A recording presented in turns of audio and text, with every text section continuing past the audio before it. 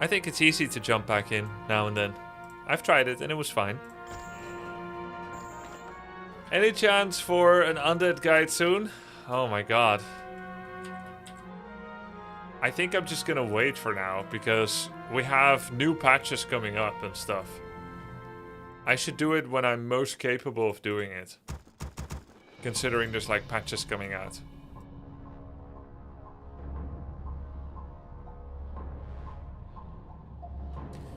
Gamescom is still going on, right? Any cool announcements from Gamescom, guys?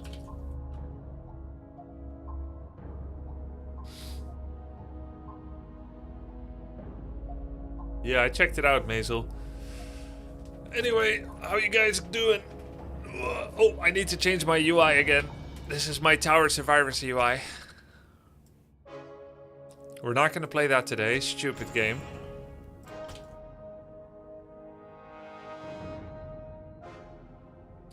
Lots of them, new trailers for already announced games. Nice. Nice. Yeah, so the Ghoul. The Ghoul is telegraphed to be nerfed. -1 damage. What do you guys think about that? Ghoul Wikipedia.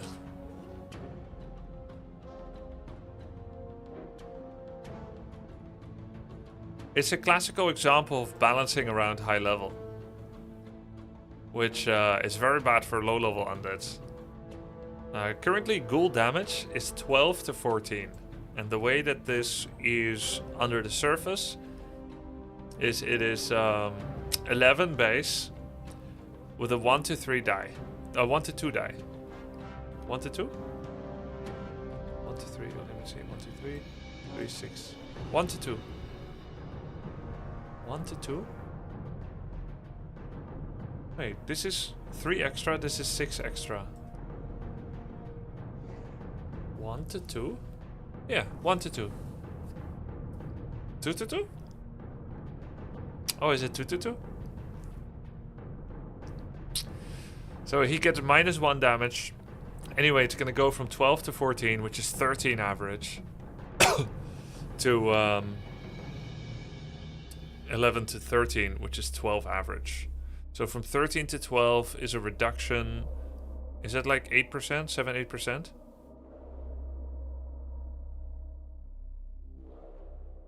Yeah, that's a decent damage nerf. Now, there's always the story at the high level, and there's the story at the low level. If you want to see the high level, we go to the DWCL, Dolphin, Warcraft Wikipedia. And then you look at the event, the main event, I think it is this.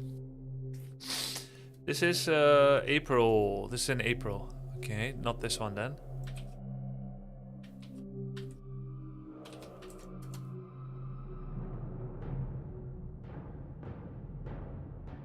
There must be another one. Dolphin. Dolphin Cup. Dolphin Cup tournaments. Main event. This one. Dolphin Warcraft Super League. Yeah. So, you've got this list here, which is a round robin with 15 players, with the 3 orcs being on the 11th, 12th, and 15th spot. And then the 3 undeads being on 1st, 2nd, and 6th. And then you've got elves on 3, 7, 9, 10, and 14. And then you have human on 4, 5, 8, 13, right? So orcs are performing the worst, undeads are performing the best, and then you can say, okay, maybe we need undead nerf. On the flip side, you've got, well, you can't look at ladder and actually see balance, because everything balances out. That's how ladder works. But what you can look at, is how many games everyone plays. Human 900,000. I love Logan. I hope he is having a fantastic day and that you are too, Grubster. Thanks, Hug your man. furry partner extra hard for me today, as this weekend we have to say goodbye to one of ours. God. Frown with love, homemade. Oh my god. Homemade. One of ours.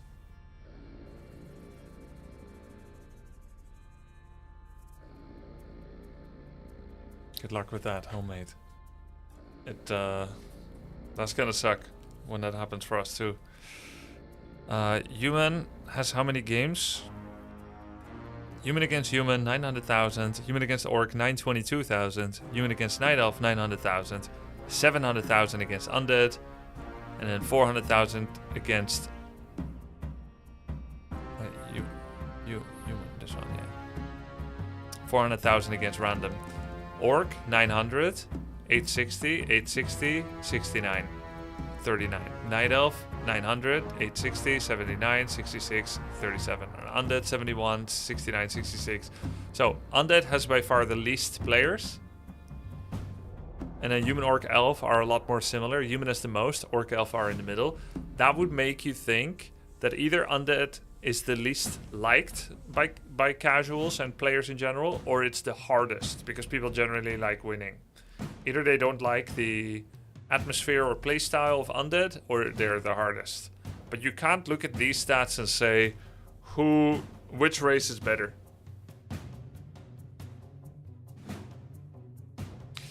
It's kind of like that with Protoss in StarCraft, right? The ladder is filled with Protosses in StarCraft 2, but they win the least. So should you nerf Zerg or Terran if they're winning more of the tournaments? Or should you nerf Protoss to balance it for the casuals? That's always hard. So in my hands, ghouls are not OP. And in everyone's hands that are below my MMR, ghouls are also not OP. But in the top hands, they are. Probably. And that's the challenge. That's the challenge about that. So, Blizzard announced that the Ghoul will get -1 damage. We'll see how it goes. All I know is Orc doesn't feel that strong right now, to me. But also I'm out of shape, so it's hard to say. But it looks like Orc is not strong now, and Undead is doing well. And Human and Elf are also pretty fine.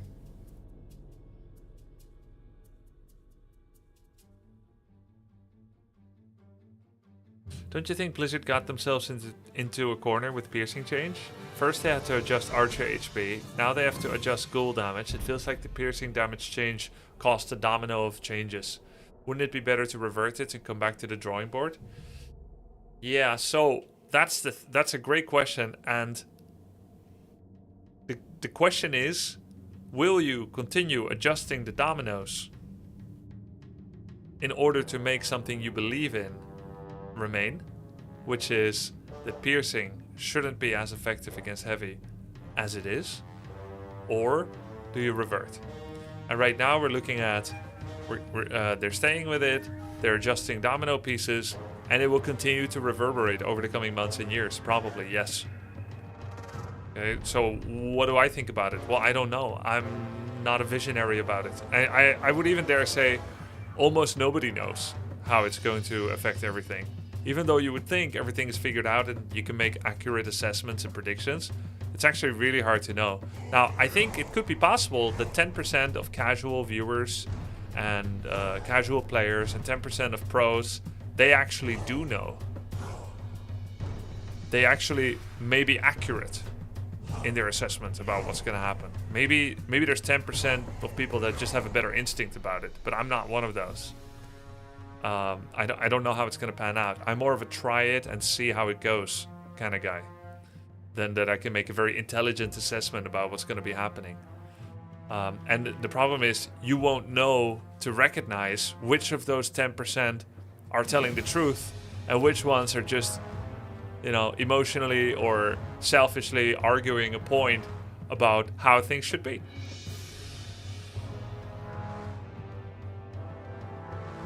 So yeah, that's my thoughts on it.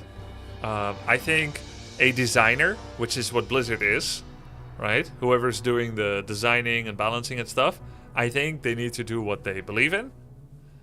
They need to have a vision for it, and then they can keep taking in feedback while also keeping a strong will and making their own decisions.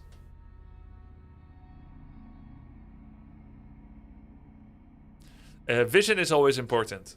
I don't know if you're familiar with the design by committee concept. Wes?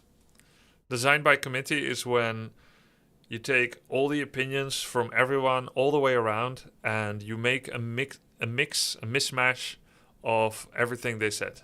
You don't have vision yourself, but you just, or your vision isn't strong enough or too easily influenced, and you just take a little bit from everything. And usually what you get is something that intends to make everyone happy, but is lacking an overall vision and is too easily changed by the blowing of the wind, by the opinions from every side, that in the end you don't end up with a strong design for a game. I think democracy sucks in terms of the idea marketplace. Yes, actually, Grouser. If vision is so important, why doesn't anyone take Farsight? Surely there are no games like that. I would argue that possibly Stormgate suffered a bit from that, Mustard Man. I think you do need the authoritarianism sometimes. I will say authoritarianism can be pretty great, so long as it is a benevolent design dictator.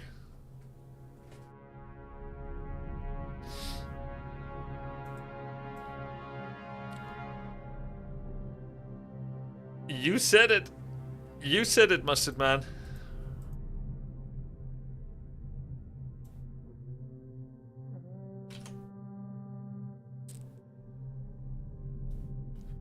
What stage of addiction for Tower Survivor? I am denying there's a problem.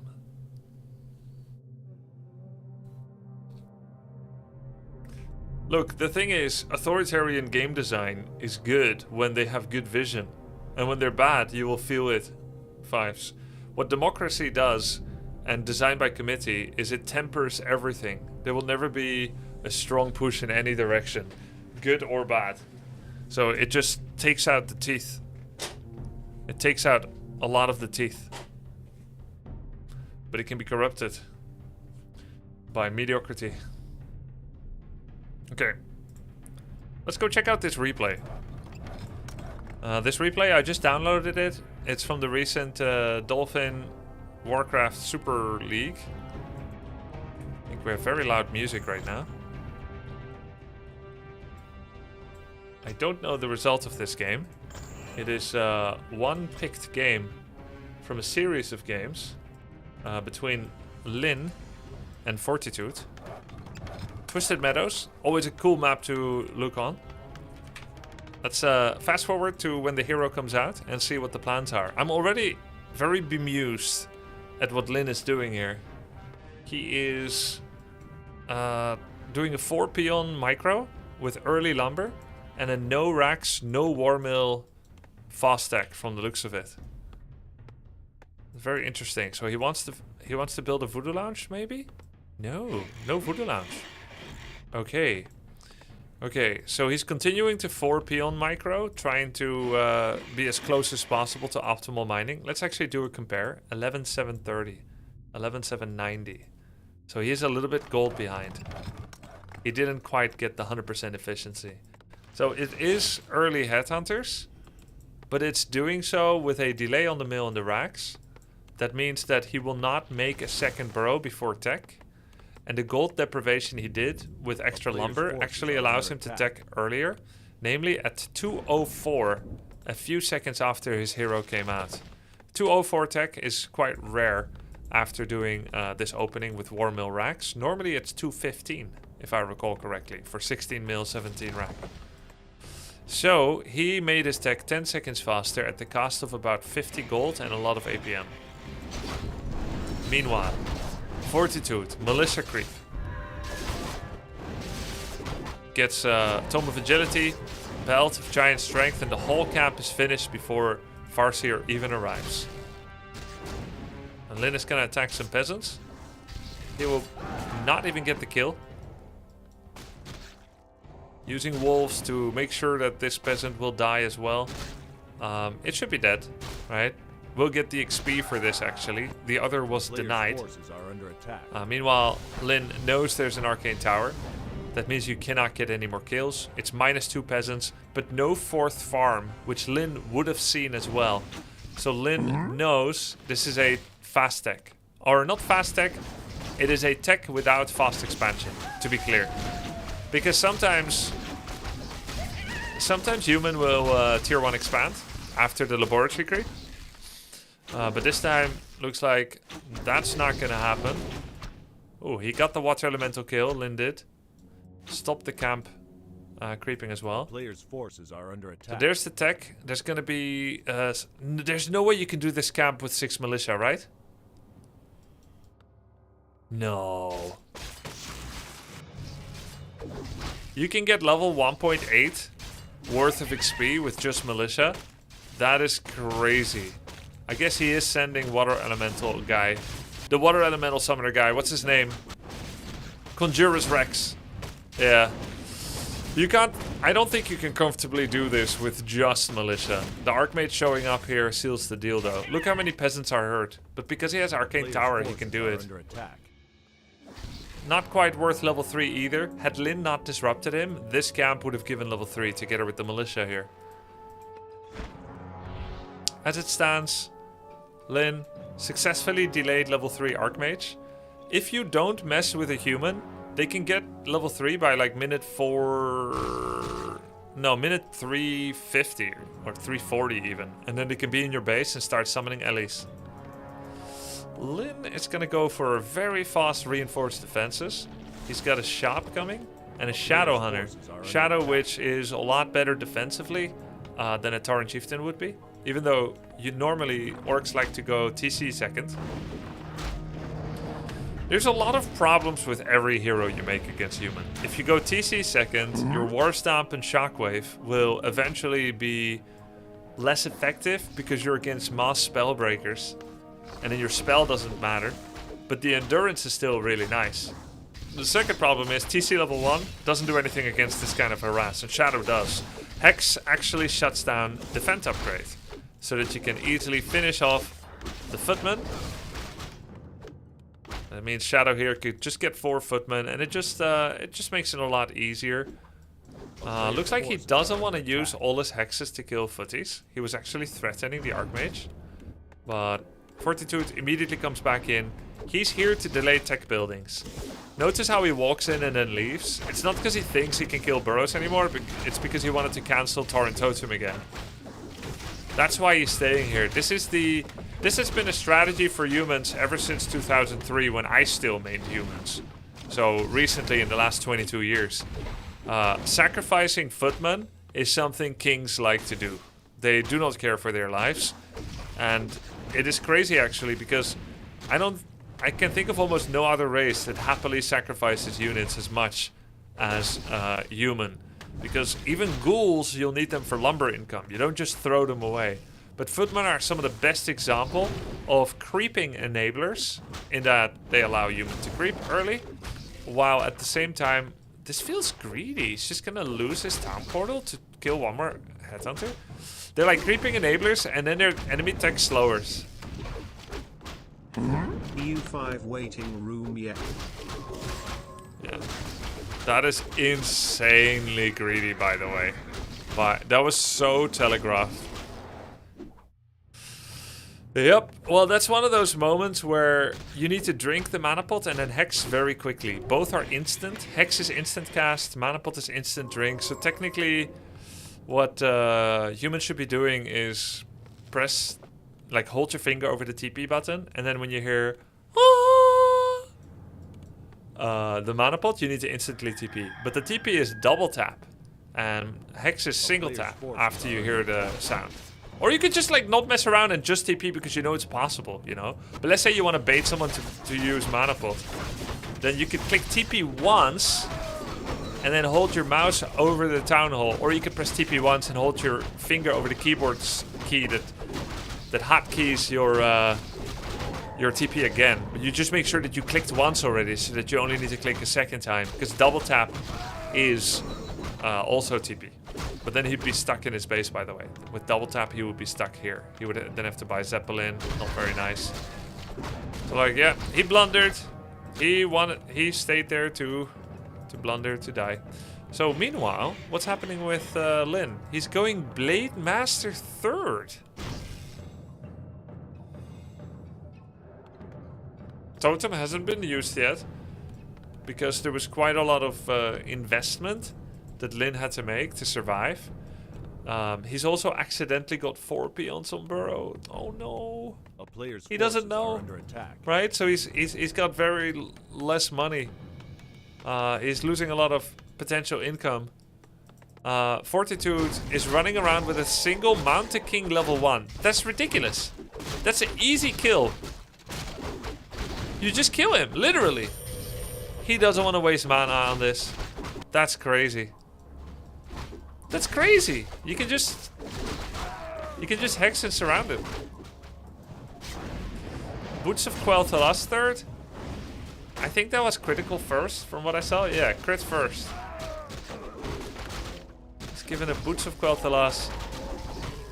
Guess he really didn't want to waste mana and time chasing the Mountain King, using 3 hexes to kill him.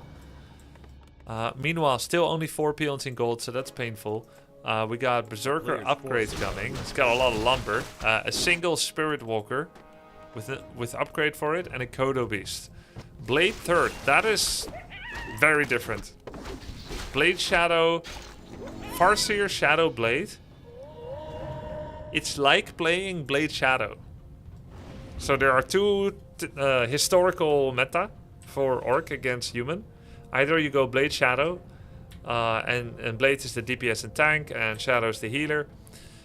And then you try to make your Blade have a lot of damage and survivability, and the human will Spellbreaker, Spellsteal, Spirit Link away, so that Blade gets full damage, and then you recast it, and that kind of becomes this game of repetition. And the human will Stormbolt the blades, of course. Has time of the Orc come? And is Age of Men over? I don't think so. Yo, Tiny Great Hole expand. He forgot to place it for now. He can compensate his low 4 out of 5 peon income with a Great Hole. Lumber-wise, at least, Lin has been getting some extra, I guess. And Fortitude is going Griffins. Maybe, okay, this is why we see Blade 3rd, actually, I think. Because Griffins. There are 2 Orc counters to Griffins.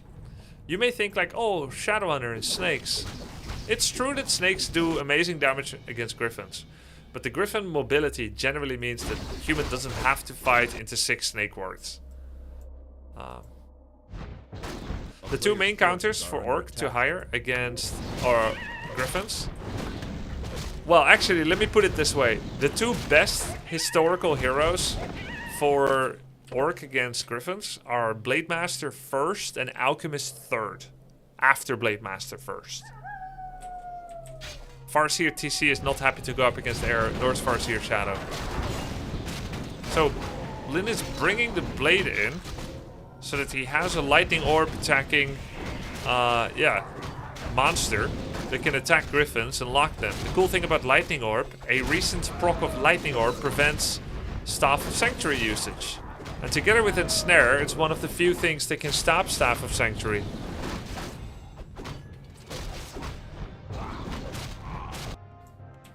$5 in gold. Still only 4 in gold in the main.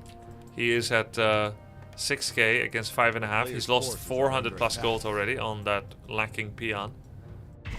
Okay, mirror image crit with Lightning Orb.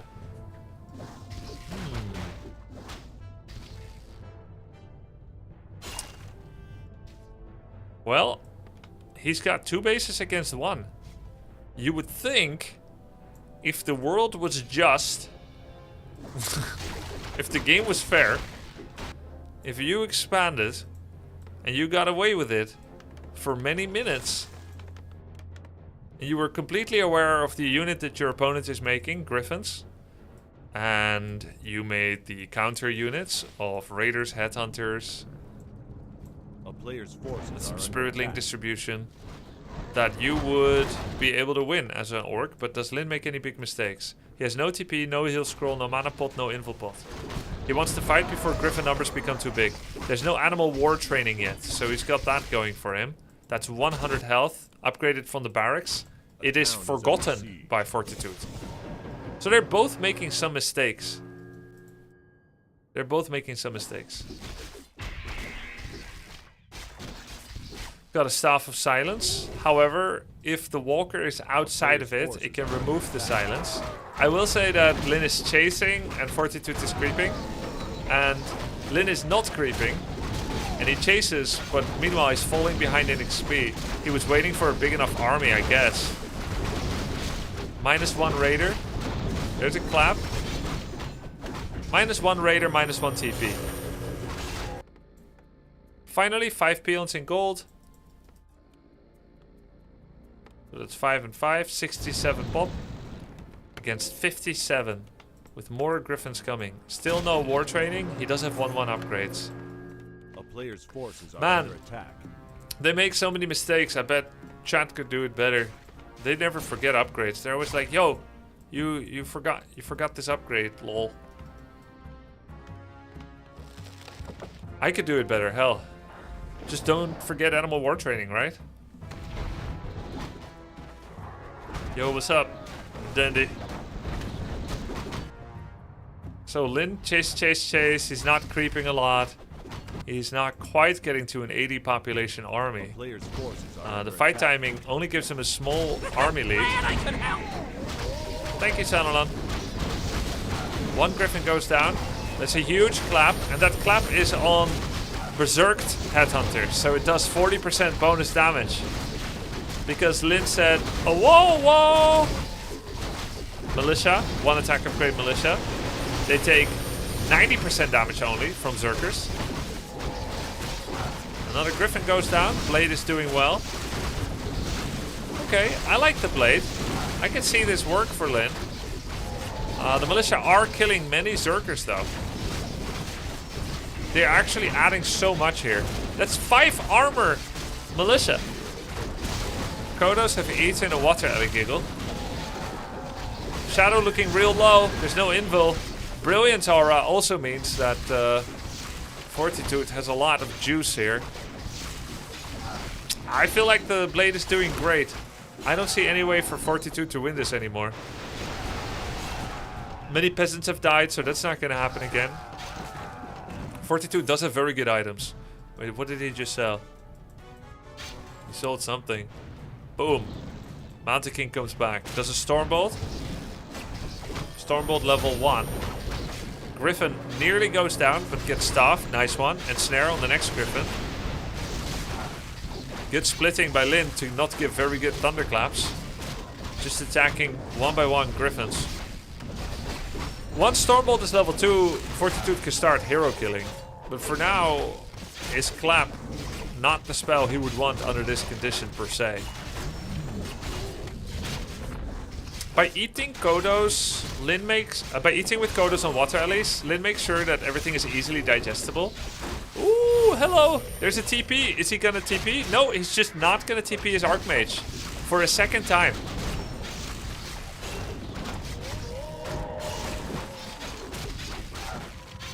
Do we have a second Rax? What's the upgrades on the Headhunters? 1-1. Well, it's a cute game of big fights. I think everything changed because Fortitude lost his level 3 Archmage. Because of that, he couldn't hit an early enough Griffin timing against the expansion. Because of that, Lyn could expand and get away with not creeping for 2 minutes, chasing and keeping tabs on Fortitude. And now with that, and with another needless Archmage death, I don't think he's going to have a big enough army anymore to contend with Lyn's army. Am I convinced that this is a sustainable way to win against human that goes tier 3 Griffins?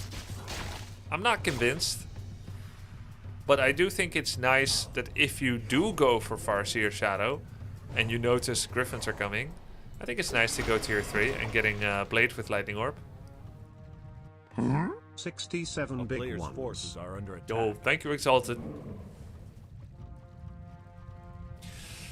And why did he go Farseer Shadow? Is it because Archmage reached 3 and it's the only way to defend his burrows cast efficiently against 4 footy with Water Elemental level 2 spam? I think so. If there were no Griffins, does he still go Blade 3rd against Sorceress Priest?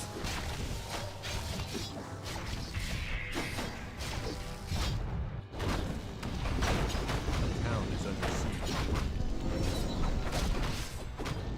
A player's Yeah, and I wonder if there's a reason that 42 did go for Griffins, because I feel like both builds are valid. The caster build with breakers is valid. It's very good against Farseer Shadow. I hate going up against regular human with Farseer Shadow. I mean, I think Farseer Shadow sucks in general, so I'm very curious now about the other games between these two. What led them to develop such a game plan between the two of them. Maybe I'll take a look at the replay side, see what other hero combos they went.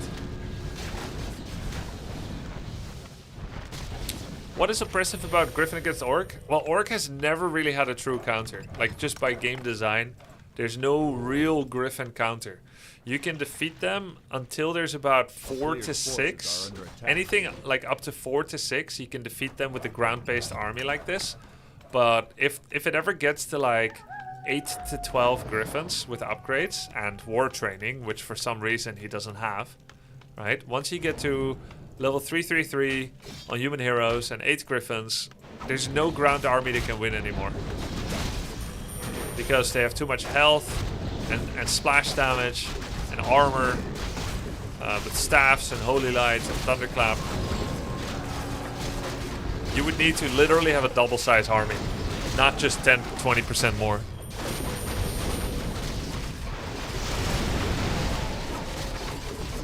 I think the heal scroll here, nice, good heal scroll timing. Shadow Hunter gets re-spirit linked. I wonder, did he have Boots of Quel'Thalas when he trained Blade already? That's Chain Lightning level 3. Why aren't Bat Riders good at countering them? Because of a cost and the armor and the health. So 2 bats cost 320 gold and 1 Griffin costs 280. Right? So if 2 bats kill a Griffin, that's 320 for the Orc and 280 for the human. Costs 40 gold more for Orc. But on the other hand, he gets 85 experience, which is quite nice. So that's fine, actually. Right? It gets even better for Orc if all the Griffins are together and you don't just kill 1 Griffin per 2 bats, but so many of your bats did AoE splash damage that the next 3 Griffins died from 8 splash damage bats. So now you've got 8 bats, kill 4 Griffins, but they kill 3 more because of the splash. Now it's very cost efficient. However, it gets less and less cost efficient because Bat Rider explosion damage is fixed. It never changes. You can't upgrade it. It doesn't go up. Whereas armor from any unit actually reduces Bat Rider damage because it's coded as, I believe it's enhanced damage. But anyway, it's Bat Rider damage is mitigated by both Banshee Anti-Magic Cell as well as by armor. So it is mitigated by 2 types of protection, which is completely unique in the game. Nobody else is like that. So when a Bat Rider explodes on a Griffin, if he has a lot of armor, it does less. So there's a tipping point where with Animal War Training and 1 armor, 2 bats no longer explode a Griffin. Now, if you keep going on that, Griffins get 2 armor, 3 armor, 3 armor and protection scroll, 3 armor protection scroll, devotion level 1, devotion level 2, devotion level 3, inner fire. You can get to a point where even 3 bats don't blow up a Griffin. Right? So, and then there's like a bat blows up on a Griffin, and then the human staffs the Griffin before the second bat can blow up. Or maybe they get a heal scroll or a holy light in between. And that means that the 320 gold versus 280 is no longer true. It could be 540 gold for 280, or it could be on average of 400 gold for 280. So the orc hero levels go up and up and up, but gold-wise, human has more left. And then the second part is, all the while human is building up griffins. They have 2 griffins, they have 4, they have 6, they have 8. They're creeping with it. They creep incredibly well because griffins do 48 to 88 magic damage with splash, whereas bat riders do 14 to 16 siege damage and have 325 range and 325 life or something. So they die to creeps, literally.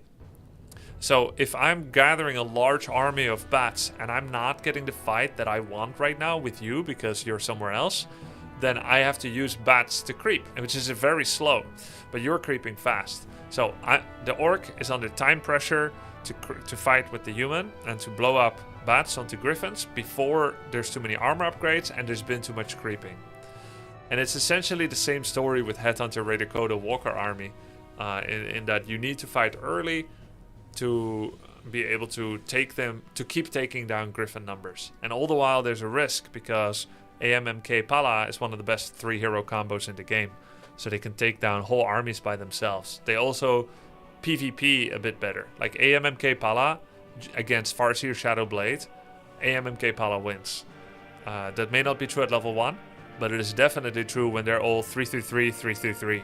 And it's super true when they're 555, 555. Because they're all going to have Staff of Sanctuary as well. There's going to be Holy Light level 3. And so on. So, you're under time pressure. The only reason that Lyn had that much time is because he killed the level 3 Archmage early. He did some cool things early to slow down the Archmage from getting 3 too fast. But then he still was forced to make Shadow in his mind to not die to a push. And then for some stupid reason, Fortitude stayed, allowed the mana pot on a 42 mana Shadow to get the lethal point. All the pro players know when Archmage, if it would get hexed, when it would die to the amount of damage that's currently being fielded and shown. So like, you know exactly. Stream on YouTube since Twitch is being annoying. Alright man, thank you bro, I appreciate it. So everybody knows when that moment is gonna come.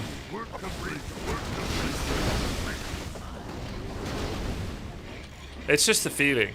And like both the orc know it and the human know it.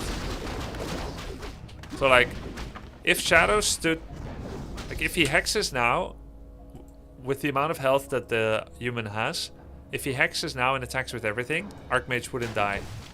He wouldn't die, he wouldn't die, he would die. From now on, hex kills. And he already bought the mana pot. Uses it, there's a frame. He could TP. What is he controlling? He's controlling it. And then he gets hexed and dies. Grubby, did you see Lyn fighting against 100 supply griffins on LR? I did not. I want to watch that now. Let's check it. I'm going to download the replay.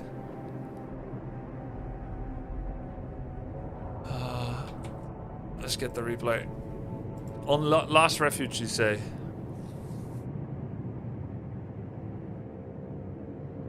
Oh my god. Okay.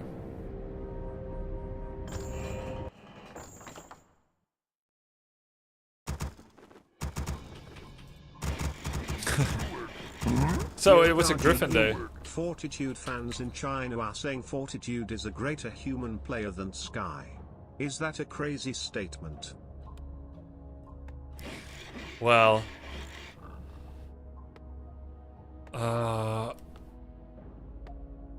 it's a different age. It's a different era, right? If you look at the Olympics from 1912, there's footage from 1912 Olympics or something.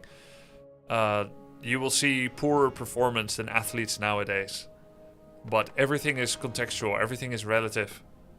So if you are the top athlete now, you are a better top athlete in the sport that you play than anyone 50 years ago. Like, that's just a fact. And Sky was the star. He was the best. He made many builds literally 20 years ago. right? So have there been new understandings and developments and new young blood? Like, yeah. A Is he player's greater? forces are under attack. Well, not in my mind. I think they're both great.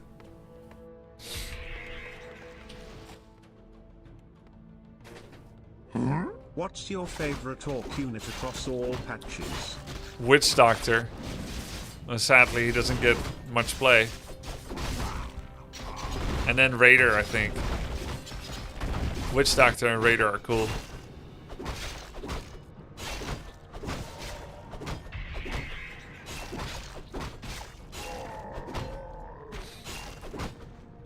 Funny you should mention it. Ooh, is there a Witch Doctor in this game? Okay, so it's Blade Master first again, and he uses Mirror Image to pull the Rock Golem guy. Double Burrow opening, and then hires a Troll Priest. Ah, this is how he rushes level 5. Okay, and 40 is messing with him, trying to pull the Murloc camp into here. Mountain is showing up early. Wow, he actually comes here with Mountain rather than fast expanding. I don't even think that's a good play. I think that's a massive mistake. Yeah, look, he turns around instantly. There's nothing left to do here. So is he just gonna tech? It's just Mountain first tech? Not expo. No, he is expoing. So why show up here? I guess he stopped some of the camp from being taken. And he was hoping to get some kills. Well, Lin perfectly backed off. I guess there was a chance that this camp would ensnare something like this, and then you're gonna lose that, and you're gonna lose that one. Lin just had really good creep control. Well, the Rock Golem is magic immune. He couldn't steal it regardless, Dingus. Image scouting, so he knows exactly what's going on. 1 grunt.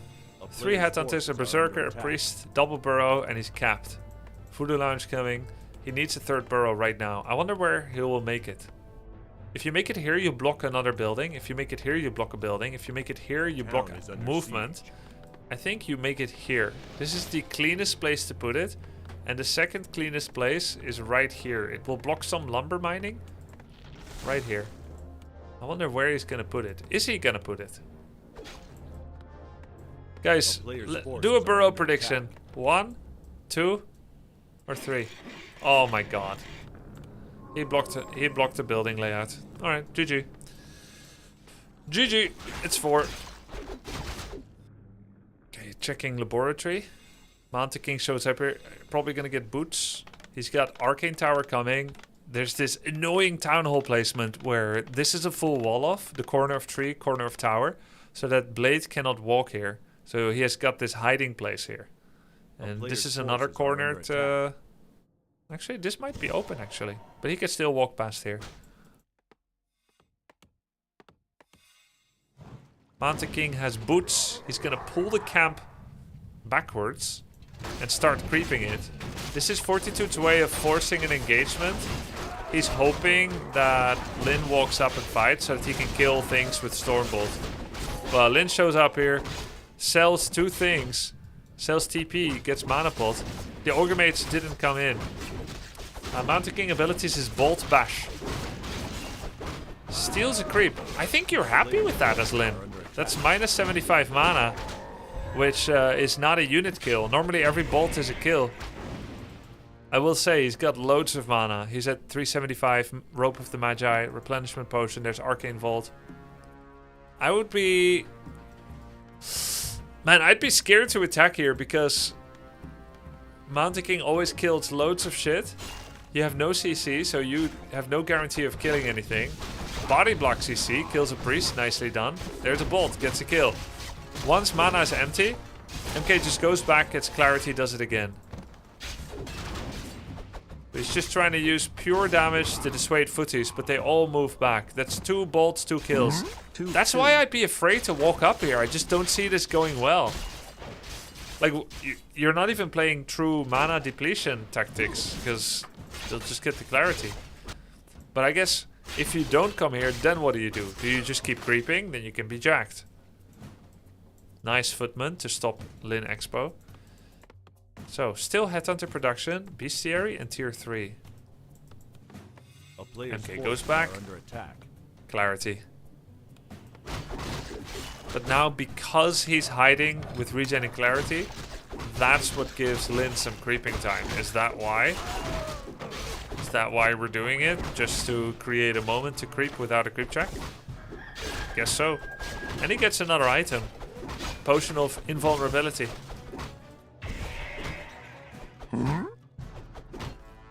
More militia coming. He's gonna hex the Mountain King and try to speed scroll his bolted Headhunter away. However, it gets ensnared.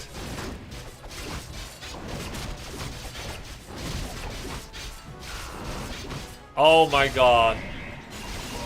Oh my god! Do we have to watch this? A player's forces are under attack. They... No, I'm not gonna watch this. I'm not gonna watch this shit. What a joke. They're losing their heroes with Invo and TP. This is ridiculous. We cannot learn from this. Noobs. It went on for 20 more minutes. Nah, I... No thanks. Yeah, this is the secret to winning against human. Just make sure that in every game that they play, they lose their level 3 hero without clicking Town Portal to predictable damage. That's how you win.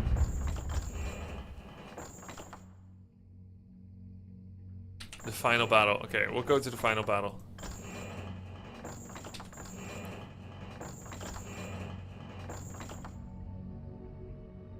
It pisses me off.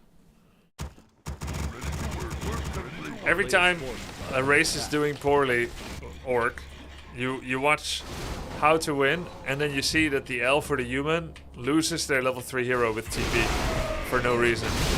You're like, okay, wow, that's what I need to do. And the blade too, by the way, he had invul.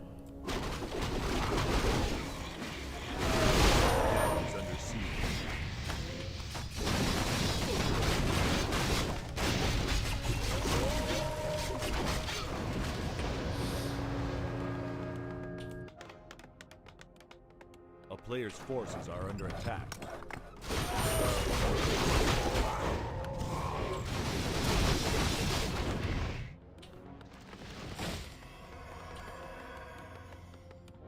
I think the blade died on purpose. There's no way. You would never do that. You would invul. Human can lose hero twice in a row, still have bigger army. Yeah, it's not just twice in a row, it's also Tavern Rebuy.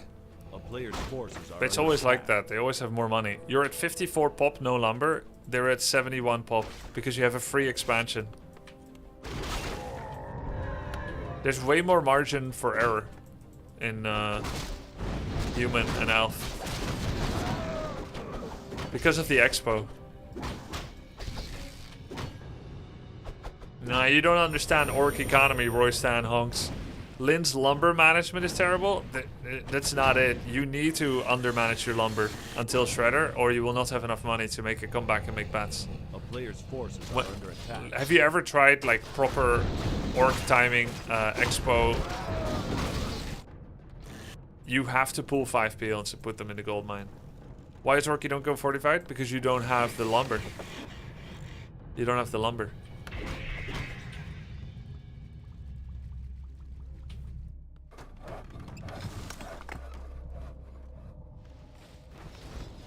To do everything you need to do. Player's forces are under attack.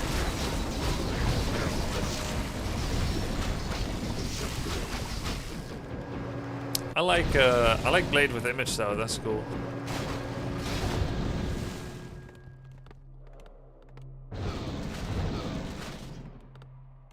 He has animal war training this time, but he's getting attack upgrades only instead of armor because he knows he's not against Bat Riders.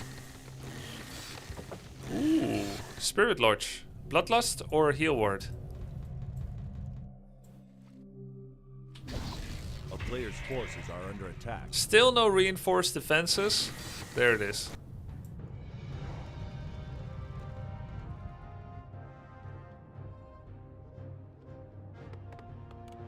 Armor. 80 pop. Yeah, Mud Golem is very good because it's magic immune, so it cannot be hit by griffins. Now at the learning of the pride. At the turn of the tide.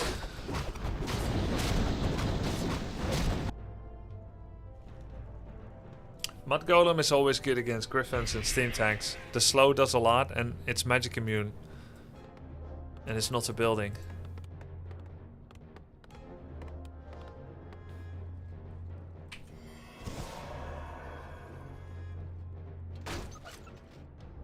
Ooh, Pala 3. Pala 3 is gonna be rough.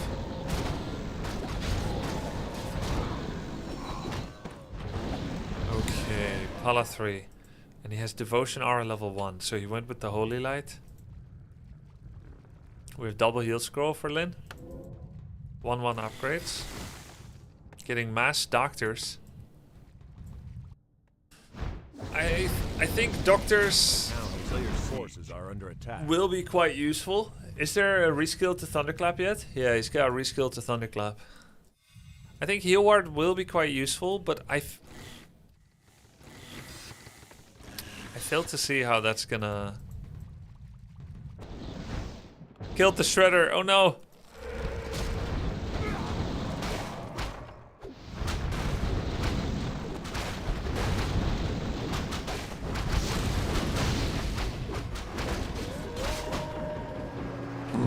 Hey Grubby, Boss Fight has been such an enjoyable YouTube series.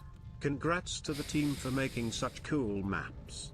New life into the GOAT A game player's less than forces are 3. under attack. It's been fun, man. We'll do another one on Friday. Thank you, Akka. 100 pop. Oh my god, he's maxed. 100 pop. 2 upgrades only. What do we got on Lin's side? 77. He's got 1 Witch Doctor? 1 Witch Doctor Town is under with Masters. But he placed the sentry, so now he can't heal ward. That's a bad sentry, if he just did that.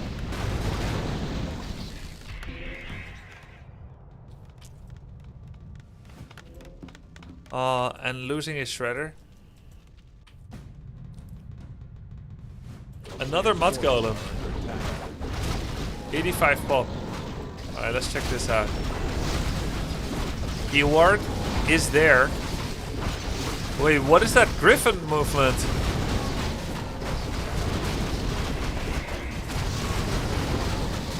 Just flew right over. You can't win this as Orc, can you?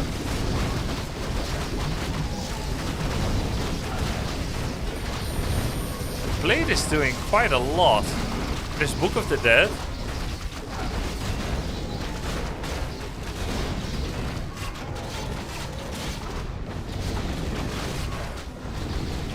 Ah, banish on the Paladin.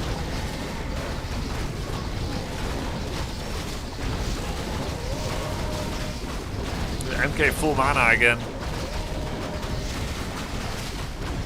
Unfortunately, the double lodge didn't completely pay off.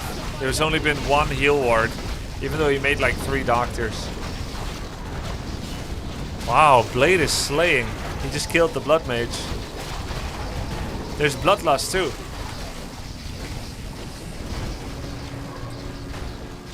Okay, looks like Orc won. a player's forces are under 53 attack. pop. 50, yeah, it's over. It's over.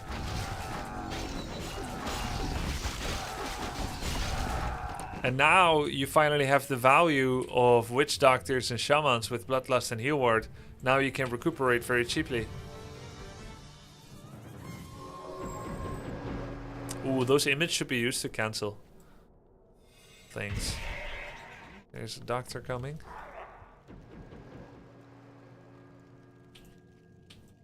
Comes out with healing ward.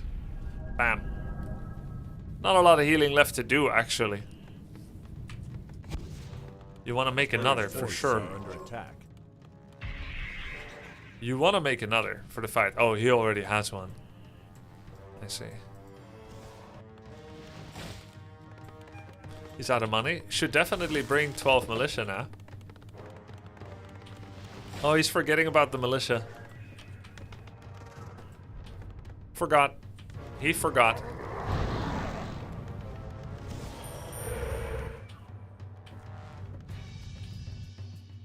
There it is. Ooh, position abuse. Oh! Do you guys know why the Griffin got ensnared forward? Raider's here. Griffin is here. He's just in range. He ensnares it. Griffin, any air unit normally goes from where it is to the ground underneath it. About from here to here. But if there's a unit standing on it, so if the Mountain King is directly under the flyer helper of the Griffin, then it gets pulled to where the Raider is the moment the ensnare hits. Not where he was when he threw it, but where he is when the ensnare hits. Which is, it's quite funny because normally if a Zeppelin drops, it can drop units in an area about this big. And it will attempt to drop the unit here and then all the other units around it. And if this area is blocked, it will just drop around it. And if this area is blocked, it will drop a little bit around it. You would think it would be that way with Ensnare, where the Griffin is just like, oh, I can't be here, I'll just be here. But nope, all the way to the Raider. So it is very important for, if you get Ensnared, to make sure that you have no ground units underneath your Chimera, Frostworm, Griffins, Destroyers. And you could say it feels a little bugged. Or maybe he was over the trees. Nice coding, Riot Games. Yeah.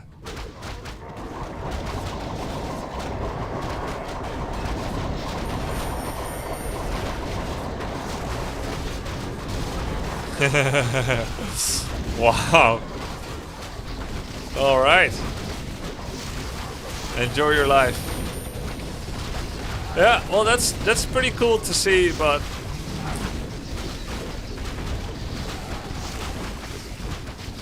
games are always less epic when it's not earned, but given. Like it's somewhere in the early to mid game. Of course, it's different if I'm playing and I kill someone's hero and they had TP. That's still a good moment for me. Like, I don't feel bad about winning competition games because my opponent forgot to press TP. But it's better if you cleverly did it rather than you're just standing there and then they choose to die. By the way, I have the same MMR in Hearthstone Battlegrounds as Warcraft 3. Just over 5,000.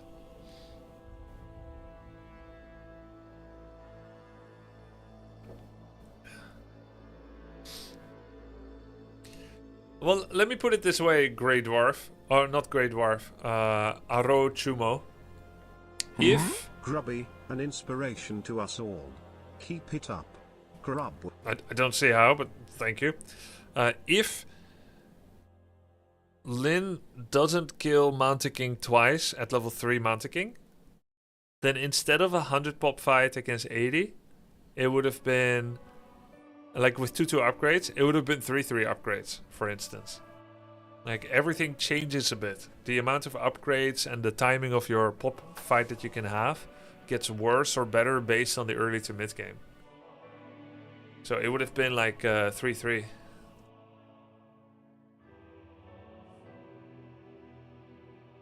Upgrades. Could have been.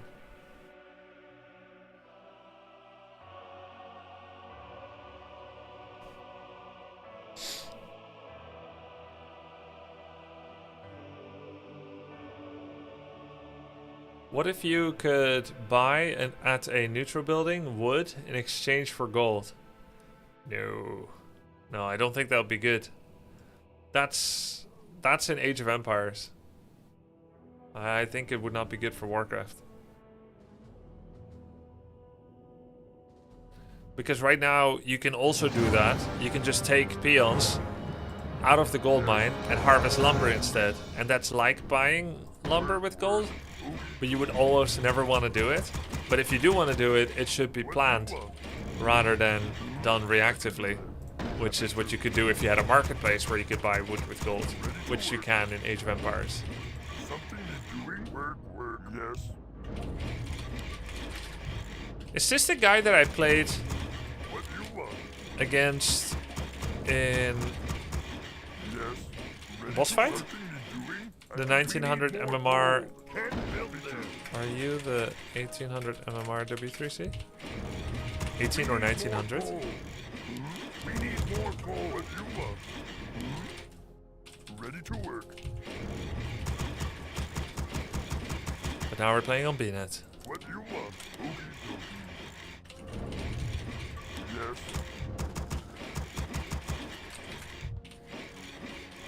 Ready to work. Work complete. Work complete. Something you're doing? We played on Hammerfall, I think.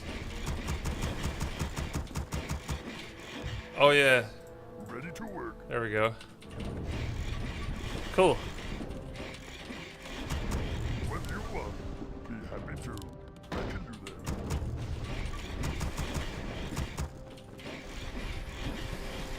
Ready Yes, to work. Tabula. Let's do regicide. Complete. Coal. Spontaneous regicide on ladder. We need more If you gold. kill my hero, I We need leave. more gold. We need more gold.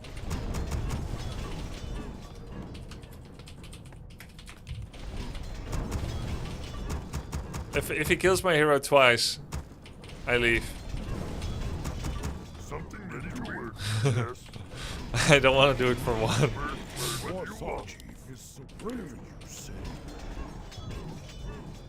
My life. That's almost like a normal ladder match, yeah. What you want, master? Huh? Something you're doing? What you? I can wait.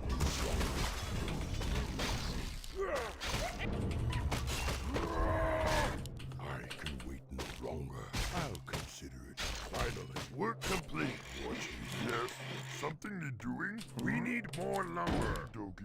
Yes. I can wait no longer. What You may think like, why don't you go crit if you're only gonna windwalk once? But it can lead to a really bad game. If he shows up here now, without crit, I'm just dead. He may actually show up here. Oh my god. I'll consider it. Let none survive. Finally. Wow, I'm so surprised to see him come here actually. Finally. What you? Luckily his blade ain't here. Say. I'll consider it. Whatever you say. What you want? No talk. Wait no longer. Huh? Slobo. Yes. Master. What do you want? Yes. Something you're doing? Be happy to. We're under attack. Something you're doing? Master. Double. We're what you want? Slobo. Yes. War chief. Take your time. Look around. Wait no longer. War chief. He has double circleted it. Okay. Finally. So I can't get Wait no longer. from anywhere else. I'll consider. Let's see if I can see where he goes next. I'll consider it. Whatever you say. Whatever you say. Weak-minded coward. Work complete. Weak-minded coward. Not enough mana. Finally.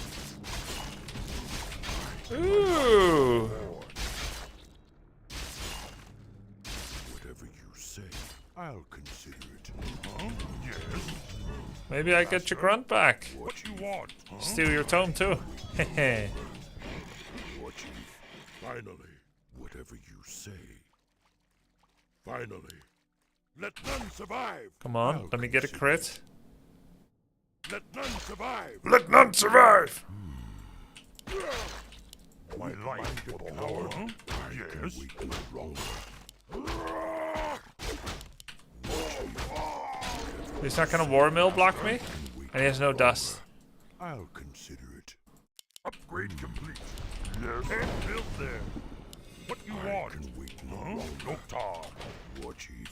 War chief. Something need doing? Happy to. No longer. Weak-minded coward. Finally. Master? Yes. I can wait no longer. Finally. Whatever you say, I'll consider it. Yes? What you want? Time to die. War chief. Finally. Ooh. That's a painful loss for him. Say no time. I'll consider it. Finally. So he's minus 400 gold on the crits. I'm minus 200 on the grunt, and he's minus 400 on the grunts. I'll consider it.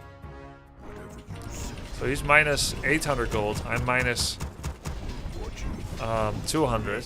So I'm 600 gold ahead, but he does have more power on his blade.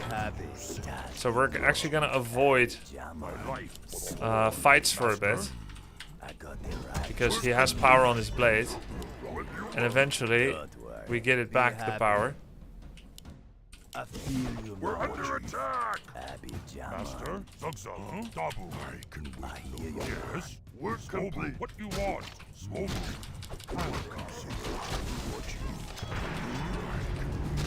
What you want? Zugzug, yes, we're under attack! Let none survive! Just ready to ride. Master? Oof, got some power back.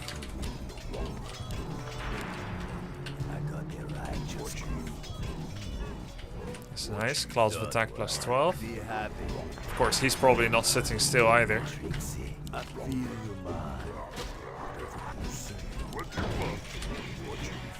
Spirits of yes. Be happy, my pleasure. What you want, finally?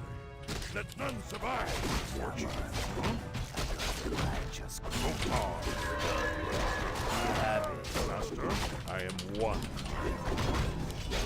Say the word. I am one.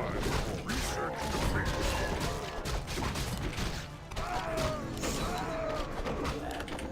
Can I help you?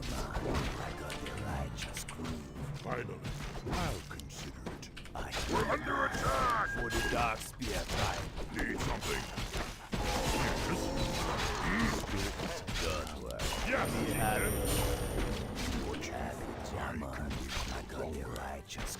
What trouble?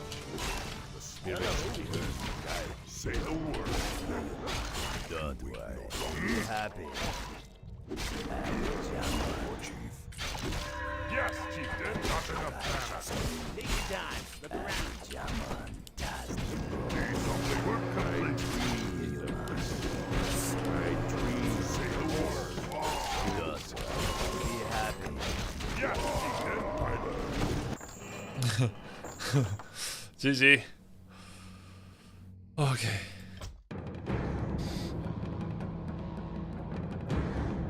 Yeah, this is reforged with classic graphics. It brings Reforged brings new graphics, 30 gigabytes worth, that you can use if you click this button here, and then you go here and you click all this, and then you can see the game in the reimagined glory of artists that think they could do better than what Blizzard did 25 years ago, and then it would have looked like this.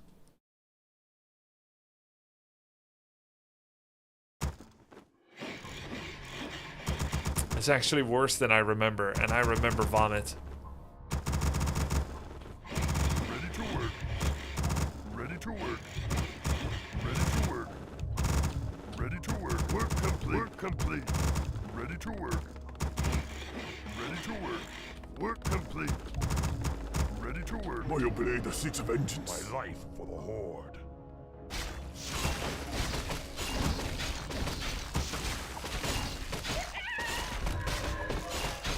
Work complete.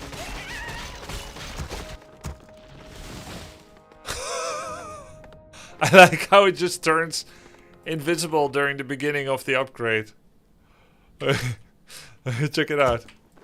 Ready to work. Work complete. I obey the seats of vengeance. Look at this. Okay, scaffolding. Scaffolding, and it's turning translucent. Soon. It's translucent! Oh, it's not translucent. This part is missing. Like, what happened to this part right here?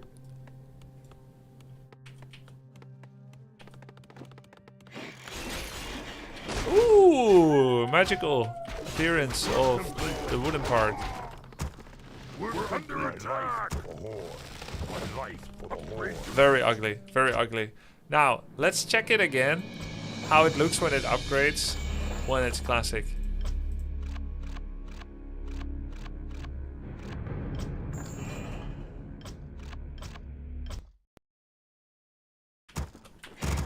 Ready to work. We're under vengeance. Okay, scaffolding. The 6 corners scaffolding. Slowly appearing around here. Slowly appearing here. There's brown powder. Then one appeared here. Then one appeared here. And then here. One by one. One of the things appeared around it. We're under attack. There's more dust. More construction dust. Suddenly, these 6 come up. One part of flag appears. Second part. Third part. Fourth. Fifth. Sixth. You know, I've never looked at it like this. It's actually really, really good. It's very gradual. Under attack. We're complete. Because someone actually looked at it and discussed with the artist and said, this has to make sense. Or the artist went at work and it was like, this is how we'll do it. We're under attack. And then they did it. And they looked at it and said, this has to look good. And then they made it better. Whereas the other one, I don't know what happened there. For the horde.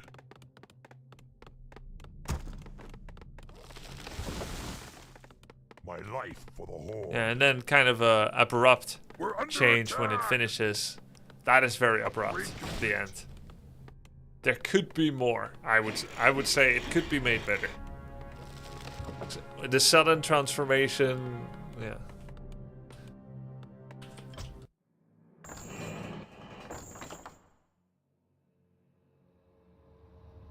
The difference in Reforged shows that the tower in the back being built instead of simply popping in. Is Reforged shows the tower in the back being built? Yeah. Yeah, it's not perfect. The classic one, I will say, when I look at it. Does progress number in sec show if you click upon the buildings? I don't think so. It shouldn't anyway, right? We have a PoE watch party in 37 minutes from now. We're going to hear about a new expansion. Or new content or something. New expo, new content. Yeah.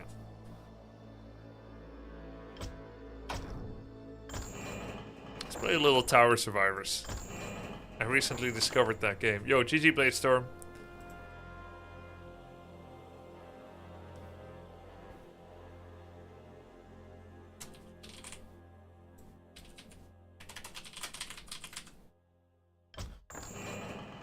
In game development in the past, they overcame limitations with extreme effort. Yeah. I'm sure there's still a lot of effort going into some people's game development, right? Wait, it says local game. Local game? Didn't I just make a open multiplayer game? I was on Battle.net. It's local. Dude, recently there was a bug where if you went single player, it accidentally put you in multiplayer. Now I'm in the opposite.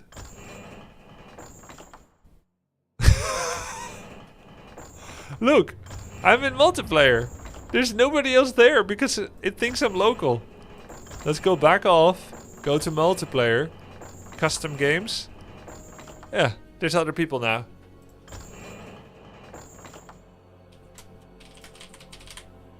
You know, the funny part is you can't even name games in single player. So like you should know that I was in multiplayer. But it said it's local. Wow. It actually made a local game from MP.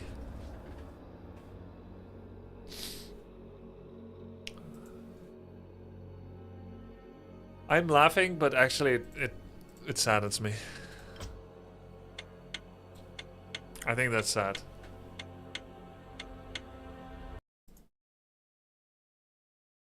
Have you considered a reverse boss fight when you have to accomplish every quest with the most difficult goal? Enemy could have high level hero as well. Where you have to accomplish every quest. What do you mean?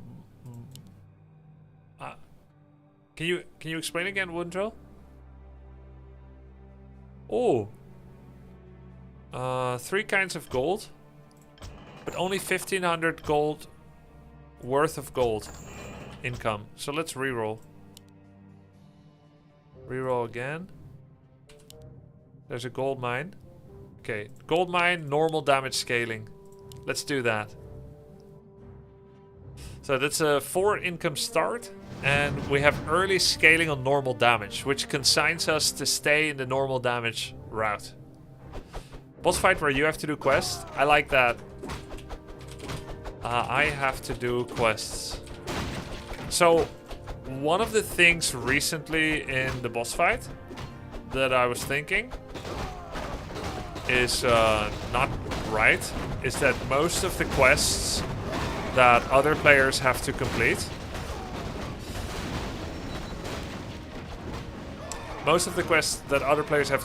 forces me to rush them immediately. And the idea that you're giving that I need to be the one to complete quests would be a perfect counterpoint to that. So I like it. Let's see, what's my range damage so far? Let's get regen. My range damage is all 900. Maybe I completely go into the 900 range.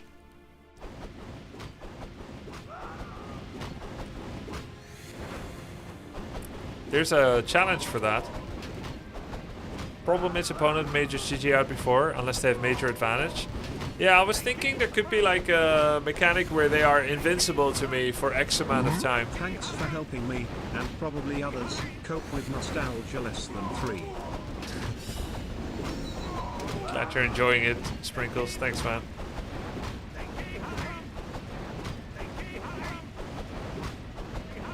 Get another throwing axis. Normal damage.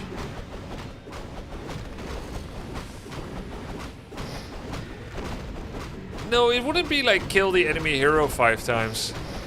I think I have some ideas. We could have like you know those games like There Are Billions or The Scouring, where in addition to fighting your opponent, there are attacks on your base?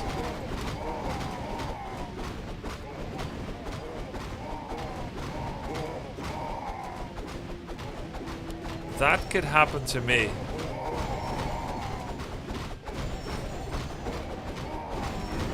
Only to me.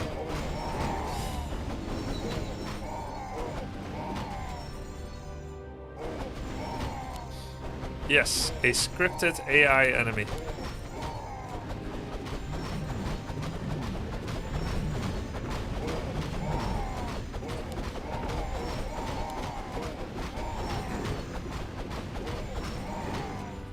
Seeker axe, flame pillar, throwing axe.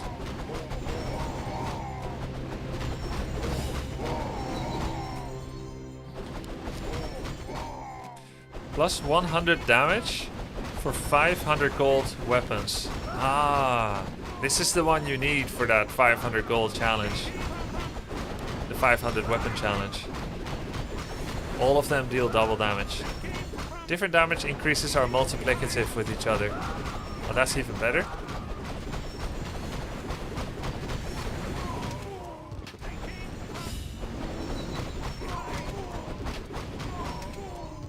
I guess I'm not doing a challenge, I'm just trying to win.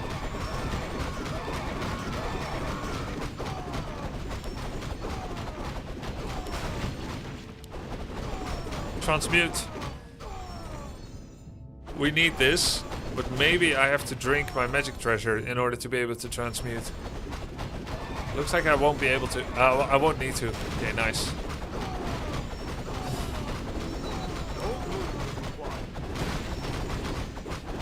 Oops, almost misclicked Wayfire.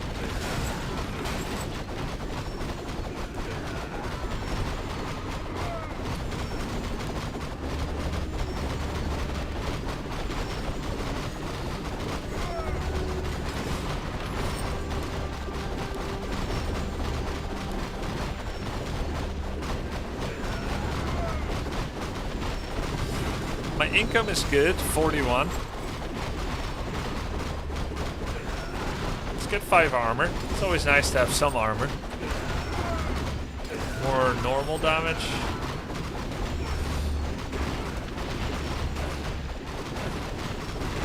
Rerolls already cost 650. I think we need more damage soon. Is anyone else in trouble? Nope. So I'm the only one that's being mobbed. I'm actually dying. Here, heal per enemy hit.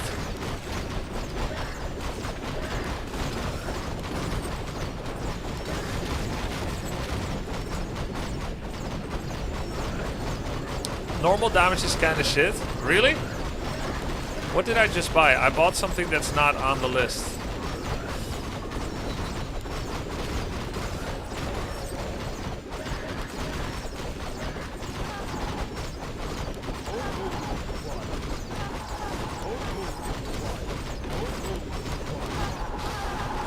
I bought something siege. Oh. Healing sprayer. Yeah, I think that's okay. A little bit of healing tower.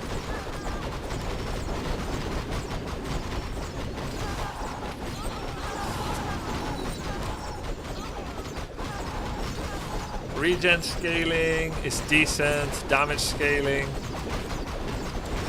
Attacks increase normal damage taken. That's very good. What's the range on that? Thorn, 900 range. Okay.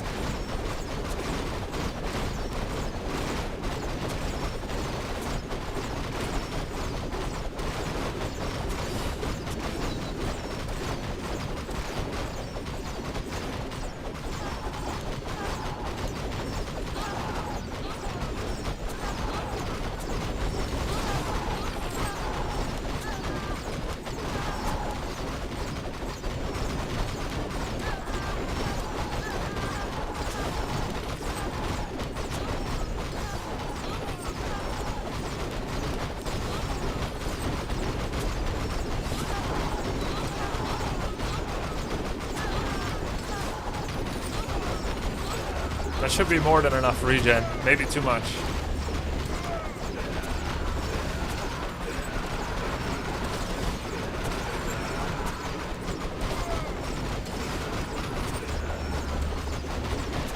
Some dudes have 90 plus income. Yeah, it's crazy.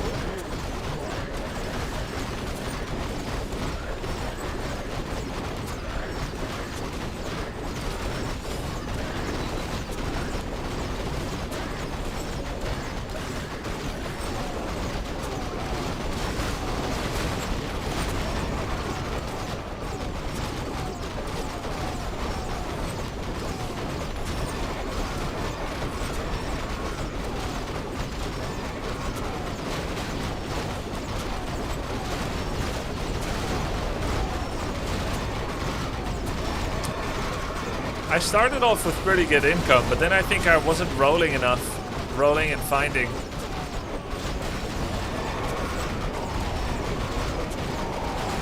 Always fall behind.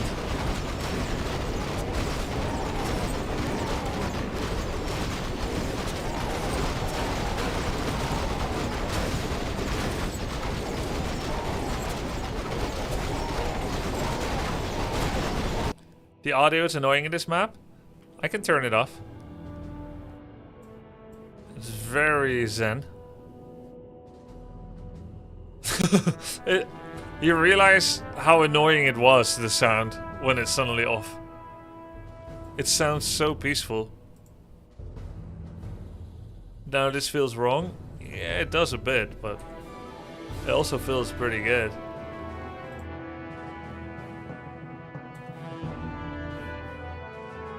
Here. How about that? That feels pretty good, doesn't it? It was stressing me too, the sound. The idea, the hint, the suggestion of it is still there. We no longer need to suffer under its tyrannic cacophony.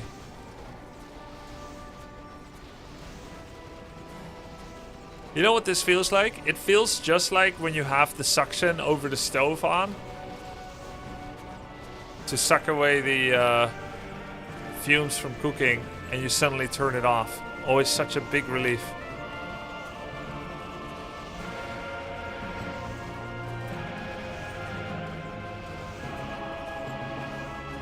Yes, the fan, the suction.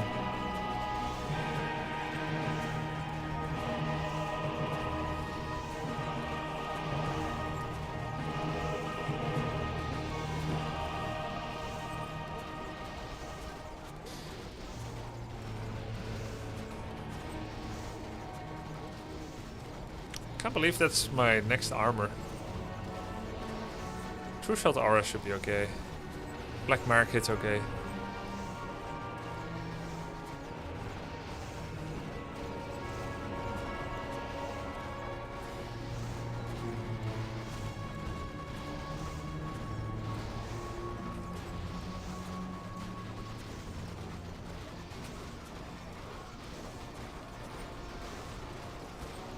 Can get some reactive armor.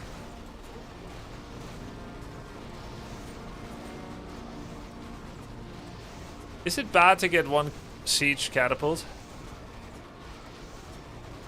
Probably not great. Could get some other utility though.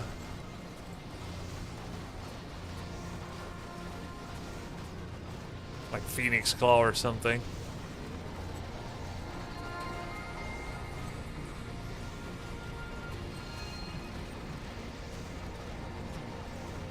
Chain heal, 10,000.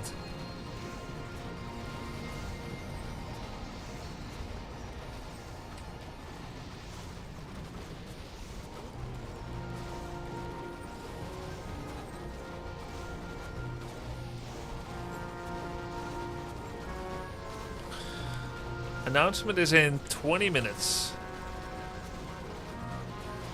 I'll probably just play some PoE until after this one.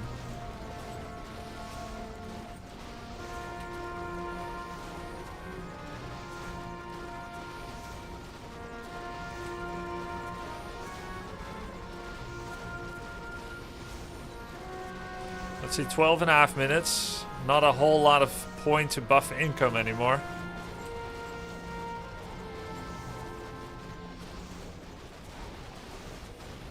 Where's that weapon that benefits from bonus throwing axes? There's always a benefit from those things. Normally. There's one weapon that benefits from that.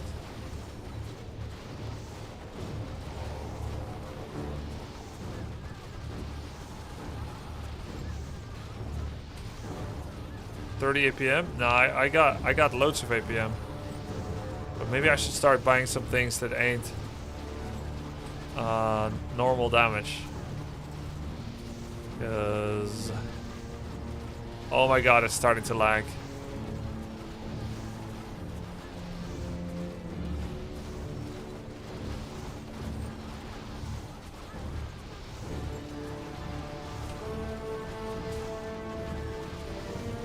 Okay, no more income from now on. Oh shit, I just got another income. 10,000 gold worth. Terrible, terrible, horrible.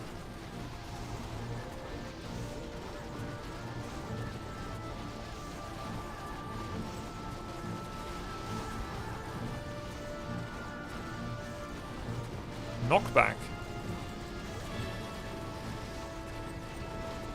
3,000.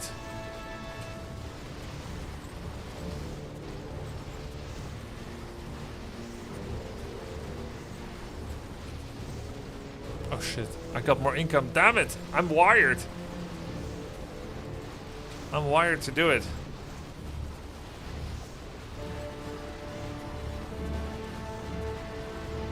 Stun duration up?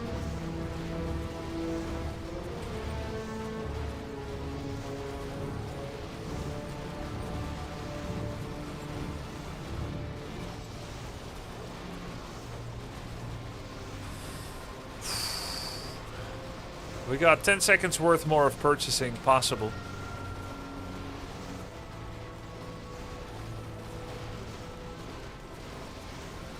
That's it. Close the shops. Yo, this guy has 1,000 damage. I'm second lowest on income, but I'm third highest on damage. Grey Dwarf and I Get No Loot already died. Next should be Kimbaktu. Let's watch him die. Because he only has 560 damage Pepe Laugh.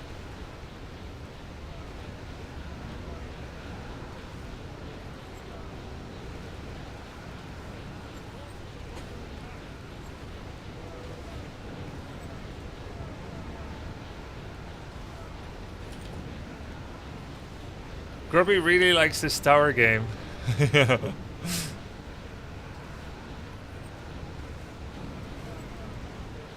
More than I should like, probably.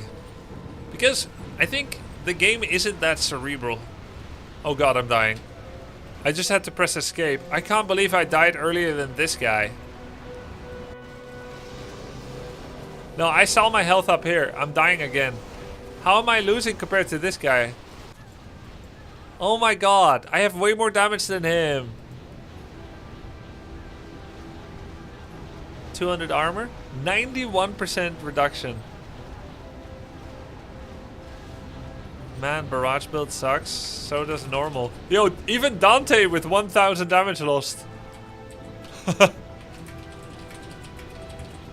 Whoa, look at this.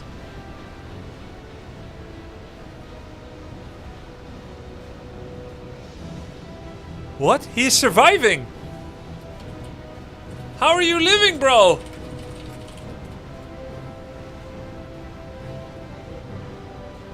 What? But they're scaling damage. He's scaling though. Damn. He has heal build? Yeah, 194 armor. That's cool, man. I like it.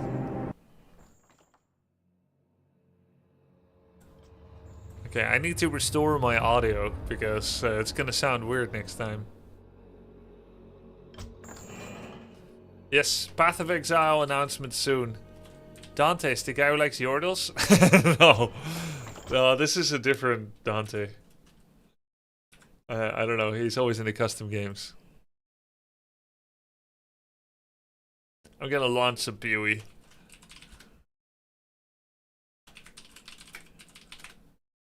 After this, we'll have the PoE announcement for like 30 minutes.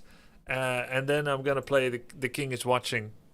Guys, the game we started yesterday was quite nice.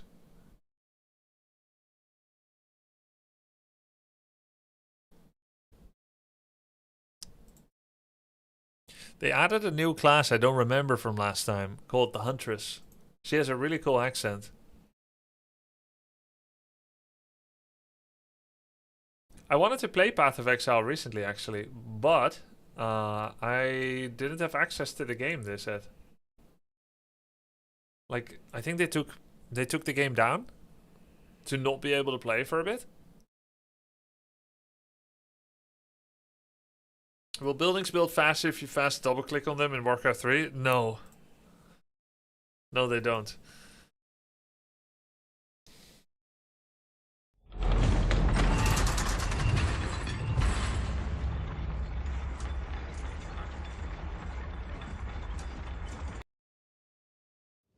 Maybe you tried to play on New Season Day? I don't know.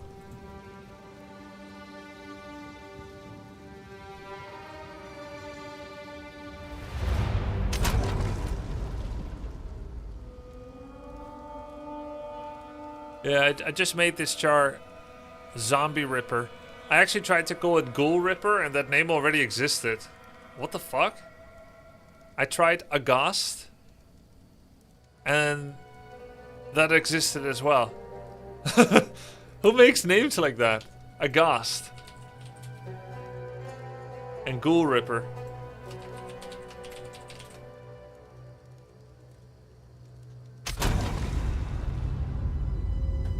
You, Grubby? No, I couldn't. It already existed.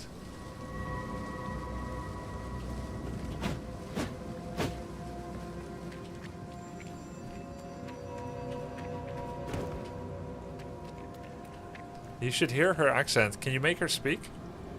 How do you speak with characters in PoE 2?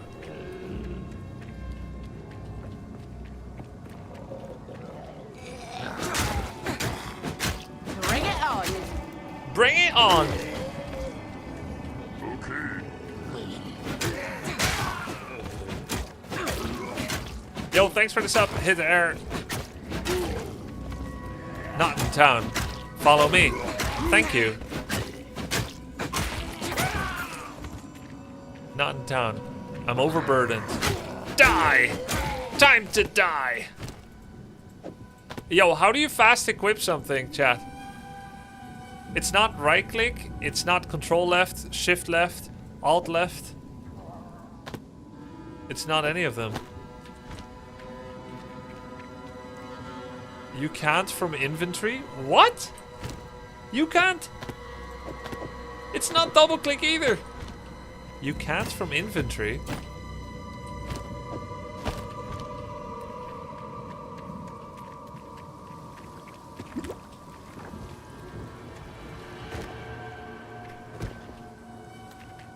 You can turn on auto equip in settings. Yeah, but what if I don't want to do that? I'd never wield one of these again. Whirling slash. Perform a circular slash that kicks up a whirlwind around you, slowing enemies and blinding them in its area of effect. Wait, I have parry, which is right click. Oh, okay. Can I put a whirlwind slash on my shield? Wait.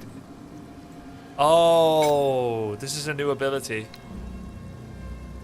Spear throw, M4. Wait, what's M4? This one? Oh. That's kind of nice. And M5. Okay, cool. No that on. going back now.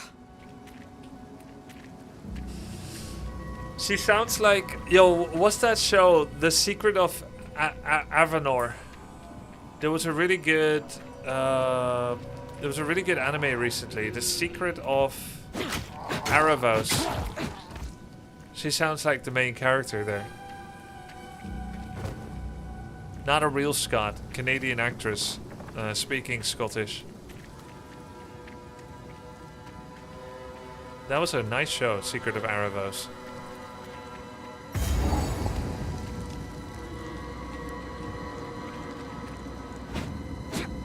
Dragon Prince, that's the one. Except... it had more to do with Aravos than the Dragon Prince. That was more just so that there's a cute sidekick. Very cute.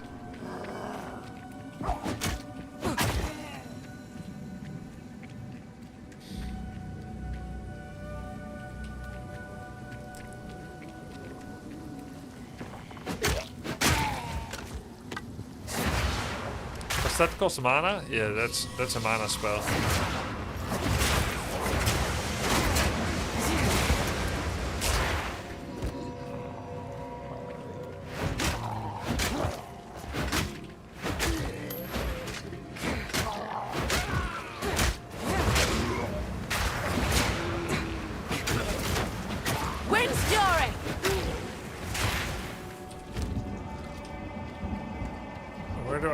I can't wear this. What time is the Gamescom showing? 10 minutes from now.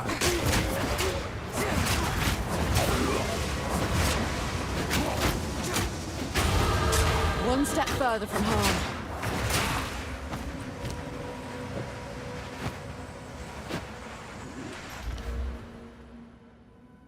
Okay. That's cool. Pick one of these two. What kind of tree is she? Where does she go to eventually? Critical hit. Companions. Bows. Block. Spears. Mark. Charms. Okay, so that's her main tree, I think. And then this is somebody else already. Who is this? You can't really tell here, can you? You would have to pick the character to know. Yeah, nice simple skill tree. And there's more. Do you have PoE 2 drops on? I think it's probably automatic. Evasion? Evasion, evasion, evasion. Movement speed and dexterity. And where does this lead? Damage, damage, damage, attack speed. Let's go damage.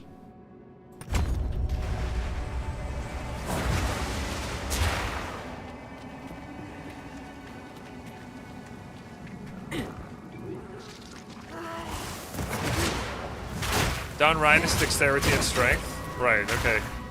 That's the hunt. Ah. The damage stays in place. Whirling slash remains in the area that you cast it.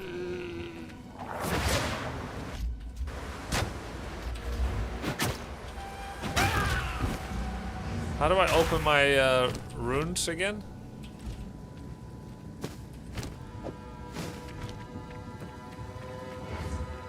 My charms. Okay. Wait, what is this? Cosmetics, wishlist, points, packs. J, H, G. G. Wind Fury. Wind's Fury.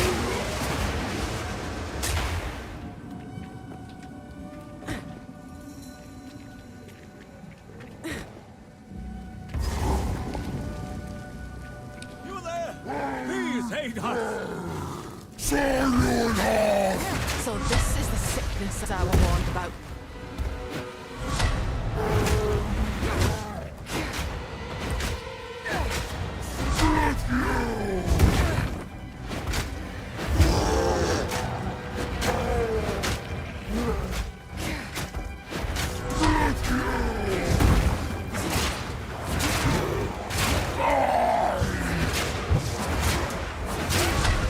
This is like Sekiro. Remember that stupid ogre in Sekiro? Mana's low.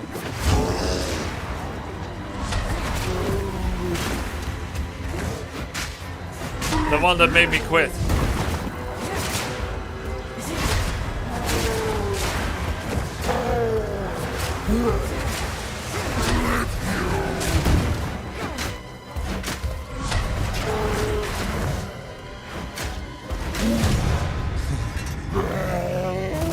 At least your friend weren't here to see what you've become. I freaking love that accent.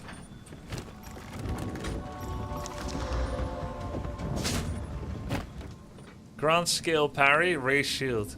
Hey, it's almost the same. Raise shield. And this? Parry? I don't know. Seems the same to me. Spear throw. Spear throw. 5 to 9, 7 to 13. Adds physical damage and attack speed. Oh. Wait. Oh, you can drag it. Okay. Where does this go? Oh, that's for bows. Elton, please come inside.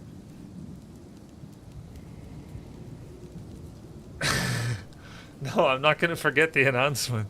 There's 5 minutes left. I'm just waiting until it starts. Wait, they are live already. Ah, we could just wait in that too. We can wait in there. There. We can just watch the waiting screen. Is there music? There is.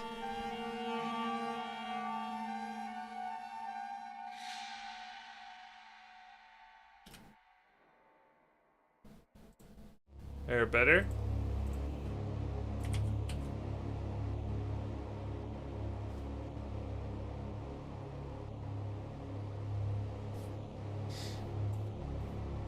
We got 2 minutes left.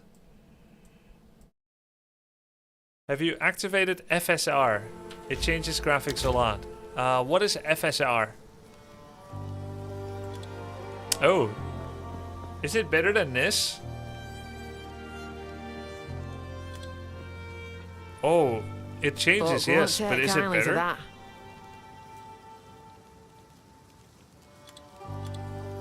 This is clearer to me. You're right that it changes a lot. Blurry. Clear. Very detailed. Very blurry. FSR is the worst. I would do NVIDIA DLSS. This is sharpest. Renly's the name. Well, have no fear. I'll smith for you. There's a beast, a particular dark. Now, if you could channel your violence against. Okay, let's not push it anymore. Stream time. FSR is AMD, software only. DLSS is hardware on GPU. I see. You ever play PoE 1? Yep, I played both.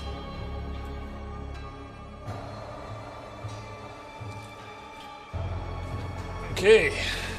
Dude, the last time I watched the Path of Exile reveal, they spoke for like 1.5 hours about things I had no idea what they were talking about. But the first half hour was so cool. It was like a showcase of PoE 2. And then they talked about all these systems that is good for long-time players, but didn't apply to me yet as a new player. For a returning player, it's exactly what you want to hear. And that's part of why I think Grinding Gear Games chose to sponsor my channel. Here to watch this watch party with you guys. Thank you, Grinding Gear Games. Let's check what's new, guys, in Path of Exile 2. They have a update to share with you guys. With all of us. The third edict in 10 seconds. I also have a sponsored play sesh in a week from now, but I'll probably play more free to play. Hi, soon. I'm Jonathan Rogers from Grinding Gear Games, and welcome to GGG Live. Today we're going to show you an exclusive reveal of what's coming next for Path of Exile 2. Twitch drops are enabled on today's live stream, so you'll be able to claim your Sun Priest's Incineration rare finisher effect by following the instructions below. Now with that out of the way, let's get started. It's time to give you a teaser of what's coming in Path of Exile 2, the Third Edict.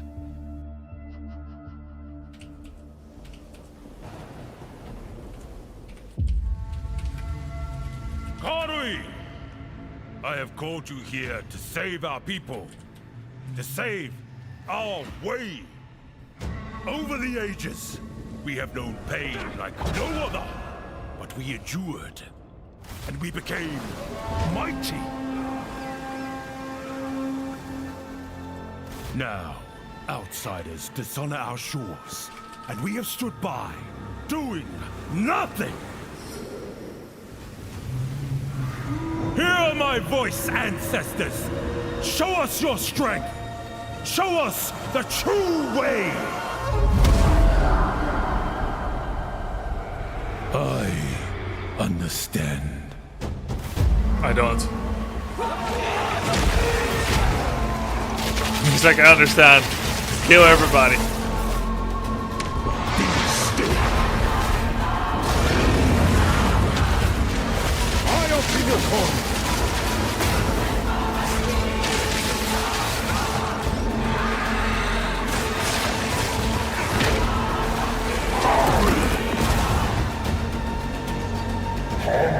It looks so good.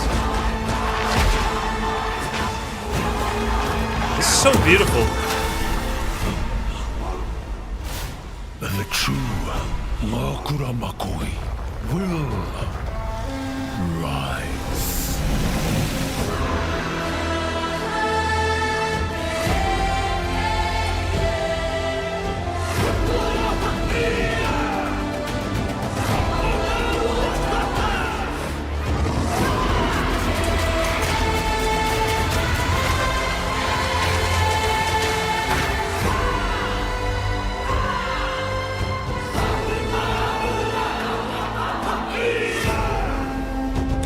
sprinting.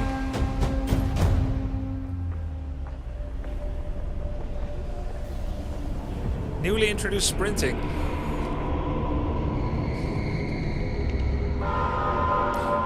Isn't that double space? Hit double space to sprint.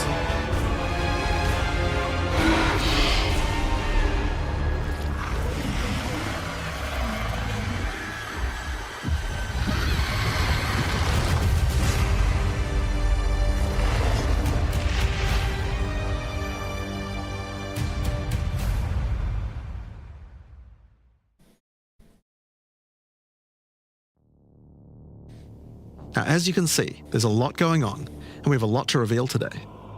We'll start by going over Act 4, the next chapter in the Path of Exile 2 storyline. But that's not all. There's also 3 new interlude acts to get you to endgame, which means we're removing cruel difficulty too. After that, we'll be going through the massive changes to characters.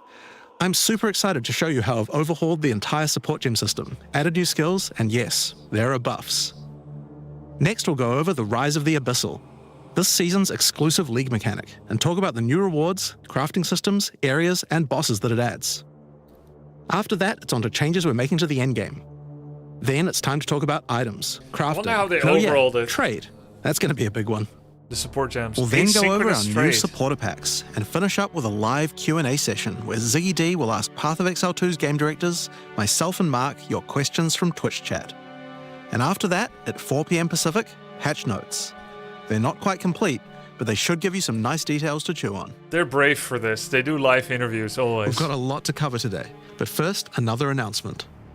When the third edict launches on the 29th, we'll be having a free weekend for Path of Exile 2. Oh. That's right, Path of Exile 2 will be free for the first time without requiring an early access key. The free weekend will end on September the 1st, so you'll have plenty of time to give the game a try. That's dope. All right, let's get started with Act 4. The story continues That's from the the end of first Act time. 3. Doryani has agreed to help you find an To play ancient in weapon that early can be access used for against free. corruption, the instrument of the Third Edict. The weapon was broken in ages past, but he believes that the pieces may be found in the Karui Archipelago, the home of the Karui tribes. You will need to journey to Kingsmarch, hire a ship, and set sail. When you open the map, you can choose to sail anywhere you like. Act 4 is completely non-linear, and you can visit the islands in any order you choose. Will you visit the pristine beaches of Whakapanu Island? The Karui whisper of a curse that afflicts all who travel there. What? Perhaps it's related to the weapon you see. Or maybe What? you will visit the volcanic shores of the Isle of Kin. The Looks Kin good. have been more restless recently, mining for sulfite and driven by some dark force. Perhaps you will choose to consult with one of the local Karui tribes. Their ancient wisdom could hold clues to finding the Third Edict. No matter where you choose to go, you will fight dangerous beasts, find fabulous treasures,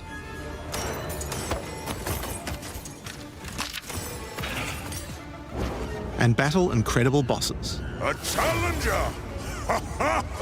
Come, Yama sees your soul! There Your are 8 soul islands to shall discover, suffer. each teeming with its own flora and fauna. Act 4 contains over 100 new monster types, 16 new areas, 12 new bosses, and plenty of other interesting encounters. There's a huge amount to show, but we're not going to spoil too much here. We want to give you a chance to discover it all for yourself. What happens after Act 4? Well, until now you had to repeat the entire campaign again before you could face the endgame. Yep. But after adding Act 4, the game is far too long to make you do that. We needed something else to do in between the end of Act 4 and the endgame. So what else could we do? Add 3 new mini-acts, of course, and we're calling them the Interludes. The Interludes are a set of 3 temporary side stories that will be included in the game until Act 5 is released, that will take you to level 65 where the endgame can begin. The first interlude sends you on a journey back to Ogham. Renly has been leading the efforts to rebuild Ogham Village after the defeat of Count Geonor, but there's a new danger afoot. Is that from The nearby PoE1? town of Holton is surrounded by an impenetrable darkness, and each night their corrupted townfolk emerge to raid the local farmlands. You will discover new areas Excellent. and new bosses. You'll need to find your way through the darkness, uncover the source of corruption, Soon you will serve our master. and defeat it. Yes, I shall dance with their corpse. And that's just the first interlude. The second interlude will have you return to the Vasteri Desert, where Asala has been given a sacred duty. When the skies align, the gifting of water requires a chosen Sekima to meet with the Selkari, guardians of the sacred water, but they're nowhere to be found. You will need to track down the Selkari, find those responsible for disrupting the gifting, fight even more new bosses, discover the secrets of the ancient ritual,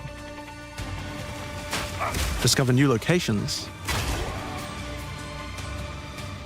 and ultimately help Asala carry out her sacred duty. Now for Interlude 3. As Royal Thaumaturge of the Vaal, Doyani had plans within plans to save his people from the cataclysm perpetuated by Atzeri's lust for power. One such plan involved sealing a group of willing Vaal deep in a great mountain vault near the home of the Asmeri, deep enough to survive the cataclysm. Even though thousands of years have passed, he believes that their descendants may still live, and may be key to defeating the beast. The journey up the mountain will be dangerous. New foes stand in your way. Spiders. And the further up the mountain you venture, the colder it will become. Colder? Explore caves of ice, and enter the vault itself. Who can say what you will find within? The interludes are 6 to 7 areas each, and generally include 4 boss fights as well. When you put that together with Act 4, that adds up to 35 new areas in the campaign, and 24 new bosses. It's worth making clear that the interludes are temporary. When Act 5 and 6 are added, the interludes will be going away. These are side stories after all, but don't worry, the bosses and areas that make up the interlude are all part of the endgame. We're not just going to throw them away. And with that, we don't need cruel difficulty anymore. We do know that it was a pretty big chore to have to play through the campaign multiple times on each character, and this was a huge reason that the campaign could feel like a bit of a slog when playing through again. But we do also have another new feature to address that particular concern as well. So let's talk about sprinting. Sprinting. In 030, when you hold down the dodge roll button, your character will go into a sprint after they finish the roll. This is available on all character classes, and there's no limitation on how long you can sprint for. The primary purpose of this feature is to make navigating areas faster when out of combat. Because of that, if you do take a hit while sprinting, you'll fall to the ground. The best idea is to use a skill when you see monsters. That'll break you out of the sprint so you can engage with no danger. If you do need to run away from monsters, just hold spacebar. You won't be vulnerable during the roll, and you're faster while sprinting than basically any monster in the game, allowing you to retreat from combat. Sprint is a pretty significant change to PoE 2's gameplay. What I like most about it is that we can accelerate the pace of the game for those who want that, without having to compromise on PoE 2's more visceral combat systems. Okay, so that's the new extensions to the campaign, but there's a whole giant league to play through as well. I'll leave that to Mark to talk about later. And that's because what I want to talk about now is the new stuff for your characters. And probably one of the biggest new systems here is with the support gems. Now, support gems are one of the most interesting elements to creating a build. They're what enables so many interesting mechanics and different ways to play. But PoE 2's support gem system has just never been quite right. One of the major issues is the limitation of only having one support gem of each type on your character. Yes. We didn't want builds to just become using the same 5 most powerful supports in every skill. Yep. The problem with this design, though, is that it's actually working against using multiple skills in your build. If you can only use each support gem on one skill, it means that you're encouraged to go all in on that one ability. Yep. And we want to encourage you to combo your abilities, something needed to change.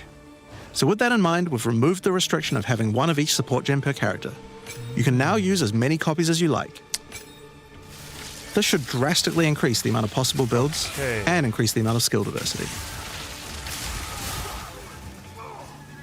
There are a lot of potential builds that suffered from the previous restriction. For example, a poison build previously couldn't add poison to more than one skill. They couldn't use stacking poison on more than one skill either. This severely limited your ability to combo with anything outside of the specifically designed poison archetype, but now you can. Many utility skills previously couldn't scale to endgame, because the supports that would make them scale were more useful to use on other skills. You would never speed up killing Palm with martial tempo, when you would much rather use it on your primary skill instead. There are more examples like this all over the place. In addition to that though, we thought there wasn't enough feeling of progression in the supports as you went through the game. There were only 3 tiers of supports, and many of the most important ones were given out at Tier 1. Also, there were no strict upgrades, meaning that upgrading supports when you ran out of sockets required quite a lot of thinking. In order to solve these issues, we now also have multiple levels of many supports as you go through the game. For example, double barrel support gives you an extra bolt, but at the cost of 30% less reload speed. At Tier 2, the penalty gets lowered to 20%. But then at Tier 3, the support gem gets something new. It now reloads automatically when you heavy stun an enemy. In some cases, the highest tiers might work a little differently, and you'll have to decide if you like the upgrade or not, depending on your build. For example, rapid casting. The first couple of levels gives 15, then 20% increased cast speed. But then at Tier 3, it changes to a new approach. For each different spell you cast in the last 8 seconds, you get 10% increased cast speed, which could be a pretty big bonus if you use a lot of different spells. That's cool. So that's pretty good for upgrades through the campaign, but we wanted to add a little more spice to the endgame for supports too. And that's where our new system, lineage supports, comes in. You can think of these like unique items, but for supports. Okay. There are supports that are only available at endgame, but they're much more powerful. Like Ratha's Assault. It's an upgraded version of Double Barrel that reloads your skill as you dodge roll, as well as increasing the number of bolts it can hold. But it does mean that it's the only way you can reload the skill now. Now, unlike regular supports, you can't find these through the uncut support gem. Just like unique items, many of these can be found from specific bosses. And there's a ton in the regular drop pool too. Some of them are fairly rare, others fairly common. Some of them are build defining, others are just straight up power upgrades. All in all, there's around 40 lineage supports being added throughout the endgame, so there's a lot of power to find out there. Now, the new support gems are certainly going to open up a lot of builds, but of course we have a huge range of improvements to individual character classes as well. As well as adding new skills, we had a big focus on buffing existing skills so that they can scale well into the endgame. There's a huge amount to cover here, so we're not going to discuss everything. We're just going to quick fire through some of the coolest changes. We wanted to make cold a more useful element on the Ranger, so we've expanded the cold tools available. As well as increasing its range, Escape Shot now creates fragments of ice whenever it hits the ground. These fragments explode after a short time, making the skill better for killing groups of enemies. But not only that, we added an ice fragment support that creates more of them when killing frozen enemies. It's so gorgeous. And a new buff skill called Ice Tipped Arrows that allows all your arrows to create ice fragments. This already gives clear to rangers wanting to use ice, but to take further advantage of the ice fragments, Freezing Salvo has been upgraded to shoot additional cold arrows towards every fragment, giving you a nuke-like ability. We've also modified Snipe to consume frozen from enemies, dealing a huge amount more damage, giving you a nice ice single target option. And something you might notice about this is that the bonus is a lot higher against bosses. This is actually a change you'll see throughout the entire game. Since it's a lot harder to freeze a boss, you should get a bigger reward for it. Another theme you'll see throughout the game is making movement feel better. Toxic Growth is a skill that was pretty cool, but a bit annoying to use with the jump that it had. Now Toxic Growth is a range skill, so you can spam it more easily. And we've also added a new poison skill while we were at it, called Toxic Domain. It creates a small area around you that makes all your attacks create toxic growth pustules, but attached to monsters. Another skill that was annoying to use was Electrocuting Arrow.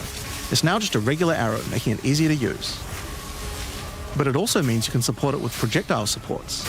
And it now also has Area of Effect, making it a tool for more than just single target, and allowing it to scale into the endgame. We also added a new spirit reservation called Mirage Archer. This is a meta skill that allows you to create shadowy clones of yourself to use a skill of your choice. Of course, one of the other big problems the Ranger had was survivability.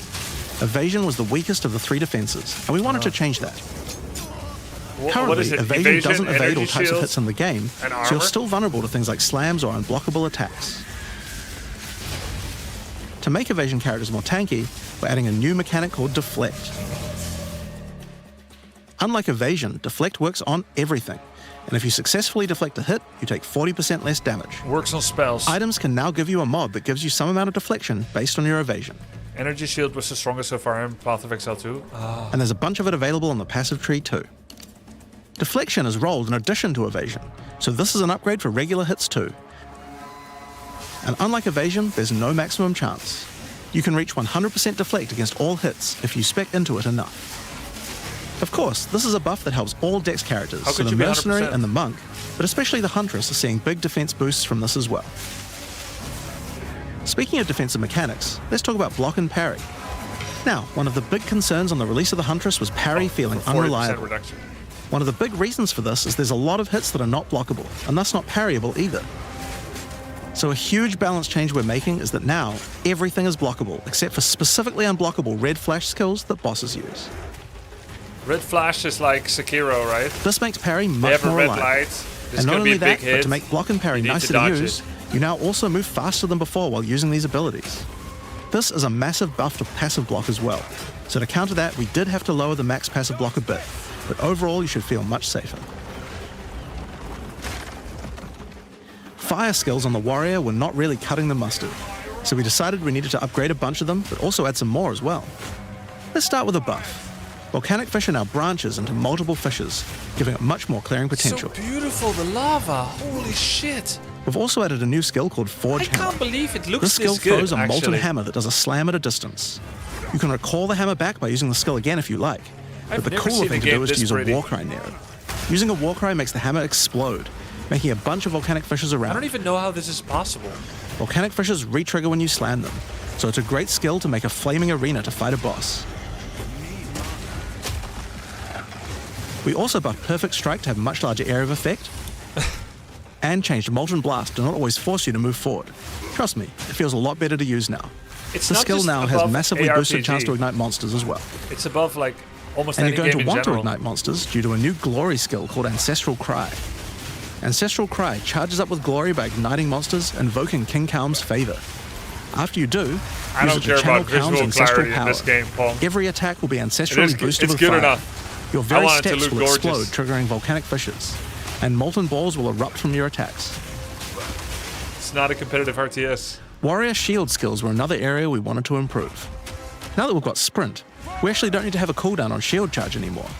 It now also does more damage the further away you are when you use it. That's cool. Shield Whoa. Wall got significantly upgraded AoE. Also, you can shield charge right through it to trigger all the walls. That's nice. Dynamic. We also added a new shield war cry. Fortifying Cry gives you a defensive buff, but it also builds up charge on your shield that empowers your other shield skills. And Magma Barrier now doesn't require timing in order to use. Just wait for your shield to charge up and block. Okay, Asphyx. Seismic Cry now stuns enemies that are primed for stun. And we changed the Sunder interaction with Armor Break. It now also gives a Sundered Armor debuff that makes enemies take 40% extra physical damage. Great for bosses. Ancestral Warrior Totem has undergone some pretty significant changes too. We wanted the skill to feel more like using an ultimate. That summoning an ancestor to fight for you was a big deal.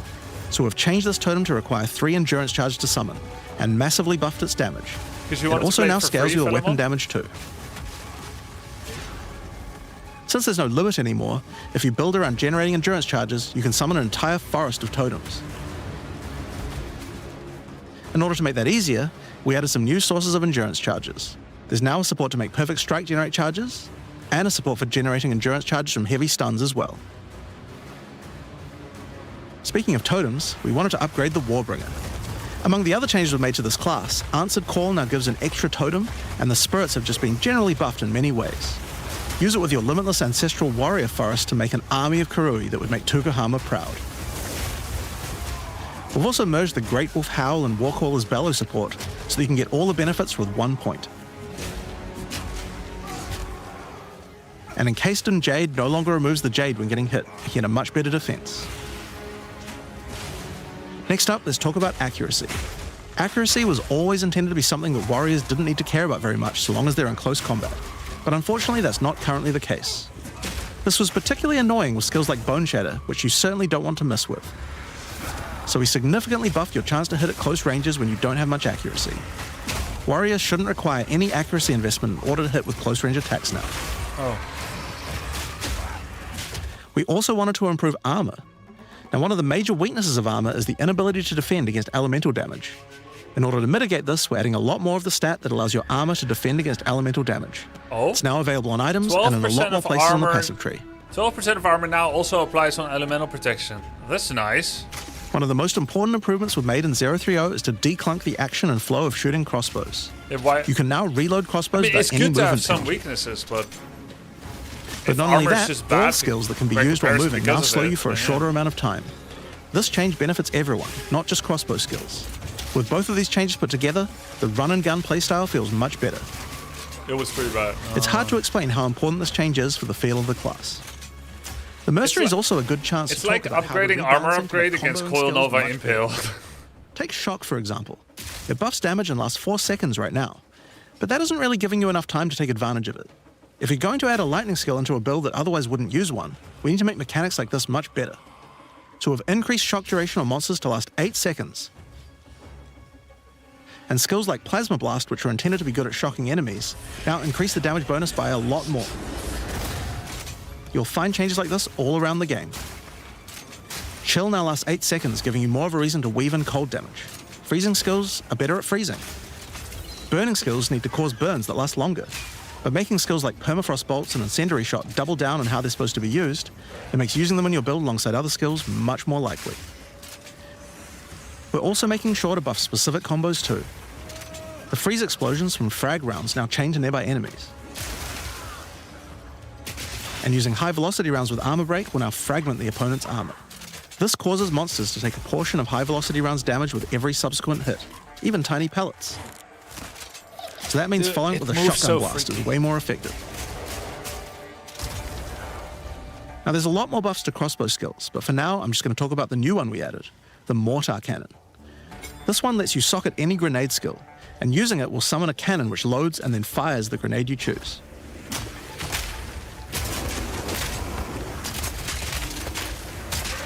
Another issue on the Mercenary were banners.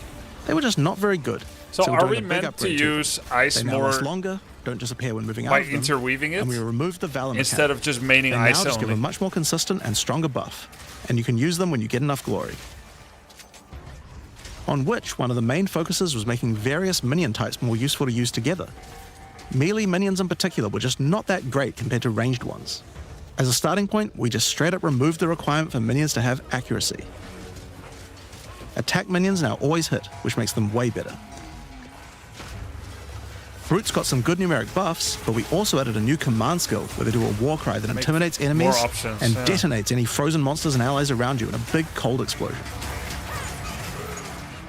We've also changed the Frost Mage's command skill to an ability that adds ice armor to your other minions, adding a layer of defense. And it makes them deal cold damage back to the attacker as well. The ice armor also makes the minion count as frozen, so the Brute's Warcry can detonate them too. Unearth was changed to work on corpses of your dead skeletons, allowing you to summon the minions more easily in boss fights. And they also got a new jump ability, allowing them to get into combat faster. Nice. Like Yorick. Ray's Spectre was also feeling pretty weak for the spirit cost they have. To be honest, we were a little afraid of these when we first balanced them. We've both decreased the spirit cost for a large range of monsters, and have significantly increased Spectre damage too. They should feel a lot more impactful. There's also a lot of new spellcaster weapons with newer cult skills, but I'll just talk about one of them that I thought was particularly cool.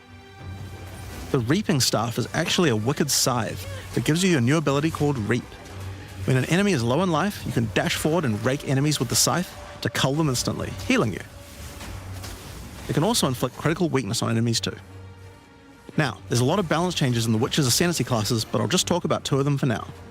On the Blood Mage, you were previously required to spend your first points on Sangomancy, which really was supposed to be the downside for being able to access the powerful abilities on the rest of the class. In order to make picking the Blood Mage a better early option, we've made Sangomancy free, unlocking the power of the rest of the class immediately.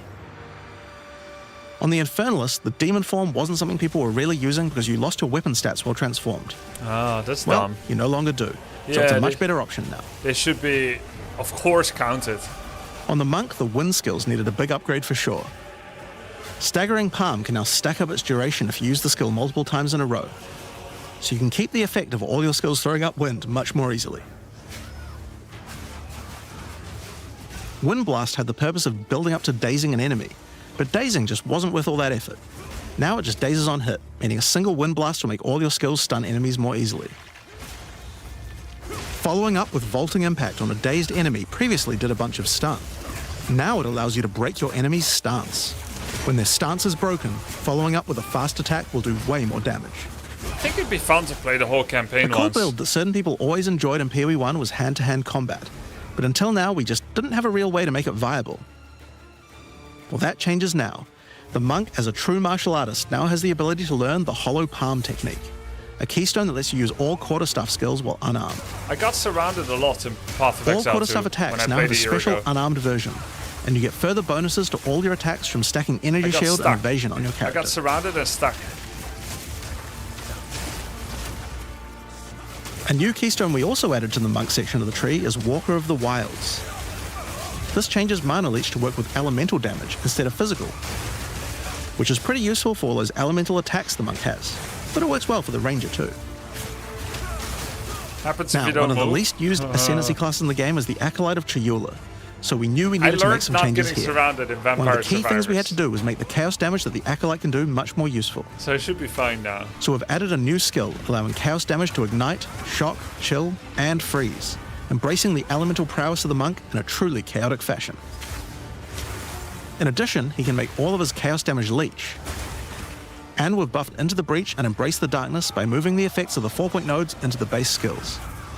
You have no spirit. He also gains a new notable, Grasp of the Void, which leaves void illusions behind you as you dodge roll. I don't wanna If they're block killed, these they do for you. massive explosions of darkness, dealing damage to everything in sight. Now let's talk about Sorceress skills. One of the things we wanted to improve on the Sorc is the ability to use multiple elements together more effectively. Yeah. Now, this might seem small, but one of the things pushing you towards using a single element is debuffs like Elemental Curses, which lower resistances of a single Yep. element. Of course. In order to fix that, we're making quite a lot of game-wide changes to these kinds of mechanics to broaden what they apply to. So for example, there's no longer 3 curses for fire, ice, and lightning. Instead, there's just a single Makes curse sense. that buffs all 3 at the same time. That makes more sense. It feels like less diversity, And things but like it actually Frostbomb, which gave you cold gives more exposure, diversity, now give elemental exposure. You can use it to buff any of your other skills. I think. We also wanted to make switching between different weapon sets smoother, so you can use different elemental staves more effectively. To do that, we've removed the weapon switch time, and now happens instantly. This applies game-wide too.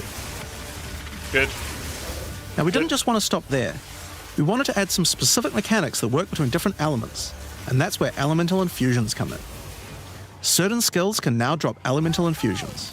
For example, when a frostbomb explodes, it leaves behind a cold infusion on the ground. After picking it up, you can spend it on one of any number It's of not different really skills to released transform how they pilgrimage. work. Spark will create a nova of cold It's infused not even free projectiles. to play yet. Ice Nova will leave a chilled area on the ground. And we also added a new low-level skill that fires ice shards. Use it with cold infusion though, and the ice shards will explode. Orb of Storms now generates lightning infusions when you cast enough spells near it. And that's all spells, by the way, not just lightning. Once you have one, you could cast a lightning flame wall, which adds both fire and lightning damage to all the projectiles that Divinity pass 2 through it. Original Sin.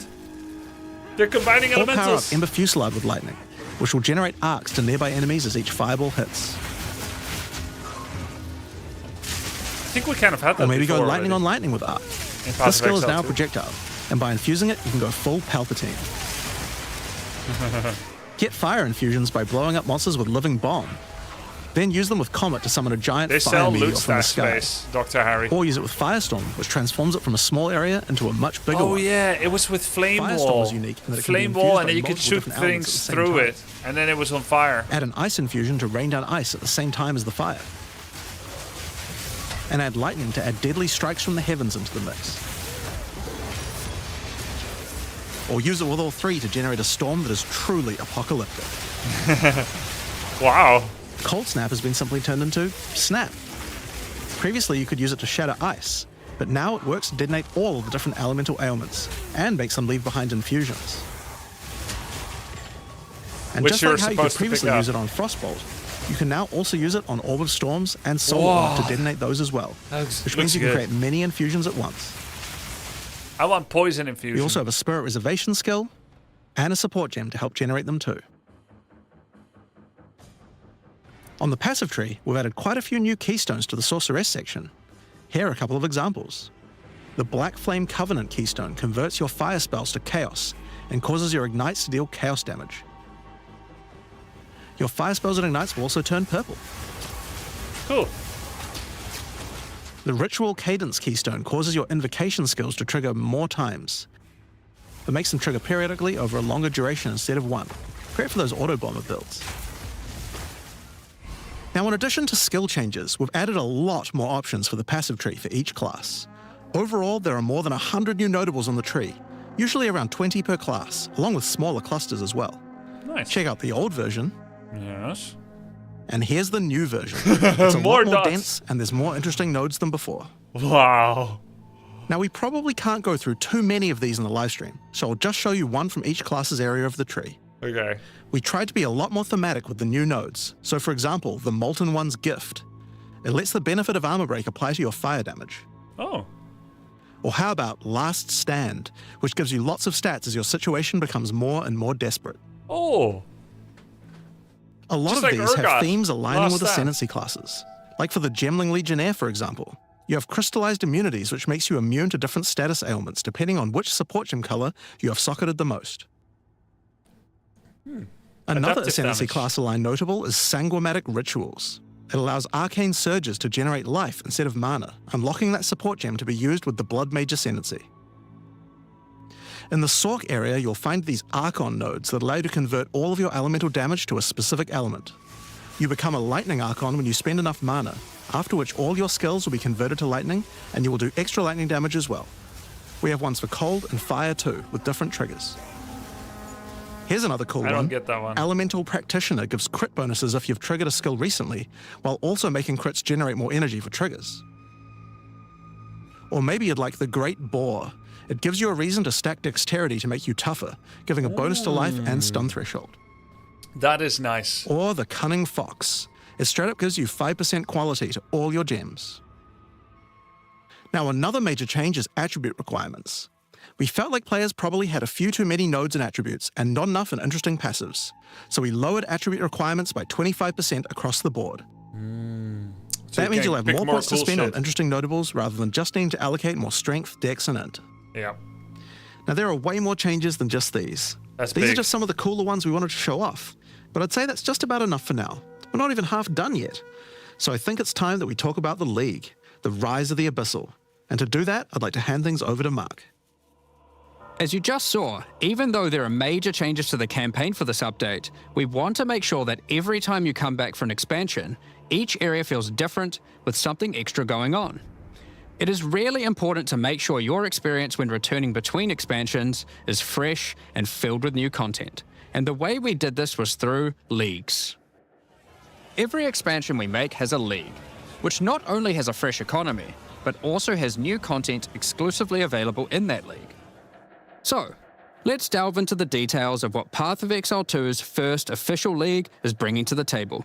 First official The league. Abyssal are a race that have mastery of forbidden magics and necromancy. They were thought to be extinct, but have merely been biding their time underground. You first encounter signs of the Abyssal in Clairfell, where you discover that during the night, weaker members of the Undead Legion have been attacking the encampment. The townsfolk require your help to investigate where the monsters are coming from and put a stop to their attacks. Out there, ancient creatures, lurking beneath the surface. As you proceed through Rayclast, you'll find fissures in the earth connected to larger pits. The monsters normally inhabiting the area are being affected by it, harmed by it even, having their souls eaten to strengthen the Abyssal underground. Oh. As you defeat the monsters, the fissure closes and Abyssal emerge, angered by you killing their food. Eee. Once all those fissures have been sealed, the pit activates, and more Abyssal pour out. This is where the larger and more dangerous monsters reveal themselves, as hordes of Abyssal spew out from the pit to take your soul. If you kill a magic pack, then magic Abyssal arise. If you kill a rare, then a rare monster will emerge from the pit, having absorbed some or all of its modifiers for itself. Oh. This means the monsters emerging will generally be more difficult and more rewarding, as each modifier gives better rewards. If you are able to kill them all, the pit will seal shut. As each pit is closed, it reveals a potential reward. Abyssal troves will rise up out of the pits, allowing you to get some epic loot. I see. Areas often contain many pits, with many fissures, and the amount goes up as you progress through the game, getting more intense. It doesn't stop there. When monster mods are absorbed, they have a chance to become infused with the dark necromancy, transforming them into abyssal modifiers. For example, you defeat this monster with the Mana Siphoner modifier. Their soul is eaten by the pit, and a rare monster emerges. The Mana Siphoner modifier has transformed into Soul Siphoner, and is now amplified in danger and reward.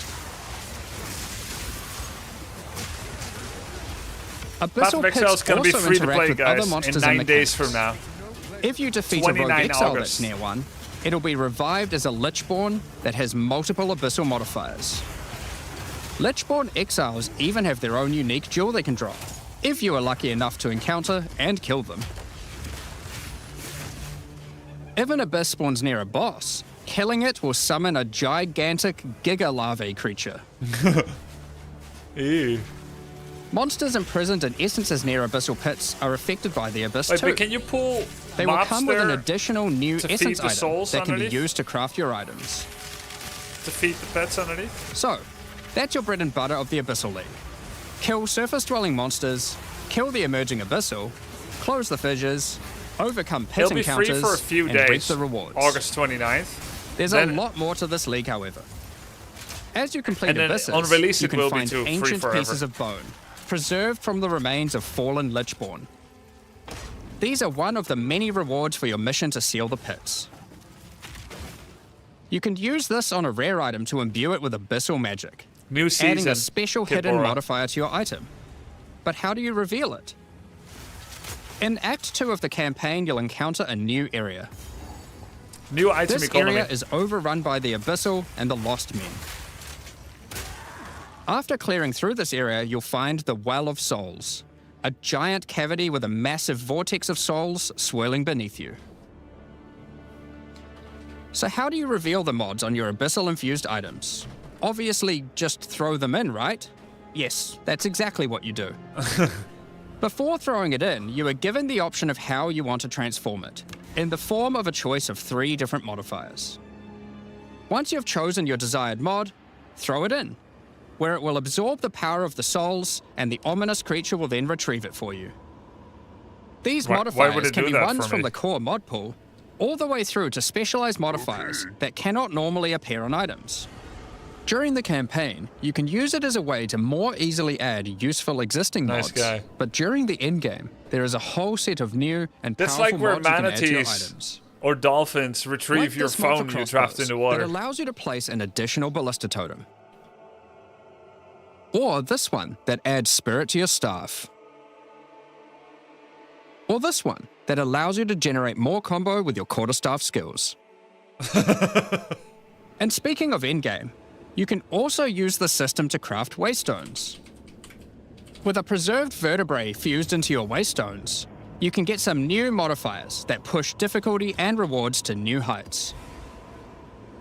Here are some examples of those mods.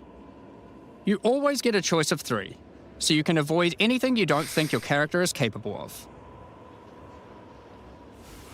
With this modifier, the natural inhabitants of the area are all spawned near abysses, and there are up to 9 additional abyssal pits in the area, making it just a full-on abyss ruckus.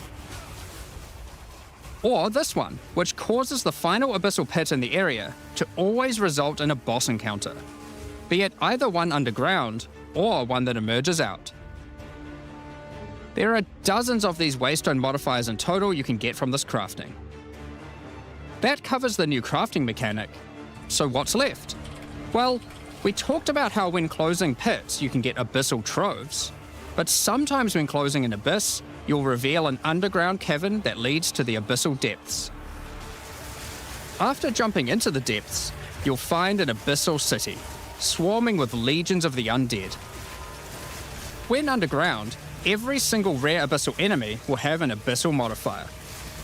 Underground Kevin. And at Cavern, the end of the guys. dungeon, you'll even find a rare Cavern. with a more powerful Lichborn modifier. Once you're able to defeat this powerful rare, you can also find some nice rewards. Aside from the entire area being valuable due to the abyssal modifiers on the monsters, it has its own specific drops too. One example is a set of lineage supports that can rarely be found in these depths, like Kurgle's Leash. This support empowers both you and your minions when you command them, granting unholy might to you both. Another depth-specific outcome is a set of omen-like items that amplify your abyssal crafting. Additionally, we're adding some new socketables that can drop from the abyssal depths. Take Ulaman's Gaze, which can be socketed into your armor. These are a bit special in that you can only have one equipped at a time, but give some pretty powerful effects. Think of them as almost a unique socketable for your equipment. In the endgame, where you can still find depths, you also start to find a different type of underground chamber. In these areas, you'll find an ancient spire, a device being used by commanders of the abyssal factions to plunge Rayclast into a lightless void. Your goal is simple: kill this commander and destroy the spire. He's like 1 million life. There are 4 bosses in the Abyss League, and there are some pretty cool uniques available from them. An example is this belt. So Path of Darkness Exile is like Enthroned. Diablo 2 with a lot of add-ons It and has extra 2 setup. sockets. Yeah. But hold on, socketables don't work on belts. They have a lot Well, of game this belt systems has a that can special mod confuse that new allows it to players like count you as a and me a different lot, slot for the Sasuke. But purpose you of don't need to socketables. understand all of them. They're pleasing This the one, for hardcore example, audience counts as a helmet. that I have played kind of these want games one that for counts years. as a body armor. I wonder But how it's rare still that easy one to is. play for us. You can also find this unique jewel. Just don't get Undying overwhelmed Hate. and just do things. This jewel transforms part of your passive skill tree into an abyssal version, and has multiple depths. The deeper it goes, the more of your passive tree is affected, allowing you to fulfill your fantasy of becoming part Abyssal Lich. Now, the last thing that Abyssal Commanders can drop is a Finger of the Lich. But what use do you have with a random undead finger? Well, the next time you return to the Well of Souls, with the finger in your inventory, your character will almost feel compelled. To do what, though, you might ask? To jump in. The items you threw in came back more powerful, right? So, what's the worst that could happen? Well, you will just have to find that one out for yourself. Jump in yourself. Along with the introduction of Act 4 and the interlude, we will be adding 25 new in-game maps. These maps will contain all the new monsters and bosses we're adding, improving variety and giving you opportunities to experience the new boss fights many times. Let's take a look at some examples. Rock Pools is a map where you explore a shallow rocky coastline, surrounded by coral and filled with sirens. At the end is a giant Goblin King boss, ready to eat sulfite and squish you like a bug. Yo, he's got the tribal lip. The thing that the Holton tribal is an humans Ezomite do, township putting a which has disc seen in their better days. upper lip, the lower Explore lip. and clear the township to find a gothic, Reaper-like boss, with the ability to manipulate storms and fry you with both lightning and wither you with chaos. Given some of the new bosses added are a bit more epic, such as the Act boss and final bosses of each interlude part, it would be a bit of a waste to just use them as regular map bosses. Instead, we'll be adding some new mechanics to the Atlas that use them. These start appearing pretty fast into the endgame and will help bridge the gap until you do your pinnacle bosses. In the desert biome, you can encounter a wild sandstorm. 3 maps around the sandstorm contain a device you must activate. Upon doing this, the sandstorm's magic is disrupted, revealing the map inside and allowing you to access it and find the cause. This presents itself in the form of a boss, similar to the existing Citadel bosses.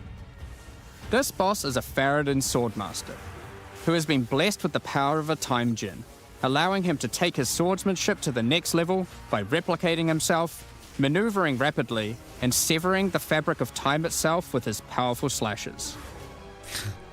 In the water biome, you'll encounter a giant maelstrom, where one of the maps surrounding the water biome connects to it, but the connection is obscured. You must run the maps nearby, hoping to find a beacon, which will remove the maelstrom and reveal the connection to that map. Another example is this Vaal vault in the mountain biome. But how do we get inside? Running the adjacent maps to it will yield a key, which you can then use to gain access to this vault. Or, you could just trade for one, I guess. Use the key to dispel the powerful force field surrounding it, leading to the Vaal Elite and their rewards inside. Just buy one. These all contain Uber versions of the Act 4 boss, and the bosses at the end of each part of the interlude. And each have their own exclusive drop pool of new lineage supports, which, as Jonathan spoke about earlier, are powerful support gems that modify your skills in pretty crazy ways. As an example of a lineage support which can come from the Faradin Swordmaster mentioned earlier, we have Garo Khan's Resolve, I thought it said which causes your critical strikes to fork, but requires some mobility on your part to properly enable. From the boss sealed in the Vaal Vault, we have Paquate's Pact, which supports your war cries, causing them to inflict massive amounts of corrupted blood at the cost of your own life. What's corrupted Additionally, some maps can now spawn summoning circles, a room resembling an Ezomite henge. Activating this henge will spawn bosses. It's as simple as that. We'll also be making changes to how affixes and waystones work, as the current prefixes equals good, suffixes equals bad iteration isn't quite hitting the mark. We tried something new here in Path of Exile 2, but after seeing the feedback we decided we actually liked what we had in Path of Exile 1 more. Like Path of Exile 1, each affix will now be both difficult and rewarding. Waystone mods now grant an increase to the number of waystones dropped, and an additional specific upside attached to it. This means as you roll your map, they will continue to get more difficult and more rewarding, and allow you to customize the difficulty and rewards of your maps better. For example, the Frostbitten mod, which causes enemies to deal cold damage, also increases the rarity of items dropped as its upside. Whereas the Of Venom suffix modifier, which causes enemies to poison This on stuff hit, would be has real the scary upside if of you're granting playing increased hardcore and you want to remain hardcore. Some maps will end up having Otherwise, a lot I of think I rarity, would just be greedy. some a lot of pack size, and others will just have a mixture of everything. Due to now having more modifiers granting difficulty, we will of course be reducing the difficulty per modifier to account for this. So, that's your it's Atlas, corrupted maps, blood and is bleed? waystones. Okay. But what about Breach, Ritual, Pinnacle content, and others of the sort? We're making some changes around this too. The first change is that you'll now be able to invest 2 points into your specific League Atlas trees before having to run the Pinnacle content. There will be a specific objective for each type of content which grants you those points. For example, By the way, in the guys, case of Delirium, my it's sponsored watch You just through need was to only the find first and 30 kill one minutes. of the We're bosses in a 50 map. minutes in. Omniphobia Do we want to watch or the rest? Protoss. Or do we go play The King is Watching? The rest of the points for each content come from the Pinnacle content, but we're making some changes to accessibility here too. Currently, access to most Pinnacle content requires the same key at the easiest and most difficult version of the content. This creates a negative feeling where at lower difficulties, How long left? instead I of don't wanting know. to run the content, I feel like you're this often is better off just mostly selling it to someone who interesting can run for it at maximum veteran difficulty. players by now. To address this, each content will now drop I splinters, don't have attention span which will not to form watch into anymore. singular items.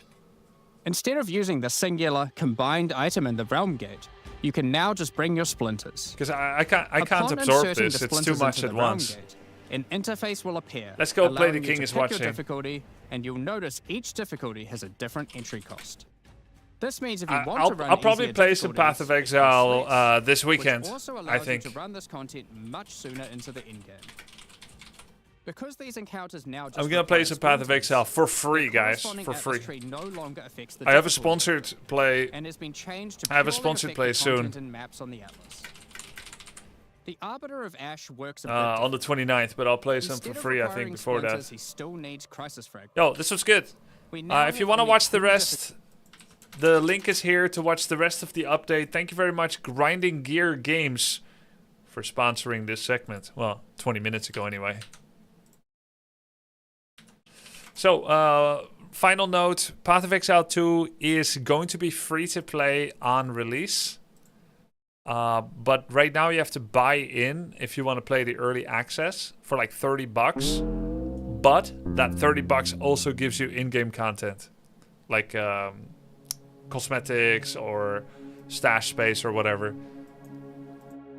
But there's going to be a free-to-play weekend in 9 days from now. So you can play for like a couple of days. So you can try it out.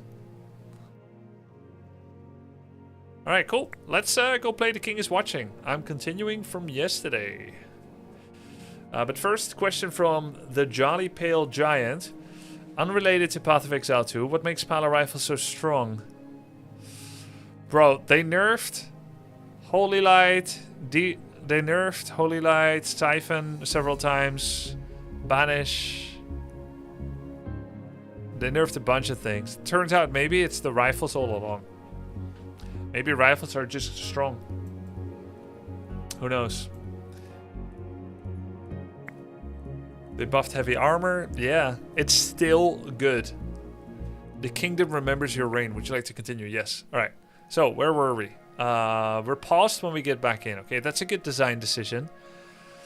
So, for people that don't know The King is Watching, I just started playing this yesterday. It's a cute roguelike game. It's quite tactical. It's a little bit RTS-y and it's a little bit SimCity-ish. My city is over here. So there's actually a 4x4 playable area. And this is what I'm watching. Me, I am the king. This guy right here, right? So whatever you're watching, they're working on those buildings. If you're not watching, they're not working. Okay? That's how it works. So you keep changing what you look at so that you know what I'm doing here. Then these are the buildings that you own. Note there's a dirt patch. There's no building here, but everything else has a building. They are all different type of resource buildings or army production buildings. And then the buildings over here, they're blueprints. If you have enough resources, you can place them there and then you can start interacting with that building. So these are all the blueprints I have. Potential buildings. This is my army supply. This is my max army cap. This is my current gaze size. This is the total cap, but I could upgrade it for gold. I have 94 out of 100 castle wall health. If it drops to 0, I'm dead. This is the amount of denarii that I have, which I can do upgrades with if a trader enters my city. This flag is every time a new mob comes up. Every time there's a flag like this that goes into my castle, which happens over time, I will have a fight. They will come down the road and I will fight with the army that I have here. So that's kind of the long and quick of it. You need to defeat 3 consecutive bosses. I think I've defeated 1 boss, and by the end of week 300, I'm fighting the 3rd boss. And if I do that, then I win this level, and then I can go to the next level. All right, let's go. My army is right here. These are all the different resources. Okay, so let's harvest. Currently, we're operating on the magic school to turn these crystals into new spells we can use to defend. We've got a gold mine here. We have a sawmill, a wheat field, and a wheel of fortune. That's what we're harvesting right now. So, yeah, I think that's good. These are the resources we need to build. I could go with another gold mine. Gold mine costs how much? More metal. We don't have enough metal for the gold mine. Okay. And these black sheep, they give extra morale. Morale points give bonus damage. Yeah, it's like Heroes of Might and Magic, but instead of a chance for double damage like in Heroes of Might and Magic, it just straight up gives 1 morale, gives 1% of bonus damage, so it's less RNG. Nice, we got our metal. Okay, cool. So let me pause for a second, move the Wheel of Fortune over here, and I'm gonna build a new gold mine over here. I'm gonna move the sawmill away from here and build the gold mine here. So I'm gonna spam gold production so that I can increase the size of my gaze. Okay, we have 70 denarii traders here. What am I supposed to ask, you think, Buddy Paul? Not only is the king watching, he's transporting buildings. Let's see. Allows clay, grapes, and crystals to also be traded at markets. Gain wood anytime you create a unit. Receive 25 clay at the start of every wave. If I remember correctly, some units require clay. Let's see. Sheep require crystals, gold, wood, and wheat. Wheat. That's iron for the musketeers. Okay, I don't have any clay production units. Oh yeah, there it is. Madhouse. Creates madmen. They require clay.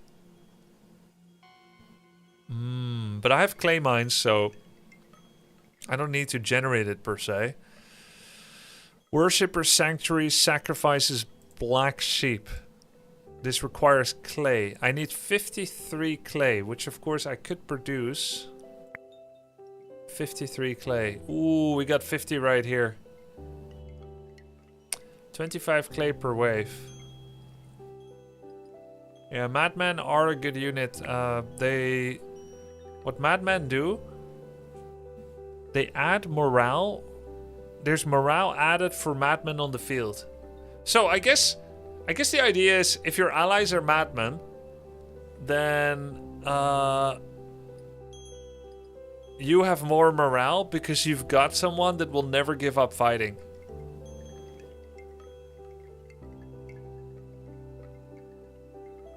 Recruits madmen that use hit and run tactics to poison enemies. Yeah, it could be a bad thing, Sasuke, but I guess it's nice to have like a crazy maniac on your side. So long as, you know, he remains on your side. I guess this would help that I don't need to put down... Nah. Let's not do that. Boosts gold mine production. Yeah, let's do that. Bam. Gold mine production up. And do I want to buy the clay? Yes. Alright, cool. So, the gold mines now produce faster. 25% faster. So we're going to get faster and faster to having the gaze. What's this building again? Oh yeah, magic school. Okay. Is there, by the way, a hotkey to increase game speed? Does anyone know?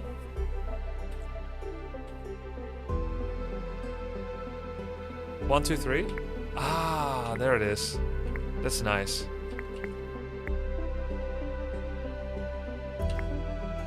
I'll just max it. Okay, now we can place down a clay mine.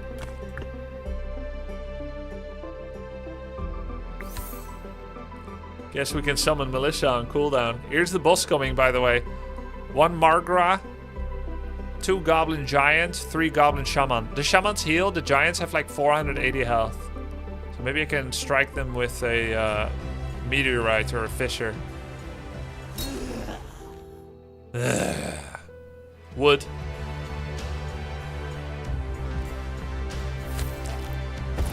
Bam.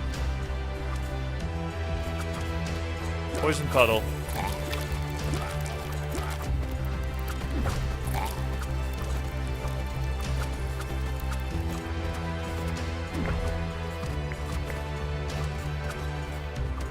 We're strong now.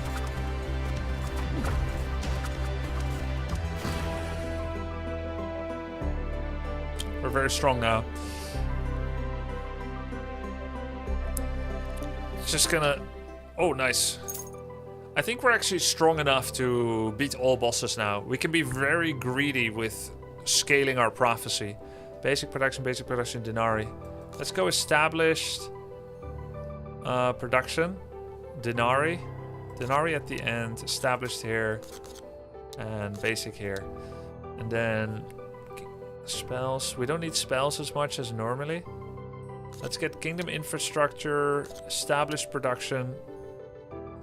Denarii artifact. There.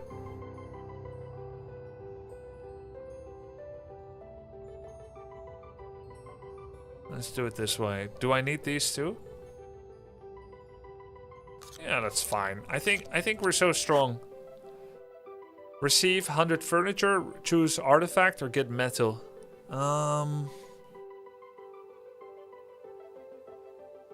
Metal is nice. Let's get the metal. No matter what, I think you only face 2 bosses this run. Oh, really? Increase max unit HP by 75. Wait, all of them? Increase your unit's HP by 5 each time you cast a spell. Well, that's never gonna get to 75. Sifan. Huh? Sifan. That's Chinese Mandarin for eating. Or for eating rice. Means eat rice. You can trade furniture for denarii market. Oh, furniture is 1 denarii each in market. Oh, that's not bad. I mean, it's better just to get 75. Legendary spell. Spawns a tornado. Creates friendly unit. Creates an area that heals friendly units and makes them invincible to damage. Last stand.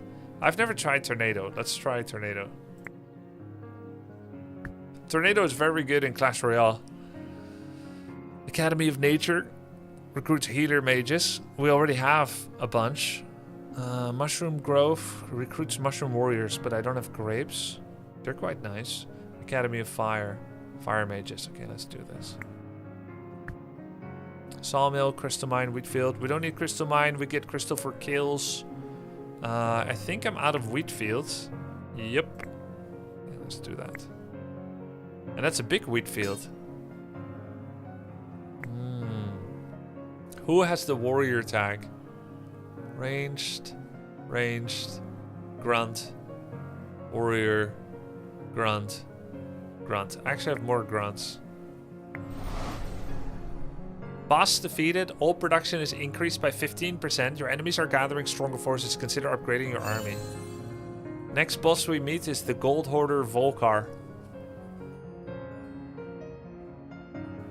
Wait, I can pick? Oh no, this is what happens next. And what's this?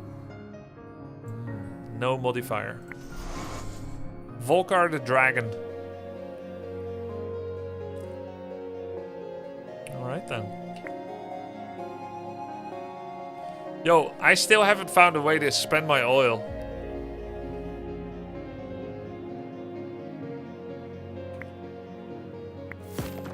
Okay, nice. Massive gaze now.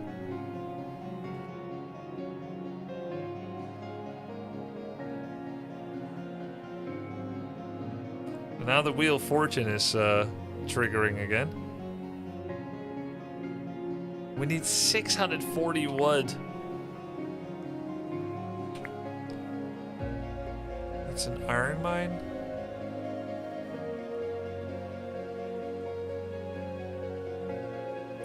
I think I'll probably get a madhouse. Wait, I can summon militia again. Hey, it's weird, it's called Raise Militia, but it makes peasants. Even though militia are actually a real unit too. Let's throw away the peasant hut. And then get a... let's get a worshipper sanctuary first. So we can kill and eat the sheep. Sacrifices black sheep, receive permanent morale for each sheep sacrificed.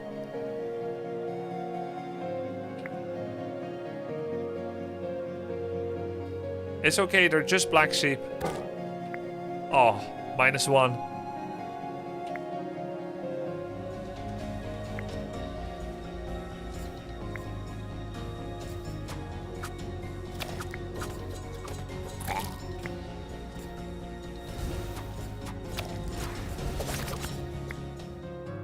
Metal, gold, wood. Let's get metal.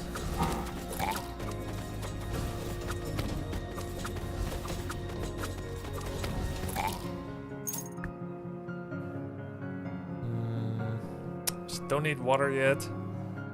I still have one big well producer. Always need more gold, I think. Wheatfield. Already have this. Don't have a tavern yet. Gold mine. Okay. Okay, so the sheep have all been killed. So now I need to produce new sheep. How do I do that again?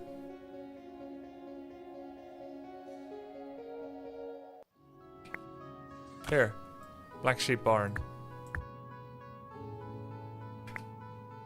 Okay. Still need more wood in order to be able to actually increase army capacity. Do we have the free reroll in this run? I think we do actually. I should be doing that more.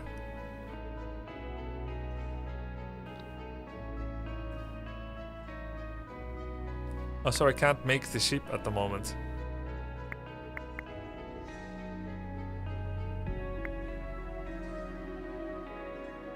Oh shit! Uh-oh.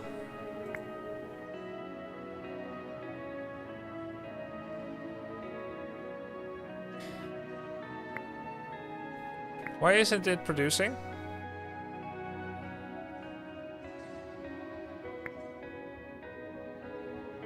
I just accidentally sent units home that ruined my unit cap. So now I'm no longer overpopped.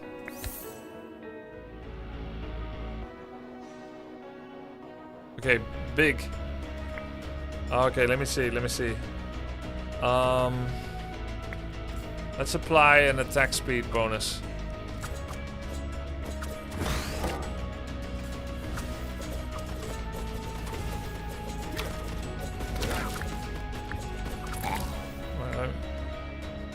Let's get Madhouse.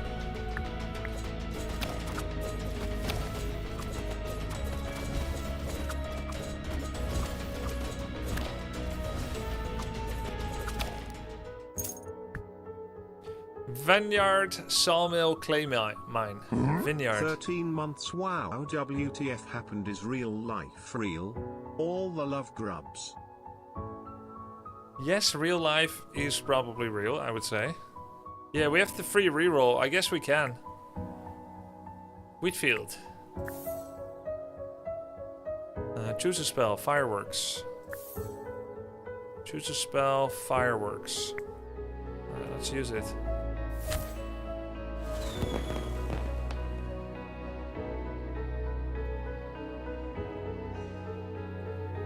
Wait, so do we have sheep again?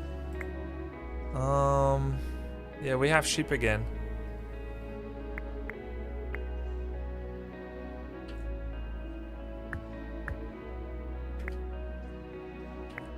So we can kill sheep again.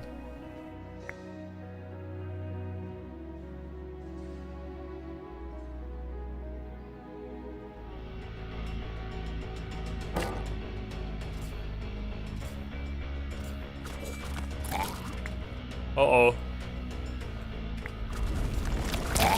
Bam.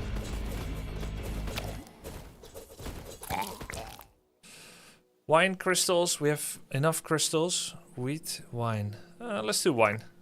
We were actually out of wine. Go red-blue on your barracks to fill to capacity and store excess. Should only use blue during big fights, never red. Ah. Fill to capacity and store excess. Okay, that's the balanced approach. Gain gold for each point of damage dealt to your castle. When your castle reaches 0, it heals to 20 HP and all enemies are stunned. Okay, that can be nice. Hey, I have no space for these spells. Chop chosen trees to get 40 wood per tree. Be careful, there's a chance that any given tree will spawn an enemy ant instead. Yeah, let's try that. Chop chosen trees. How does that work? What? Wow. That's nice.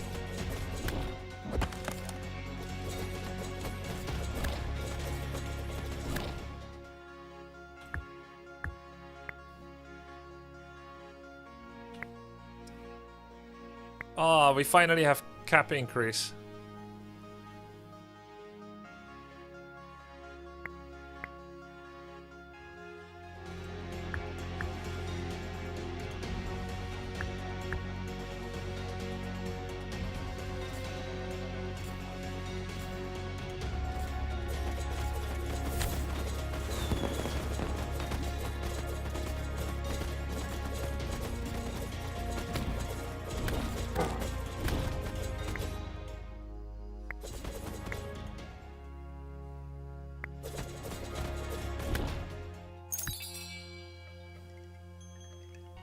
120 denarii.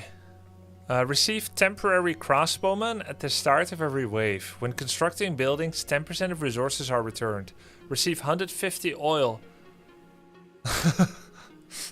More oil! But no way to use it yet. Farm production gets better. Chance of receiving gold with every production cycle of wheat. Hive. Spawns bumblebees. Costs berries. Nothing that... Wait. Oh, another fuel pump. Nope.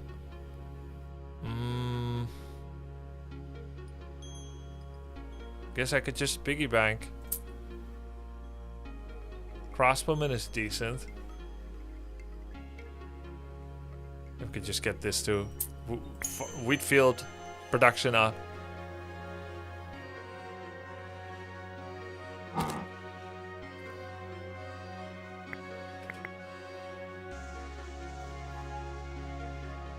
Get some fire mages.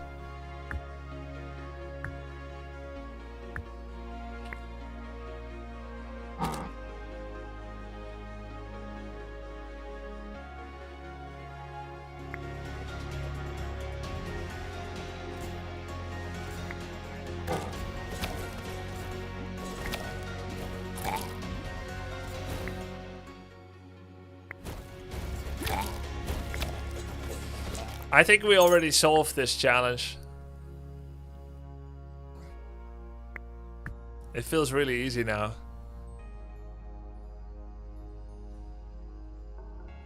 Building upgrade.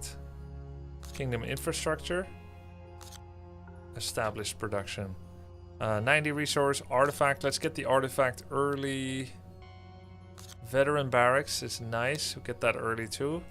And then advanced production, resources, and more resources. Let's just fill it up.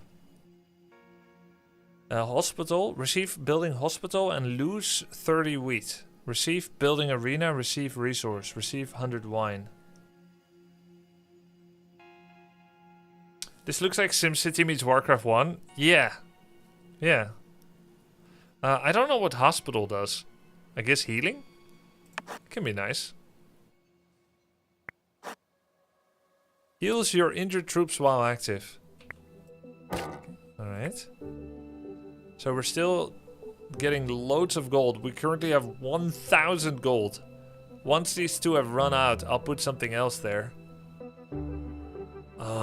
We need wood, we need wheat. We can go put wheat fields. We need barrackses.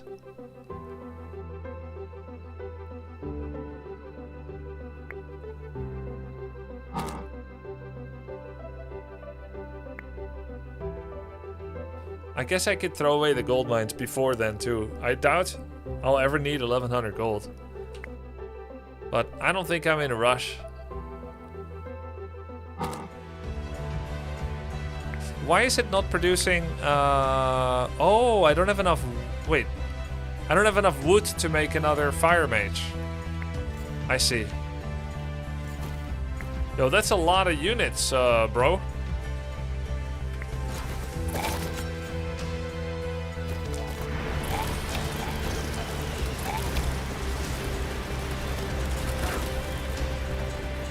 Okay, that was a good spell. That was very freaking good.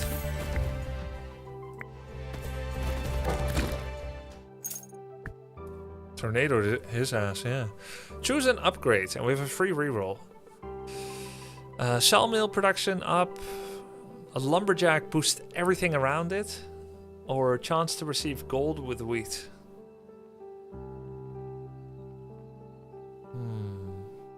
It's all very nice.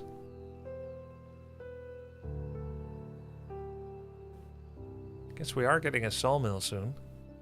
So 20% to the neighboring tiles. That's like 100% in total. It's really good. Receive a fireworks spells every 3 waves. Receive or do fireworks. Firing range, musketeers, fire mage, healer mage. Let's do healer mage. Even though we already have a lot of healer mage, so that was actually a bad decision. I can't undo it now. Okay, we need wood. Sawmill. The neighboring tiles get things. So let's generate more spells, which we haven't done in a while. Put the sawmill here. Actually, I want to flip those. No, I don't. Yikes.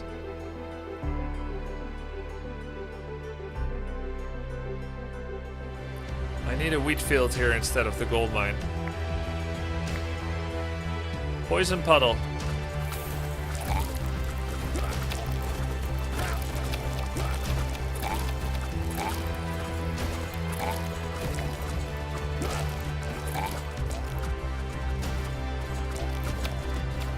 No sheep on the field. Yeah, no, we got 2 now.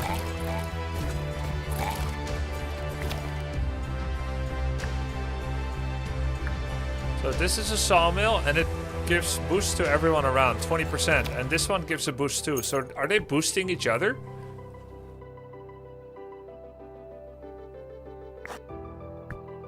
Since they're touching each other, I guess they are. And maybe they're giving a 40% or 44% boost to the ones below. Carpentry. It produces furniture, which is denarii, for metal and wood. And this one produces meat, which I don't even know what meat does. What does meat even do?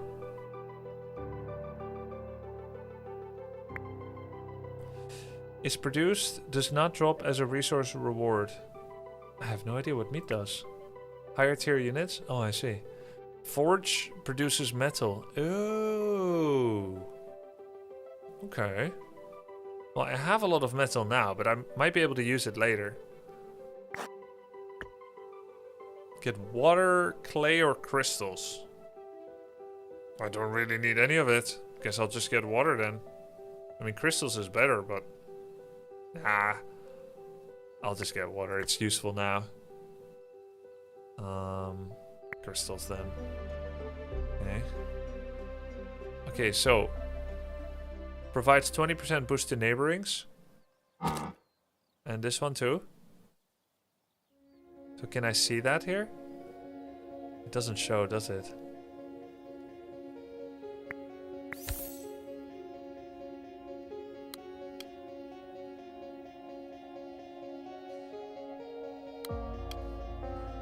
This one needs wheat to build, I see. Yo, and I don't have wheat, do I? Do I throw my pump away?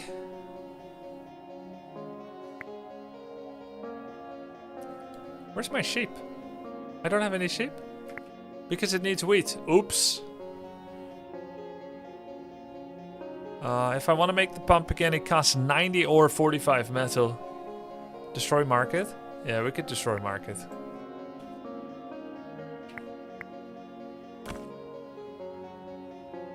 And we need a big wheat field.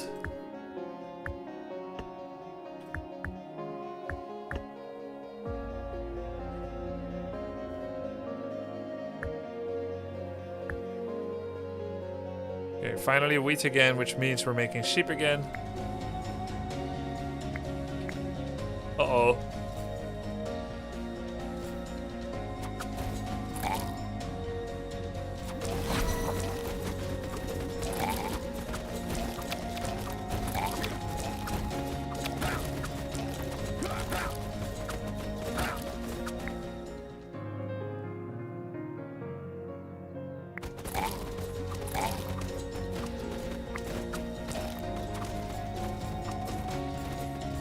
Okay. We're super strong. We're still super strong.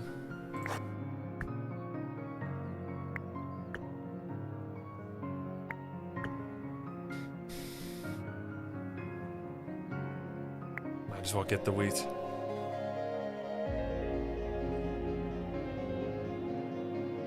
I am on the easiest difficulty, which is why it is easy. But to be fair, I lost the first time, so... This is sheep production. Why aren't they dying? Is it because they're not on the field? Oh, I am sacrificing them.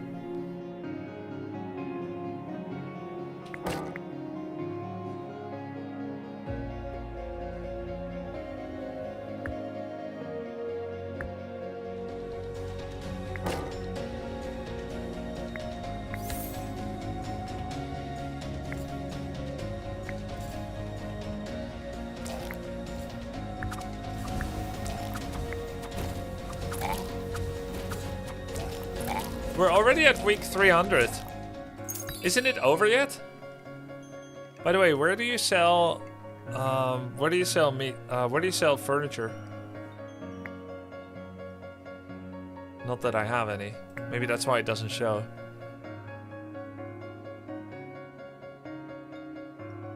I can't do harder until it unlocks, guys. In the market or furniture store? Oh, you don't do it here in the Denari shop. Warriors receive a damage boost. Receive all basic production buildings. Metal, clay, ore. Vineyard production. Troop training. Troop training. What is troop training? Like units get better?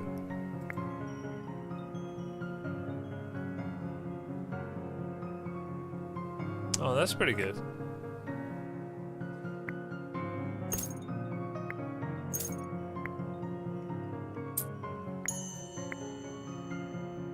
Oh. Oh. Arcane. Reroll. Rider flying range. Okay, range damage increase.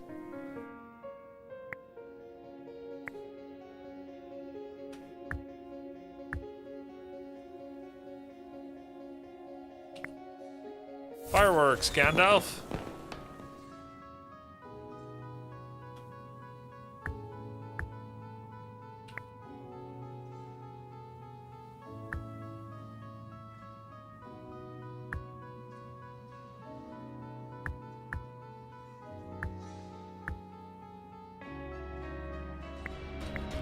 Okay, what's the... Oh my god, that's the dragon, 12,000 HP. Choose some of your troops to be banished from this world for 30 seconds. Wait, doesn't that mean I can massively exceed the unit cap?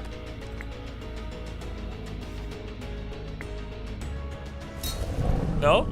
Okay. Almost inted. Apply movement speed, attack speed, debuff to enemies in an area. Okay, hold on. I need to throw away some things, like the research table. Demolish this building. Let's build a tavern. 10 morale. Let's build a tavern here. How many ship did we sacrifice? 27.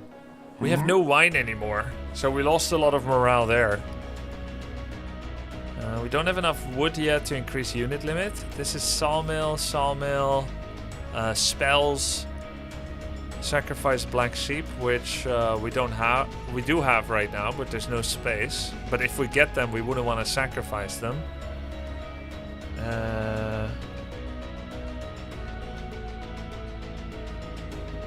We want a hospital. Let's stop sacrificing black sheep. And get a hospital. So we can heal. Raise extra militia. And then we're gonna apply weakness. And healing pool. Is he hitting someone? Is he one-shotting them? 228 actually. Wait, hold on. Bro.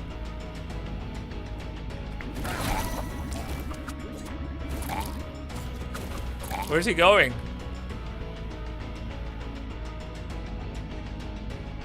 Luckily we have hospital healing too, right? Okay.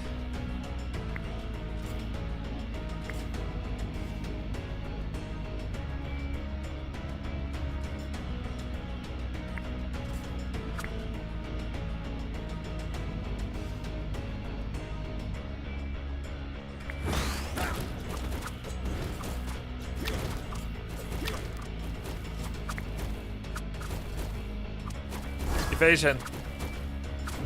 Oh shit. It barely works on the fire. The evasion was wasted. Come on, magic school, we need more.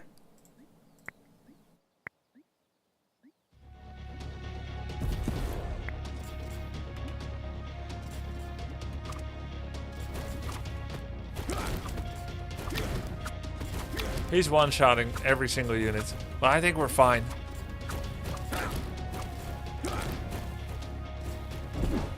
No. Ow. Oh my god, it hurts. Oh, we have an Infernal now.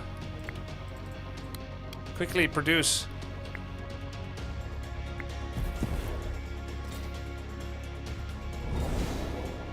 Infernal is not going to be one-shot. He's one-shot. He's dead. How does that make sense? Oh, I have no water for some of these? Wait. Are they producing? They are producing, right?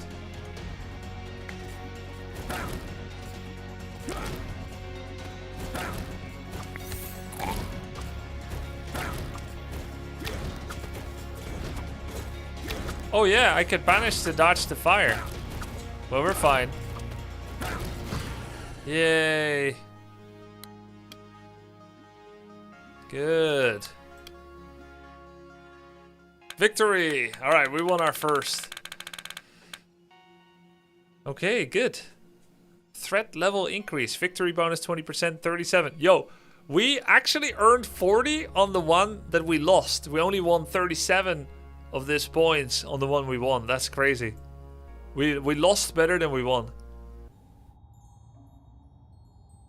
The dragon scales would have been useful. It just went straight to bones. Hey, what's this?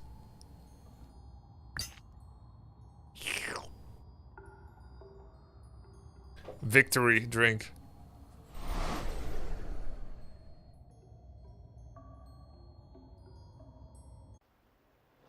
Okay. 41 town denarii.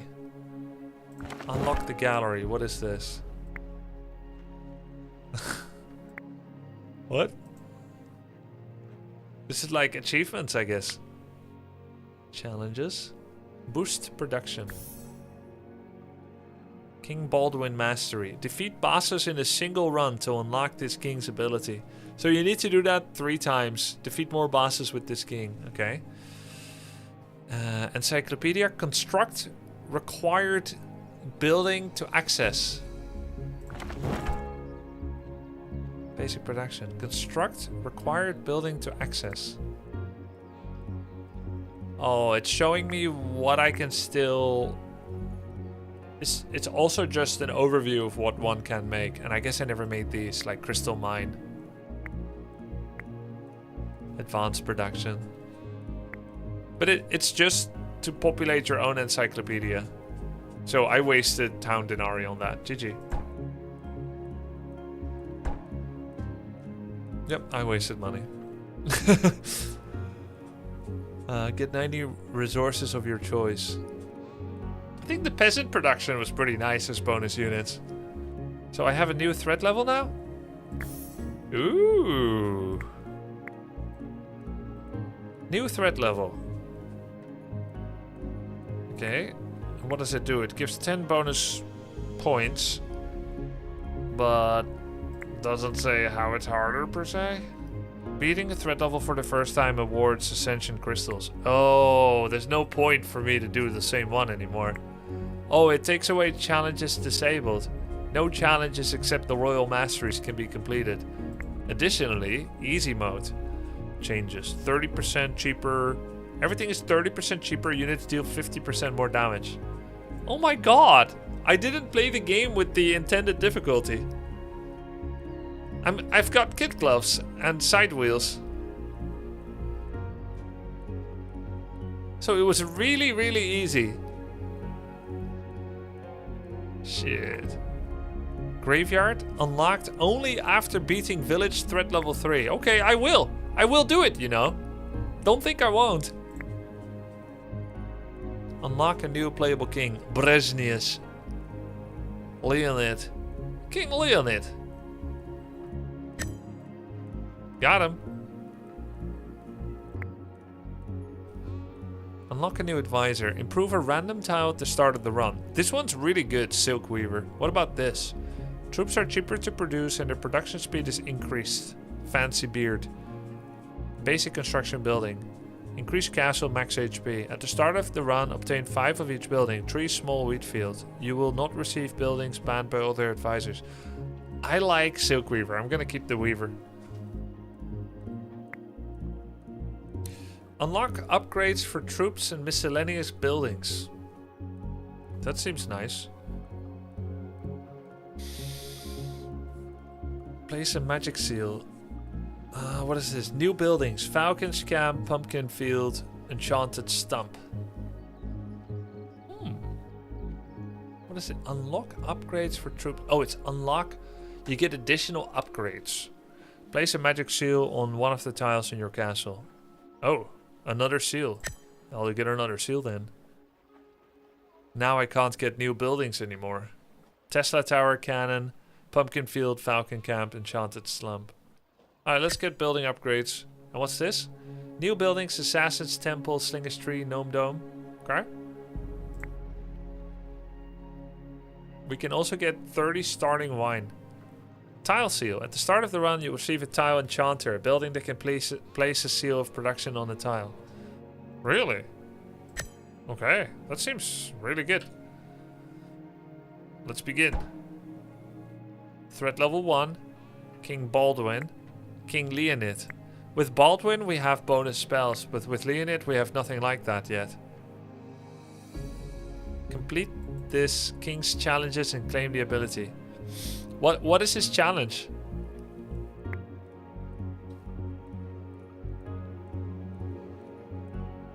How do I know what his challenge is? King Leonid Mastery. Oh, same thing. Defeat bosses. Okay. Just kill bosses. So we have to do it without an ability for now. Well, that's pretty tough. And on threat level 1, no less. Wait, what does this king do? I guess nothing yet. Or does he?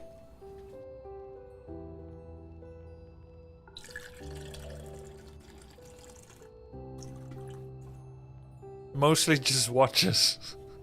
Different gaze shape. Oh, different gaze shape. By the way, do you guys think gaze is like a tough word to say correctly? They should have gone with like vision or look or survey or supervise or...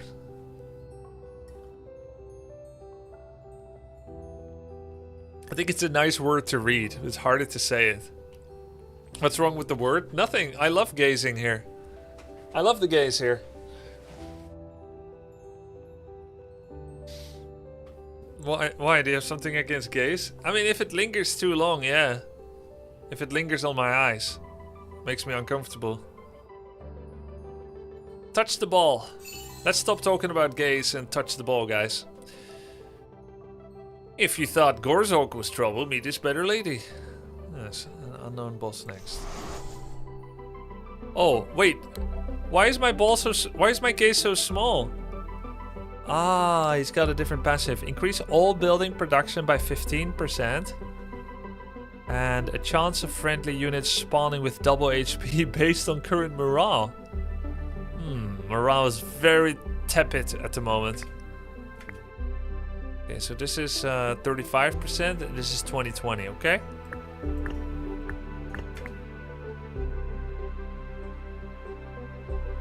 So we're gonna get some water. And then we're gonna make peasants. And peasants are made from everything else. So let's put a little tree here. Peasants need 13 lumber. And 13 wheat. We also want to upgrade gaze via gold, which we need a marketplace for, which is also made from those two.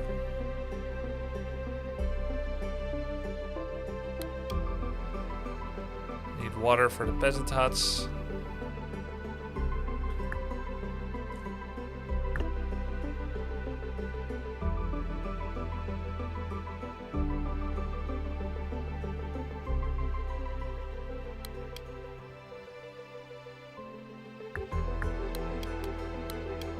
Make some peasants, so we're ready for the first attack.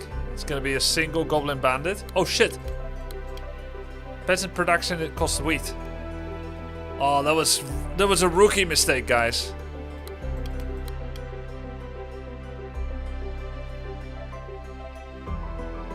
I think 2 peasants is all we need.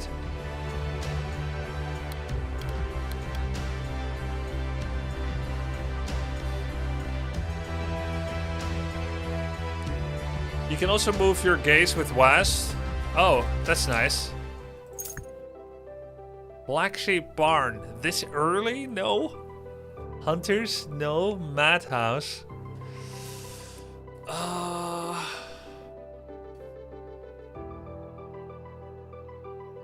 These are really tough choices early. I'll go with the Madhouse. So now I know that I need ore. Small wheat field, iron mine, grape bush. He's a morale-based hero. We can get bonus health, so let's go grape bushes. Well, let's play around grapes and wine. Here we get spells, basic production, and spell. Let's open with the production. Levy racks, veteran racks, Denari, basic building. Okay, building upgrade. Let's go for an early building upgrade. Go for a late Denari. We'll get a basic production here, together with the racks, and then a veteran barracks as well here at the end. And we'll do spell and spell. Fortified. Goblin bandit, goblin swordsman. The DPS is very similar, the health as well. Is there any more info? Months now fortified. 40, that's so funny, Swanky Astro. 45, nice one. Thanks for the sub, man. The greed, yeah, I mean, I think it's not that greedy. I think we can handle it. Building upgrade 2 times 50%. You receive nothing 50%. Oh my god, it's starting to give me RNG. Empower your madhouse. Receive 4 madmen. Receive permanent morale 7. Ooh. Oh, these choices. I think morale, they're all really good options. I did go greedy, so getting 4 of these seems nice, but bonus HP? Yeah, this king likes morale. You place the sinister crown atop your own royal head. Immediately you feel invigorated with incredible power and perhaps a mild, delightful lunacy. Your courtiers note how you now laugh at slightly inappropriate times, but nobody dares question your brilliant and occasionally erratic leadership. Do you guys ever laugh at inappropriate times? I never do. I only laugh at the appropriate time because I'm not a psycho. You have no army with this lineup? I know. It's scary stuff. Market. We need market, which needs wheat. Okay. Let's get more wheat. And then we can sell wheat. Okay, the first attack is coming. We're actually gonna lose, aren't we?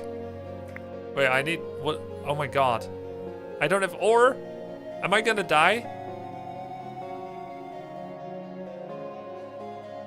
I need to store up wheat so I can make more peasants. Spawn troops in the barrack.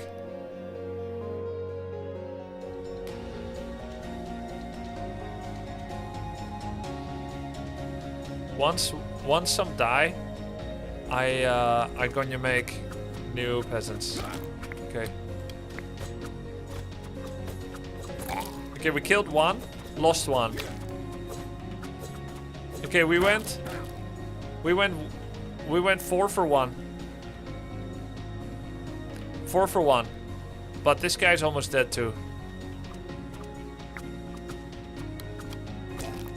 Okay. Alright. That was scary, and the next attack will be even scarier. And I still don't have ore! Enchanted tile with 20% boost to production can be placed over existing buildings to enchant the tile instantly, but it will then actually cost 50% more. I see. So there's no way for me to get bonus units now. At least we have 8 morale.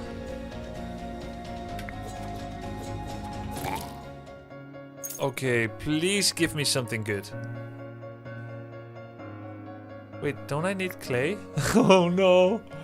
I need clay and it gives me iron, big well, and gold mine. I re-roll for clay. Oh, thank god. Building upgrade. Madhouse. Increase capacity by 2. That's really cool. Madmen make enemies drunk upon hit, causing them to struggle to follow their targets and slowing them down. I don't know if that's good. Struggle to follow their targets? I guess it's kind of like fear in a MOBA. Capacity by 2 sure is nice, but I still don't have max cap anyway. Okay, we have enough actually to make the gaze broader. We should also get the clay mine now, so we can prepare for the madhouse.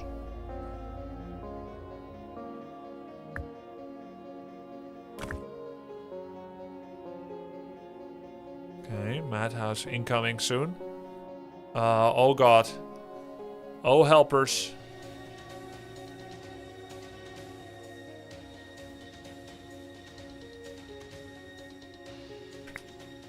Here's what we're gonna do. We're gonna put another tree.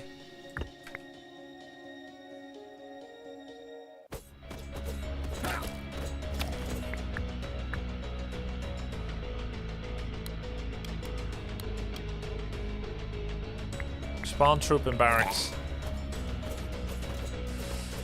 We should be fine. There's only non-fighters left. Just spawn onto the battlefield.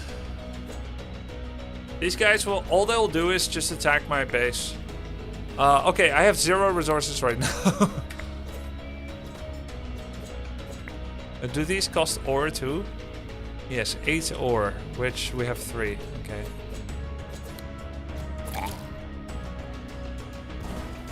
All they're doing is massive tower damage. They're like sappers.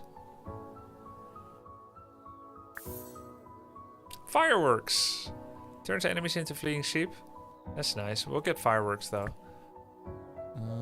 Big well, gold mine, crystal mine. Let's get a gold mine. And a levy racks. Oh, nice. Being able to use just wood and wheat to make units is nice. We do have upgraded madhouse, but it gets more expensive when you make the same one, right? Every time you make the same building. So we'll go for the militia.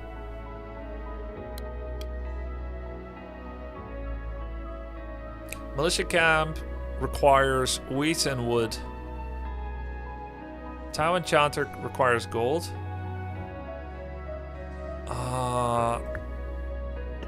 I need to get wheat so I can upgrade my gaze.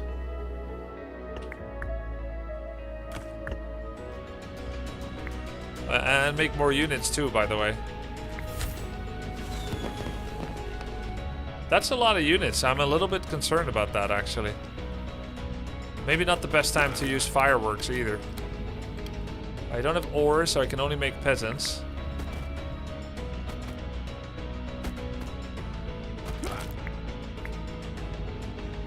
This is not good, actually. Maybe I messed up this game.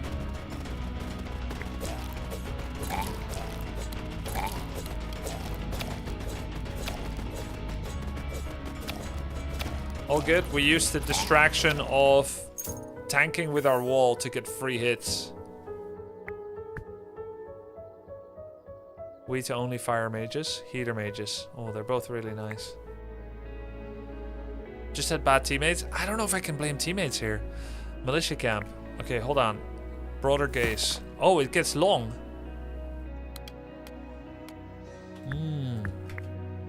That's how that goes. Oh, it just gets longer and longer. Wait, but what's the point of getting 5 long when that's a building? You can drive them away by purchasing the upgrades in the upgrade tree. What is that? Purchasing the upgrades in the upgrade tree. How do you remove nobles?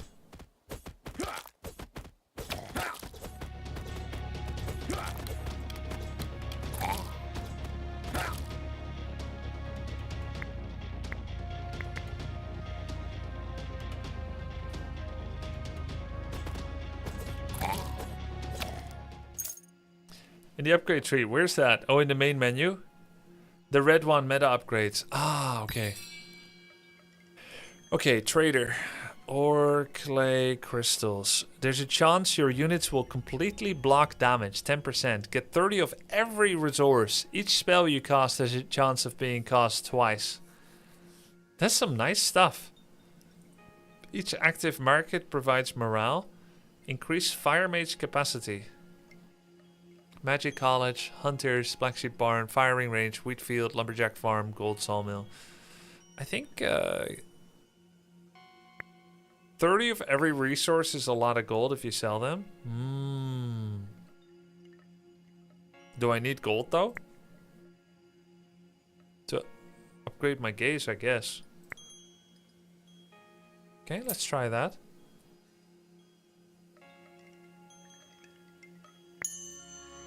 Also 30 denarii. Yeah, and meat too. Pretty cool actually. Like everything. Furniture, fuel, meat.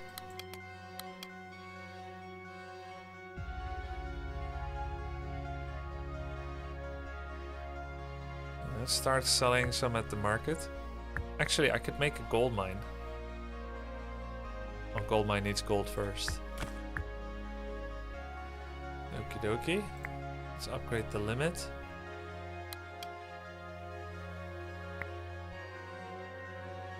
Bigger army now, that helps. Okay, we have 50 gold. Gold mine needs 64.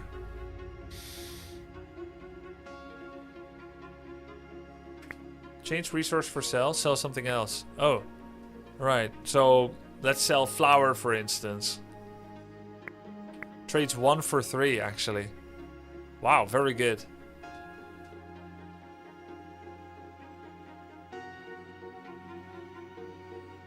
I see you went for the long gaze. Yeah. Let's get the gold mine here.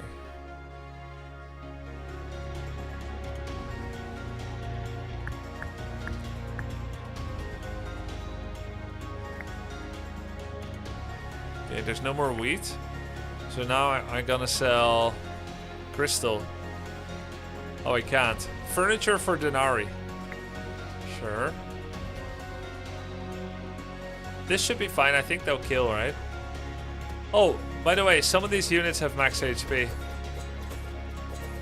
Like one of them spawned with 200 health.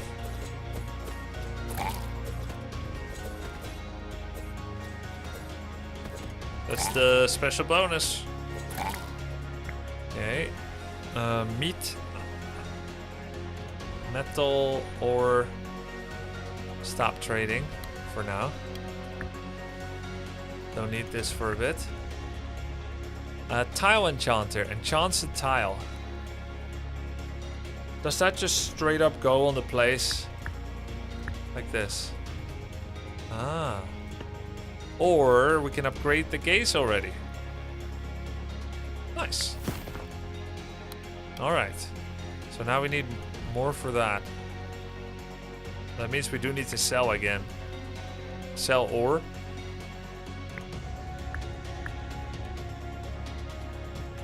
And then we can just combine with some water, because it's free to move. I find Grubby to be absolutely average at all games except Warcraft 3, so it's kind of sad to watch him waste time on this. Hi guys, what game is this? Is this game like Stardew Valley? Damn. I mean, I've often felt the same as you, actually. That I'm not naturally good at games. And the thing is, I don't even think I was naturally good at Warcraft 3. I was not naturally good at Warcraft 3, but you never saw that part. So you're seeing part of what it's like to see an average intelligence guy with an average skill at games starting to play a game, but you never saw the 1 year that I practiced Warcraft 3 12 hours a day to go from being average to being better. But yeah, if you're just watching to learn, then this is a massive waste of time for you. Correct. If you're watching to learn, you're doing the wrong thing.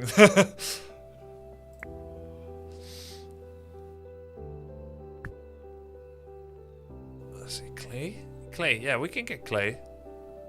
Clay mine.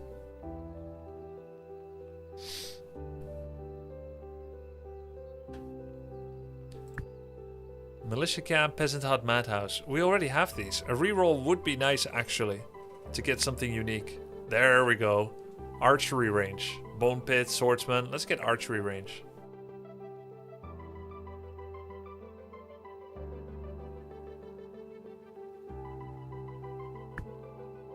Another clay mine tree. We might need more. No, we have 3 trees already. Let's get a big well. And the prophecy. You want same type of unit so majority can use the same upgrade?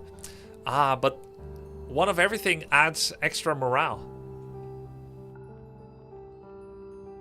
I love the way you play games, Grubby. I always watch unless I really can't stand the game itself.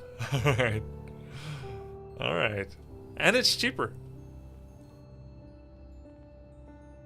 Could never understand your limits, Grubby. Yet sometimes you would have banned a comment like that. Yeah. Well. Depends how I feel, I guess.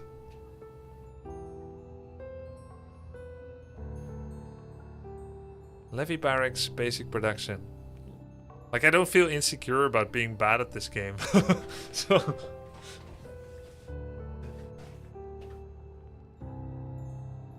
Levy barracks, basic production. Let's, Denari... We need to understand when the trader comes to feel like we need an early Denari. The trader comes late, so I can always hedge Denari at the end. So the main question is, do we want to have 2 barracks or a production and a barracks? I guess I'd rather have 1 production at least, because I can't have all the ranks anyway. Didn't you have one of the lowest death counts of the OnlyFans raid? That's not average. I don't know. I think a lot of people didn't die. I get better with practice. Spell Denari. Let's get lots of Denari right at the end. Bam. All the Denari. Troop training early. And then artifact and spell right here. To prepare for the final wave. Oh, the raid I let? Yeah. But that's not just up to me. Lose resource. Upgrade gaze? What? So we can save the 500 gold. Wait, but I don't have 50. Oh. I don't have the 50.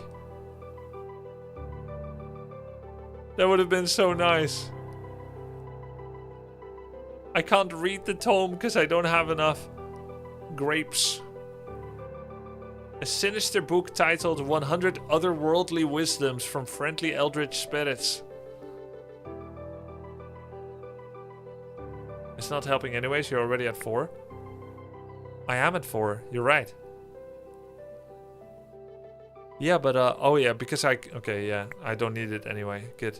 Receive permanent morale 7. Yes. Okay. Alright, what's next? We're currently getting water, gold, clay, and we're selling ore.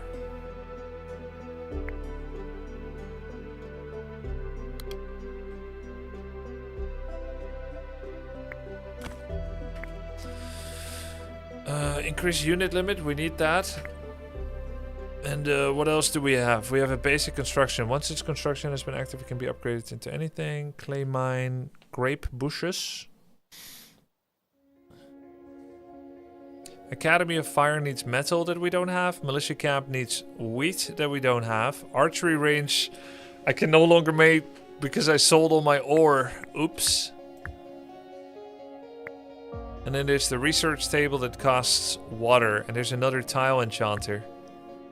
Well, that seems... Wait, didn't I already make this? Oh, that's what I was getting the gold for. Now I made this. So this has to be constructed first. And then we have the tile. Oh, that's nice. Okay, so we need wheat. And we have enough clay. Maybe another wheat? Or a big well? Can always get a big well here. And then wood. Always need wood. Make a wood here. Upgrade this. Okay, so Academy of Fire is something we're working towards. So we can make fire mages, but it needs metal. Militia camp is actually what we can get. Alright, are we winning this? I think we are. We have a lot of morale. Wait, why are we losing morale? Did you see that? The morale just went down like 30 or 40. Oh, we ran out of wine. Wait, why are they eating? Why are they eating wine at the start of a fight before it matters? Are they stupid?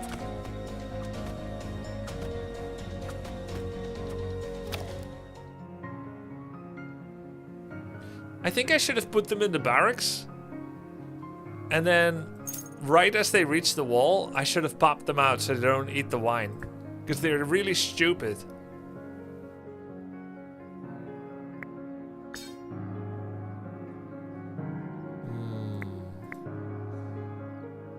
Champion. Let's do ranged upgrade. They aren't stupid, they're drunk because of the wine they drank. Okay, guys. Sounds good. Thanks for clearing that up.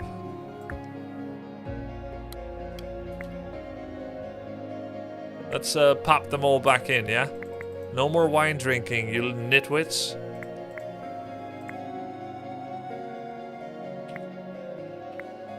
Archers cast gold, which we still have, and they cast wheat, which we also still have.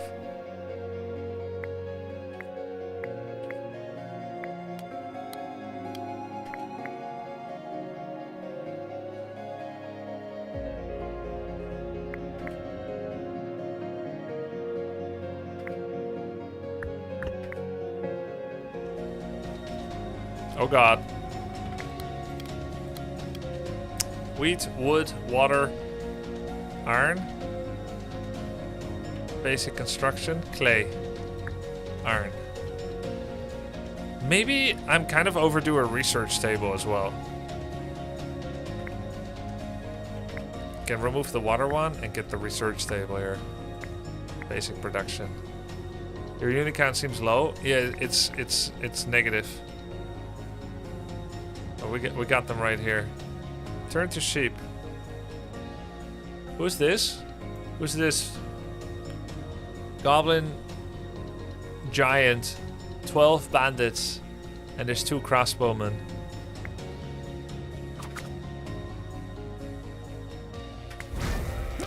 Okay, it did not turn everyone into a sheep, but okay.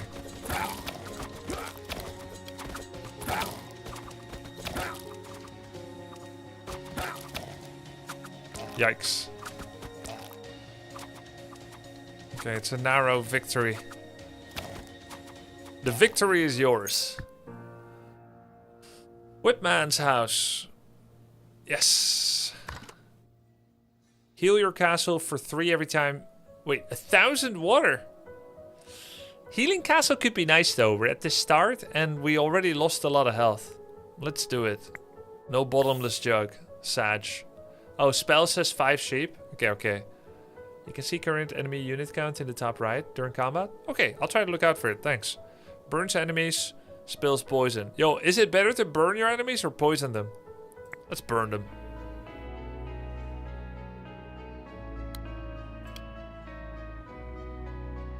Whitman's house.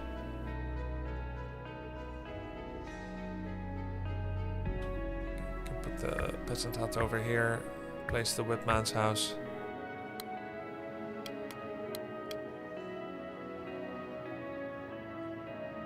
Unit limit 320.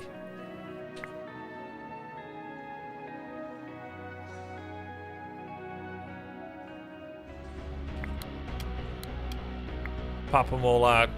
No wine, so not a lot of morale. Did anyone get bonus health from my nice passive bonus? Yeah, this archer has bonus health. Very good. Excellent. Can I sell grapes? Oh, that's the denari. The next thing that happens is the trader, right? Trader after this tiny battle. Okay. Can you sell grapes? No, you can't. This King's Gate sucks. Yep. Let's see, basic construction can become ore, clay, wheat. We have enough ore now.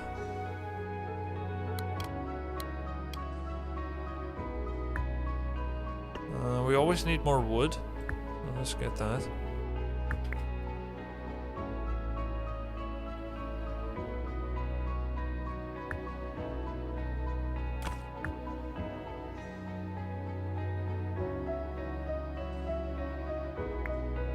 Get everyone back inside.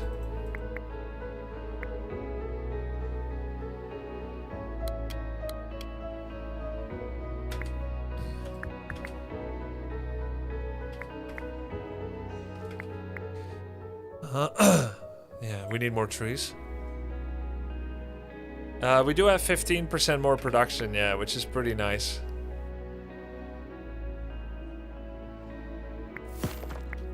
Ah, it's the sawmill variant. It's better than just a tree.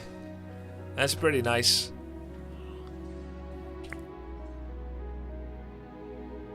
You know what I really need from this trader? I need to be able to turn grapes into wine.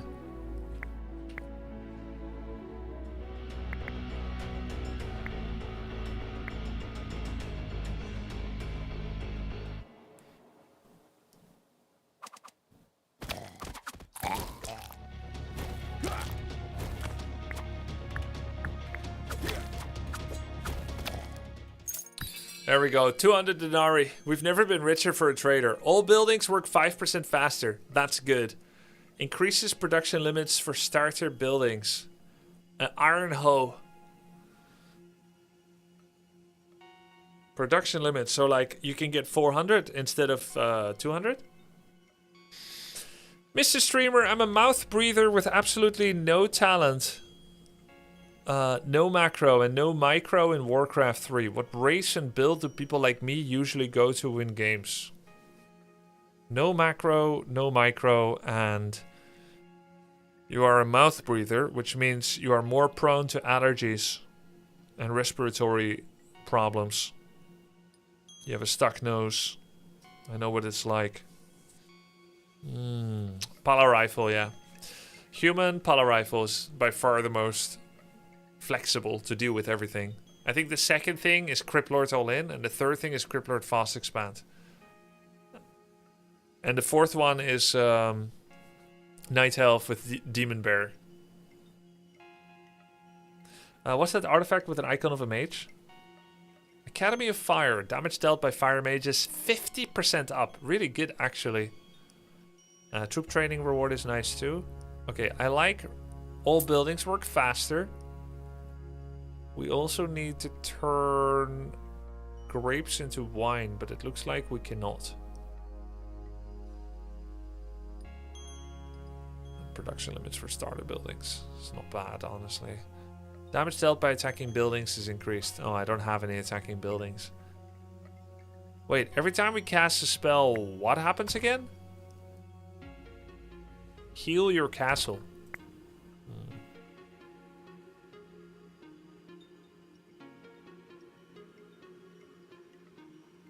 What's resource pack?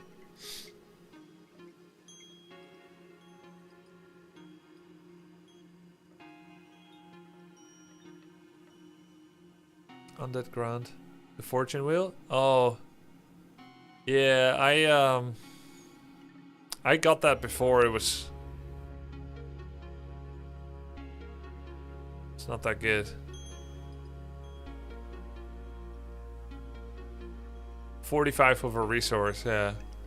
I think it's cost inefficient. Can you actually calculate that? Let's see, tree. What does this mean? 0.8 seconds to get 1, yeah? And here you get 110 seconds to get 45. So it's very inefficient.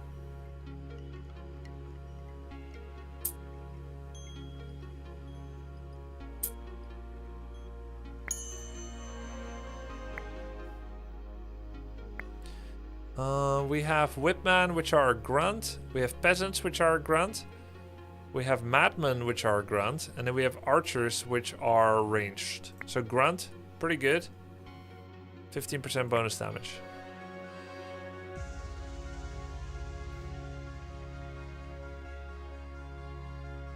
Currently we're spamming wood production. Just spamming wood.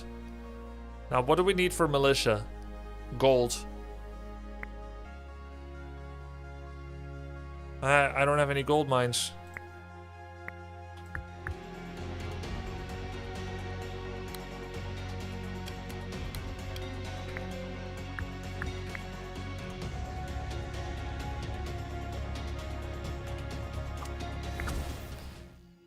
Iron mine, big well, grape bushes. Produces grapes. We already have that.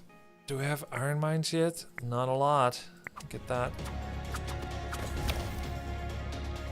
Is the prophecy coming again? Yep.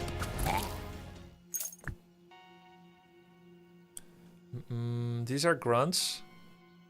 I should spam grunts, I guess. Already have archery. Let's get... Do we get more madmen? Guess we can. Can you get a hero? Not yet. It's not been offered to me. Crystal mine, iron mine. Let's do a crystal mine, just in case. There's a gold mine, we need that.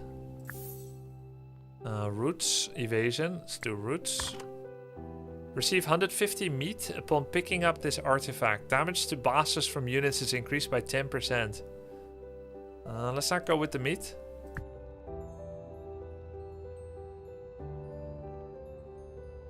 Kingdom infrastructure. Establish production. Spell. Veteran barracks. Let's get the spell last. Levy barracks. 45 of a resource. Basic production. Spell.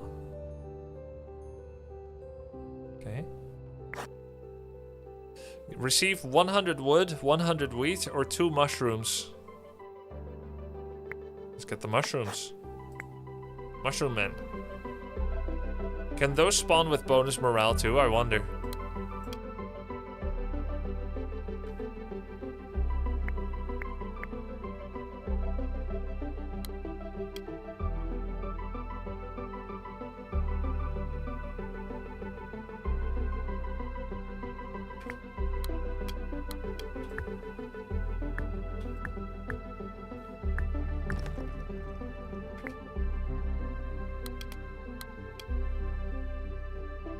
Okay.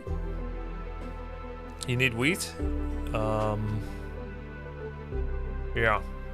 Yeah, for future production, right?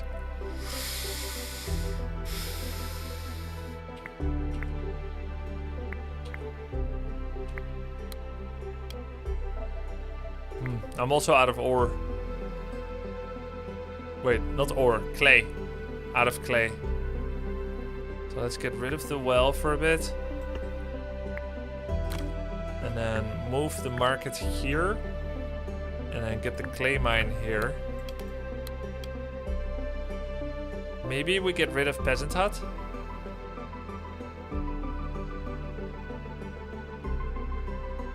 And then make a small wheat field.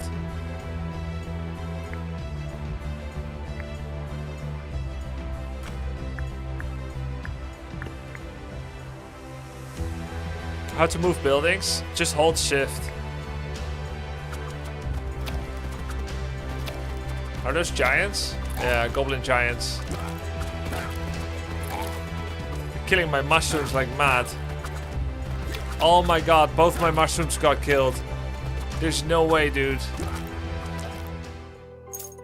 So easy. Okay, this was a tough fight though. We super stacked this challenge. The next one will be tough too, and the next one will be easier.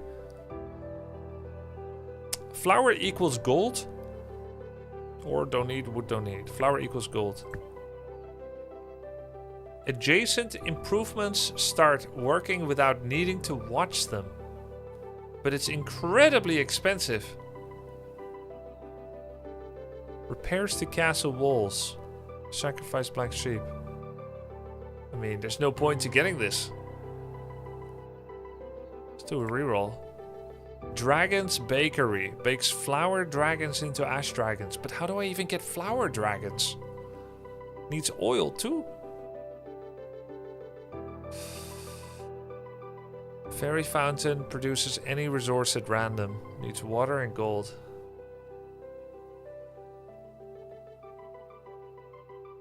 Provides 25 morale while active. That is pretty nice.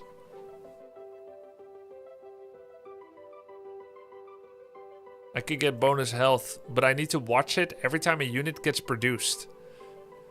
Chance of a friendly unit spawning with double HP. Okay, when does it spawn? When it gets made into the barracks? Or when it spawns onto the battlefield? Do you know what I mean?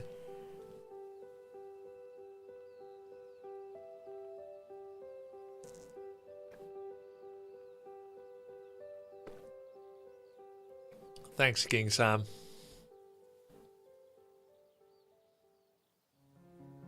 In the barracks counts as a spawn. Okay.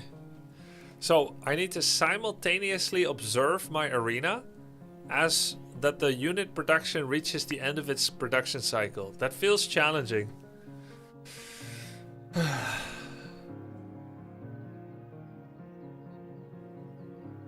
But it is the best. Have you ever learned what the third mode of production does? Red, blue? Yeah, kind of. Sawmill, wheat field. Let's get the wheat field. Did League Arc get paused? League Arc Chapter 2 complete. Chapter 3 sometime in the future.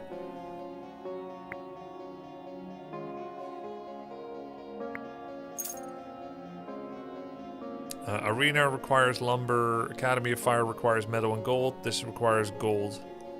Okay, so we can make the arena now. We're a sub-cap unit. This requires clay, which we do have. I'm kind of full, but we can always get rid of the wells. Can go like this, in which case we sell wheat for gold, which is okay since we don't have a gold mine yet. No, we do have. Didn't we get a gold mine? I thought I got a gold. Oh yeah, there it is. But it requires gold to make. And metal. Shit. Alright then.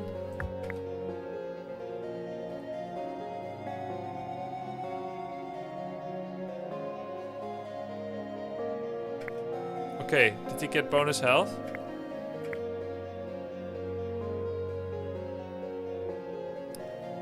Madhouse. 70, 100.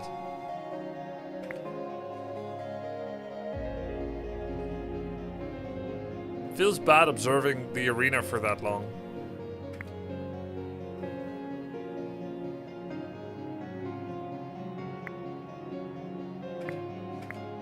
Yeah, 200. Okay, let's go. GG. Gold mine, right. Okay. Still need wood. Clay is good for now. Let's move the clay. Yeah, this gaze is super bad. It's just a straight line. It's tiny. So this king is always poor.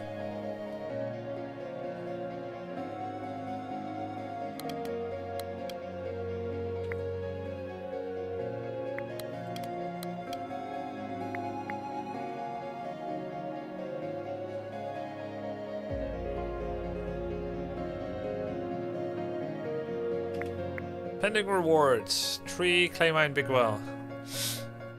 3. Yeah, he's got 15% production, but when you think about it, that's 0.6 of a square. He's got 1 or 2 fewer hexes, so he's still worse.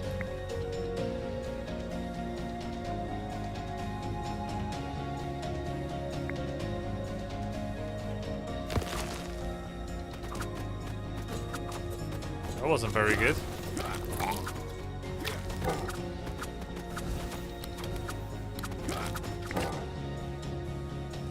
Militia camp. Gold mine. Needs metal. Damn it.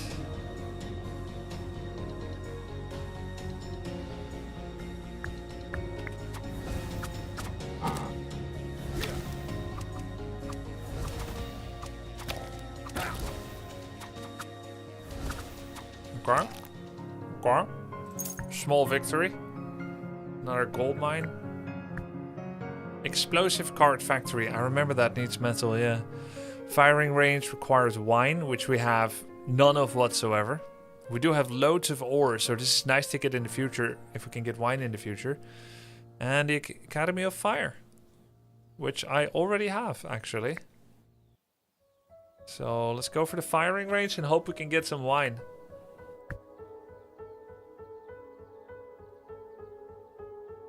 Archery. Archery, that's looking decent. Militia camp. That's a grunt, right? Could get lots of militia. Plus 2% HP of militia for each militia on the battlefield. Oh, they like to be spammed, but they're not grunts though. That's cool though, we could spam militia.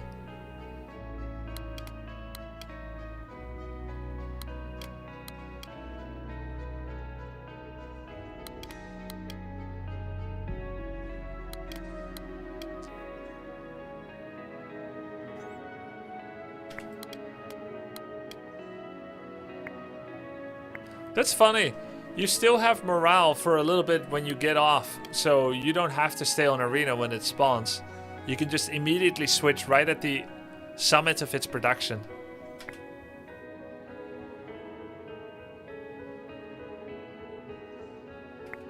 Okay, so we got 2 militia camps ready to spawn in, but we need lots of lumber in order to be able to even expand unit limit.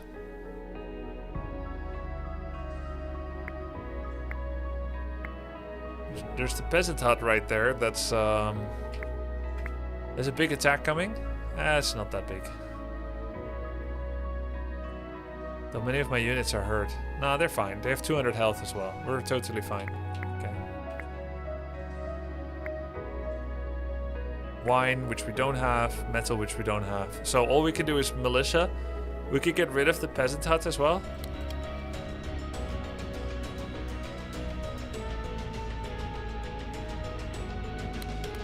Best thing we can do now is give morale. Bonus DPS.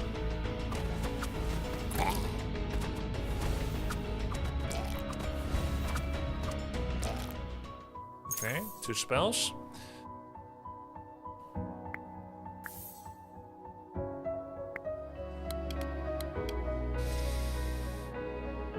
Multiple spells do not stack. Right, can't stack poison. Yeah, maybe it's time to get rid of the peasant hut. Get some mouse. Militia camp. Where do I put it?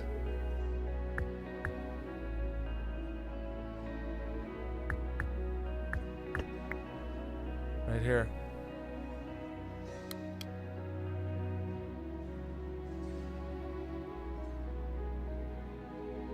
This is a tough one, man. Like, I'm so congested. No fireworks. I don't have enough of any resource. Right when he pops. Bam, arena. Okay, where's my militia? Is that a militia? Wait, how do they look? How many do I have? Militia, yes, we have 2. So, 325 health, 325. What's their baseline? 140. How does he have 325? He's a chonker.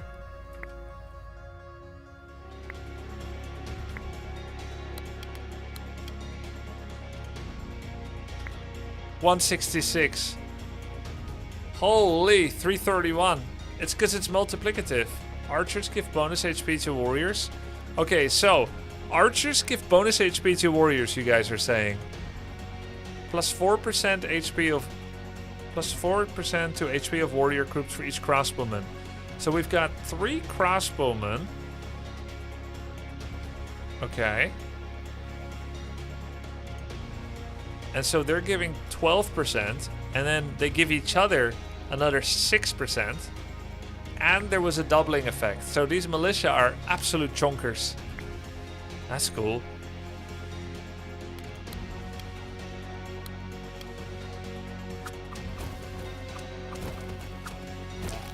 Wow. You know what's nice about the Madmen too? They walk up, they poison, they're relatively tanky, they take some damage, and then they walk back, which means that they share damage. So they're extremely synergistic with healers. Because they naturally do a lot of evasion. Gain grapes when you kill an enemy. Get 90 resources of your choice 3 times. We can get this if we sell something. Gain 3 ore every time you kill an enemy. Wheat, crystals, grapes. Now, troop training. Archers stun enemies at full HP for 2 seconds. Archers. Is that crossbowmen too or just archers? Provides additional 15 morale. That's kind of nice.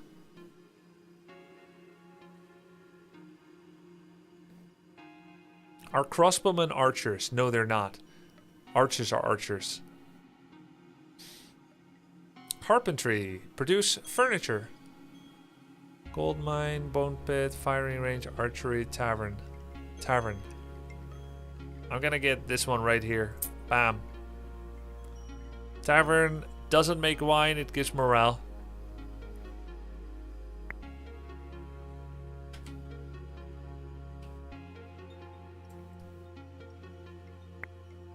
Continue. Okay, so we just gained 15 morale from this thing right here. Wait, where is it actually? Where does that bonus go?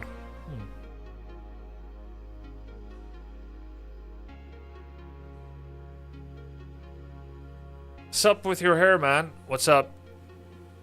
What's up with it? You don't like it? Want me to dress up for you, baby?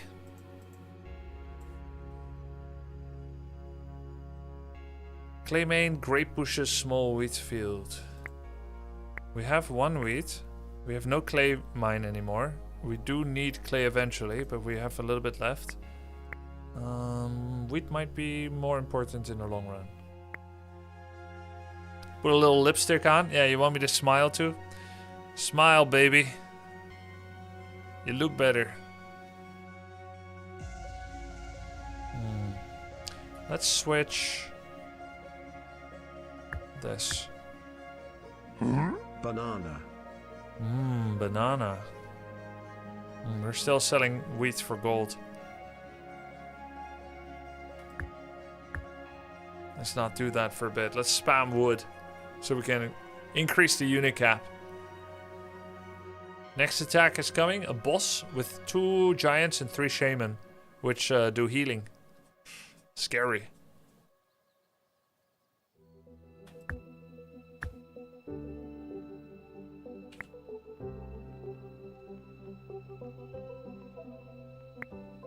Here they come. Pause. Okay, so we're gonna do this. We're gonna throw away the rest of this wheat field. And then place another militia camp here. So that they can spawn to barracks. Ugh.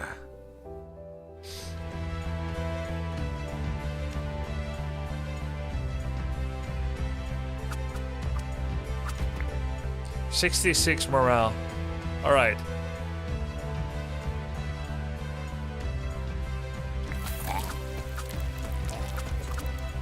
The poison does almost nothing, bro. She's so tanky. Whoa!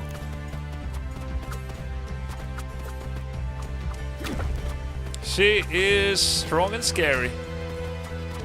Just bopping them away. Oh my god. We got lots of militia. How much health? 325.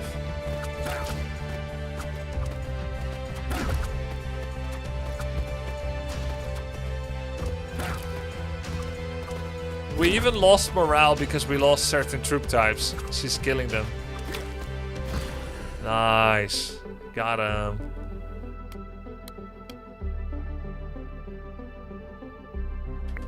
Okay, excellent.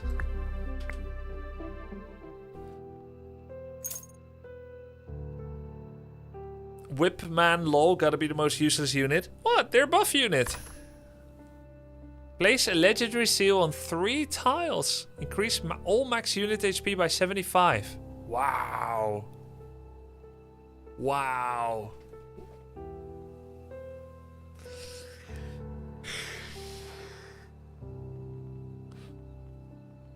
It's really good. It's both really good. That can be doubled. Yeah, exactly. It can be doubled. Let's do that. Mushroom Grove uses grapes and crystals to make these. And we need grapes and crystals to make the building as well. And what are they? Warrior Arcane. +3 to attack speed of arcane troops.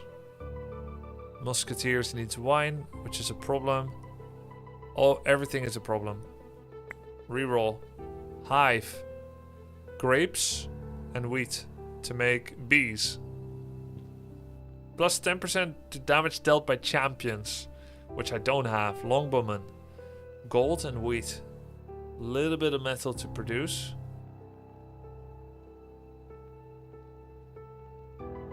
And they buff other ranged. Kind of like the English Network of Castles upgrades in AoE 4. I'm thinking Longbowman. Wait, Healers is very good for me as well. If I could somehow get it. Fire.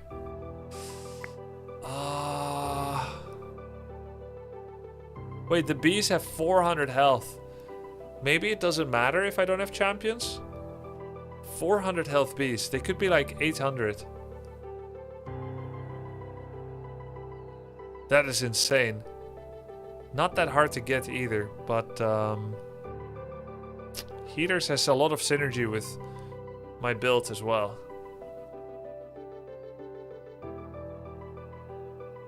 I think this is easier to get, the bees. Let's get the bees. Vineyard! That's what we need, right? For the bees. Excellent. Flying bonus damage. Warrior. Militia are warriors? Yeah. Let's get the warrior. Bees will be the tank. Okay. Alright. Denari lost. Spells before the end. Basic production now. We'll go for veteran racks. Elite racks. Ooh wee. Resources.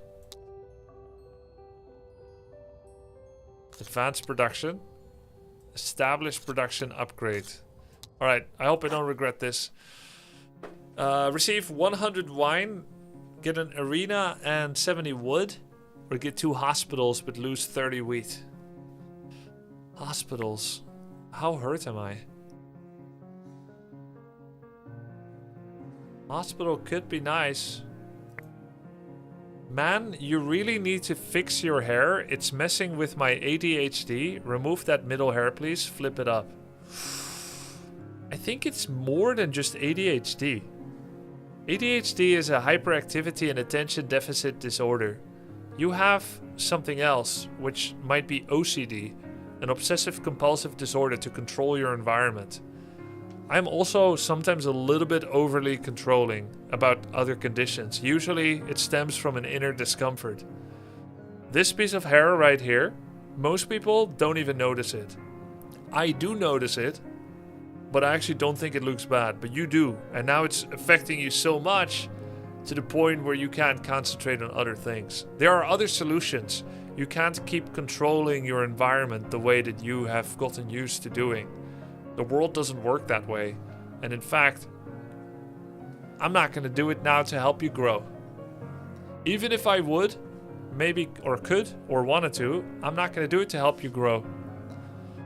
You got to work on your discipline. I felt like I needed to control conditions the most when I felt the most unconfident in my Warcraft 3 form. I get to Warcraft 3 tournaments, and when I feel unconfident about my own shape, I needed to change everything around me. But guess what? When I felt confident and happy and content because I did the homework, I did the self-improvement, and I knew that I could win, and I had the love and support of people that were supporting me, I didn't care if the conditions were terrible.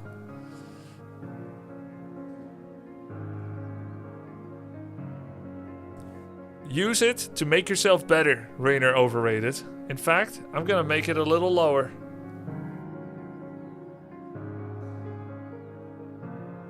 Work on yourself. Let's get 100 wine.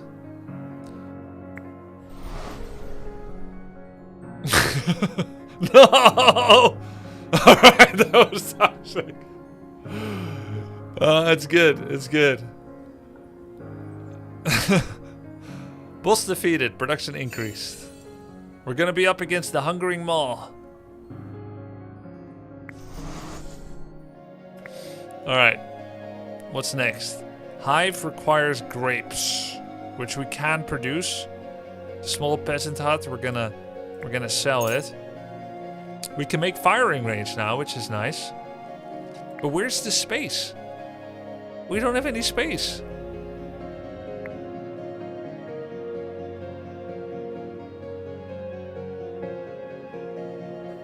Oh man. I don't know what to do. My hair is disheveled.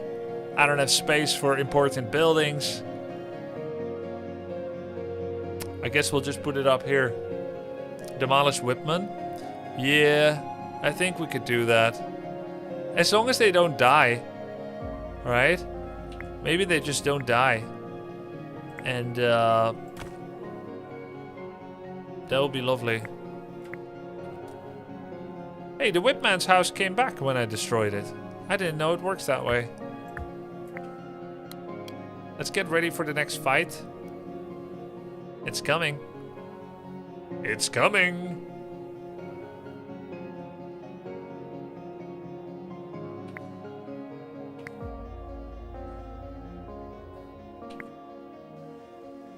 Wait, I don't have enough resources to build? Oh, I don't have ore.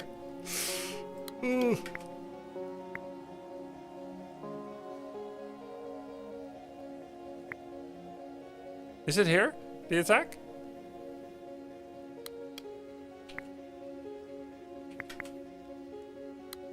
Let's build up morale right before it finishes. 93 morale. Bam. What are we making? We're making Madman.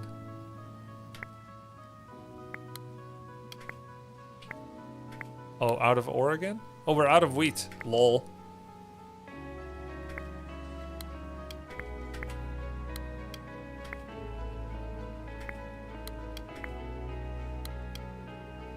So there was no attacking coming, actually. Damn, now I see that middle hair. There's nothing wrong with it. Hey, Grubby, nice hair. Thanks, man. What's wrong with the middle hair? What about this one? Does this one not bother you, chat? Okay, let's see. What do we get next?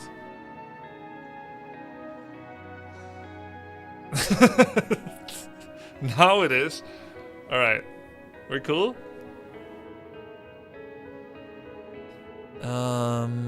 We still need more wood to get this up. Grape bush. I think we needed grapes too, right? Yes. Grapes. Right here. We're under attack! Yo, we're doing double damage, broskies.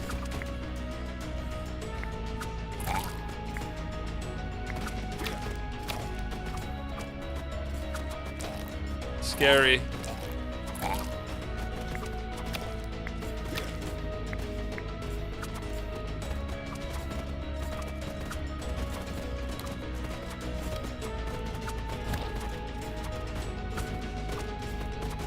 Oh good. Oh good. We did it. Clay mine. Clay mine will need a new one soon-ish. Gold mine we still have. Yep. Okay, clay mine.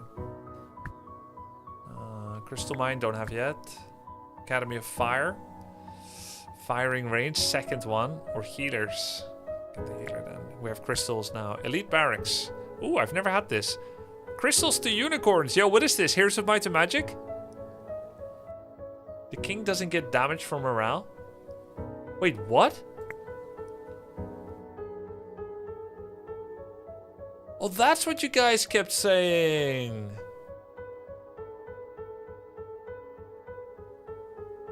Oh my god. No double damage. So I'm gaslighting. Okay. Awaken giants from their sleep. Morale's still good. But what's it good for? It's just for spawning health. Oh my god. Okay, unicorn, 600 health, 38 damage. They're a champion, so they work well with bees. Deal bonus damage if black unicorn is present too. Giant is also a champion. Arcane troops receive a chance of stunning enemies. Build cost free. Just needs 21 meat. Double HP buildings aren't good. No, it's very good. Catapults. We don't have the metal. That's crazy. I remember we had a catapult once. It was really good. Read it. Read info. What? What info? Read giant description. Yeah, I'm reading. 550 health, 35 damage. Arcane troops receive extra chance of stunning enemies for each giant on the battlefield. Of the building, the big one? What big one? The basic text stop hovering. Awaken giants from their sleep to fight for you. They don't like being disturbed, so they will damage your castle for 20... That's not exactly free, is it? 20 HP castle damage. XD. But that's fine. I mean, are we gonna get 400 crystals for unicorns? I think that's fine. It's all good, man.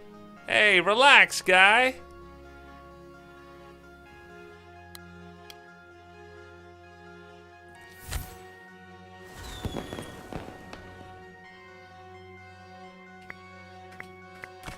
Okay, what do I make there? Crystal mine, maybe. We have crystal, we have gold. 120 gold. What do we need first of all? Academy of Fire requires metal that we still don't have. Hive requires wheat and grapes. Our grapes are up here, so we're good. We're gonna get there.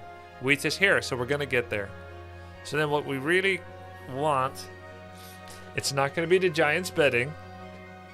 We need wood for limits. We already have that, so let's just click that up.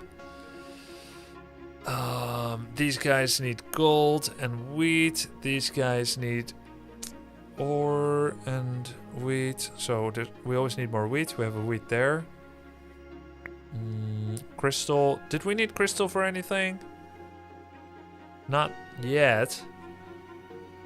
We already have one vineyard here. Grape bushes, 200. Oh, the vineyard is a bigger version of it. I see. Gold mine then, maybe. Guys, do you always get your racks back?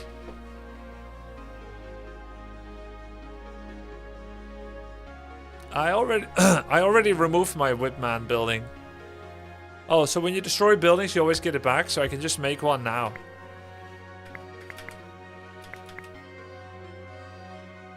Where is he? Is he made? Is he not made yet? Only resources disappear. I see.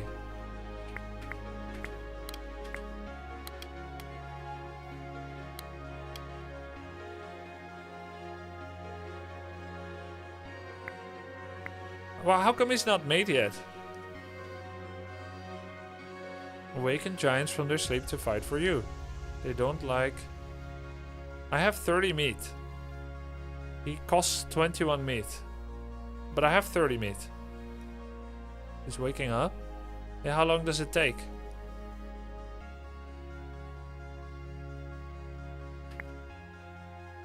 Oh. He spawned with 72 morale. Please say that he has bonus health. 550?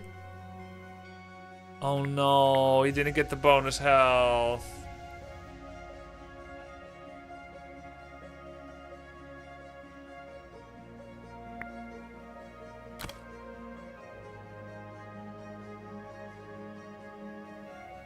It's okay.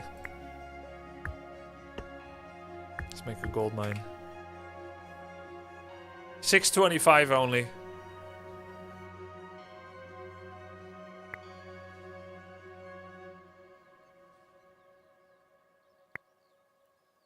Shouldn't you be gazing at arena anytime you want to train units? I did, but okay, I did, and there's a lingering effect.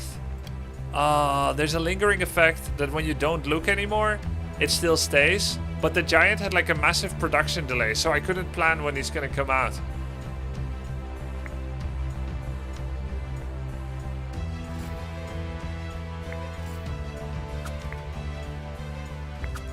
I think giant will carry this, right? He has 47 damage instead of how much? 35, because he got buffed from allies.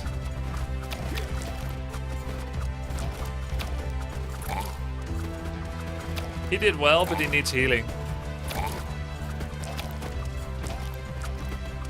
Took 100 damage. Ah, healing. Flower, grapes, wheat. By now we have enough grapes, but we should still get it. Be still casted. Water, flower, gold. Flower can be sold for gold in the marketplace for more, I think. Reroll for metal. Reroll for metal, but I can only do that twice. I think it's too risky. You don't need gold, don't I? Can I get metal? I guess I can. Good choice, good choice. We got metal. GG. Nice. Forge. Oh, there we go. Alright. We got metal. Let's think about this. What do we do next? We can build the hive now. The firing range has musketeers. The thing is, they'll never die, right? Because they're at the back. So we could just destroy the firing range, except we'll never get it back. Maybe we don't destroy it. Maybe we rather destroy the big well or the clay mine.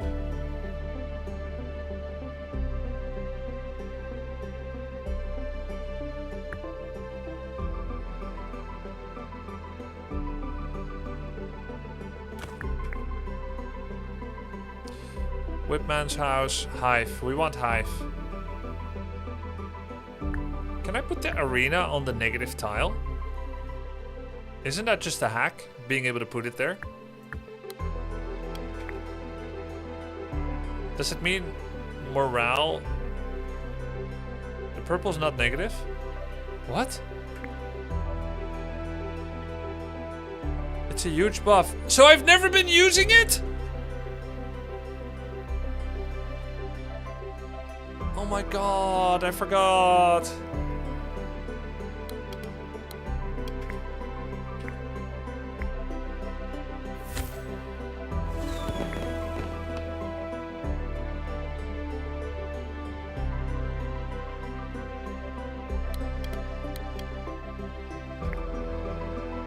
What do I put there? Vineyard. Arena. What do I throw away?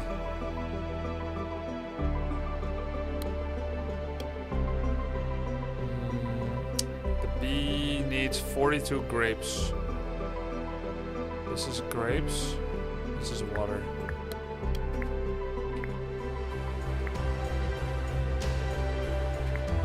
Okay, how much HP does the bee have? Can I see that here? I can't. Send to barracks, crossbowman, militia, madman. Can't I send him to barracks? Why not? Is it because they're in a fight? Oh. Right. You can't micro like that.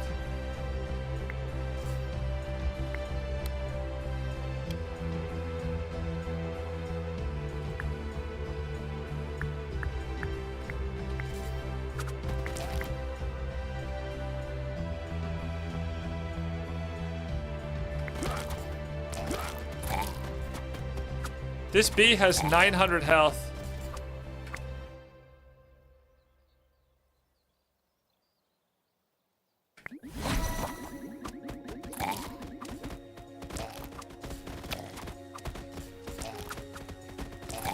It's like a boss. Vineyard. Produce grapes, iron mine, sawmill.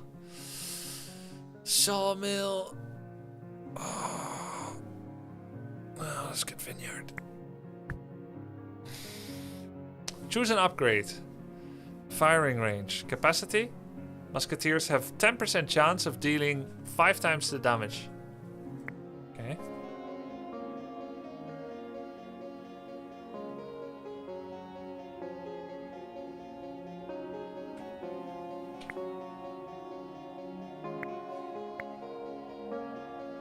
Two bees. And do they both have maxed health? They do. 1,000 health each.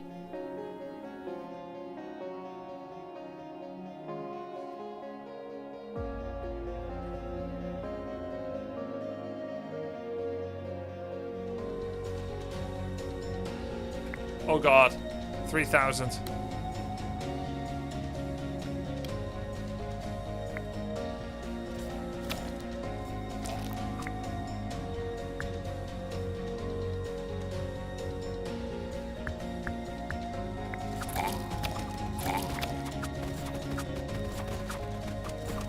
Who's he hitting?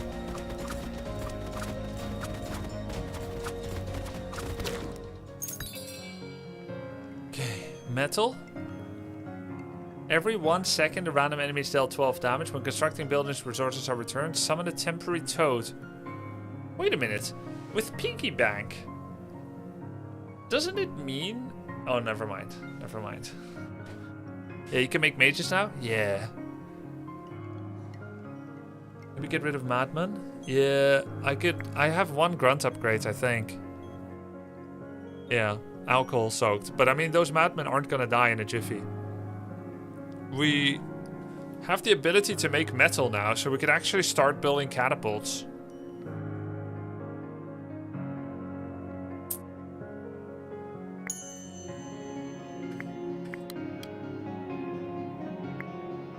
Okay, how many bees do we have?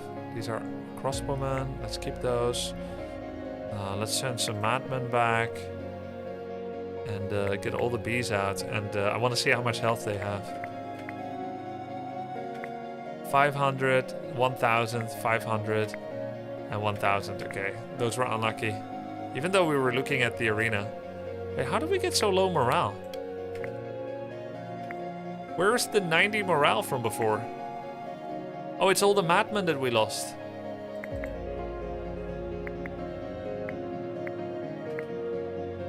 Damn. Nasty morale loss. Oh, and no more wine. Yeah. Alright, well, we don't need morale now anyway.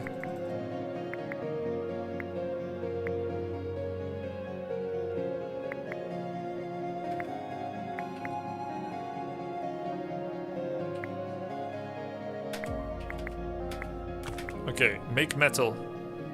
Smelts ore into metal.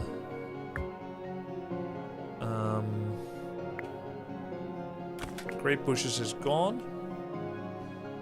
Do we make more vineyards? Academy of Fire. Produce fire mages. Cost wheat. Which we have a lot of. No space. They would have to go in lieu of somebody else. Though it's nice to fill up all the productions so that you can easily remake, right?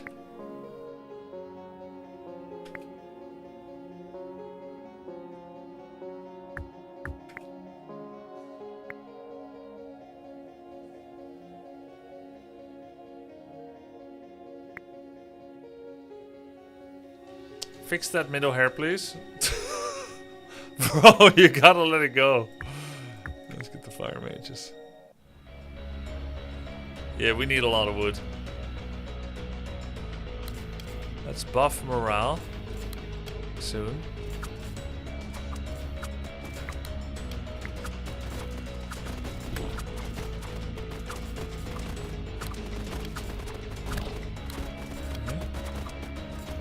What makes Madman so inspiring? I think it's when you know there's a crazy guy on your team. I think that's the part that helps.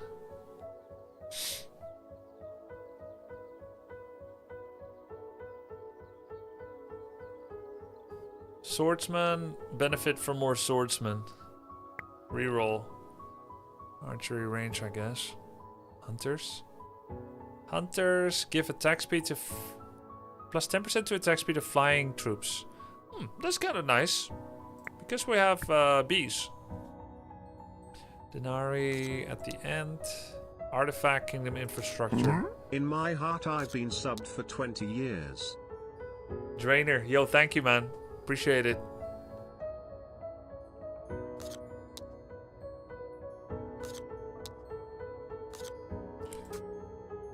I don't think I need more barracks, to be honest.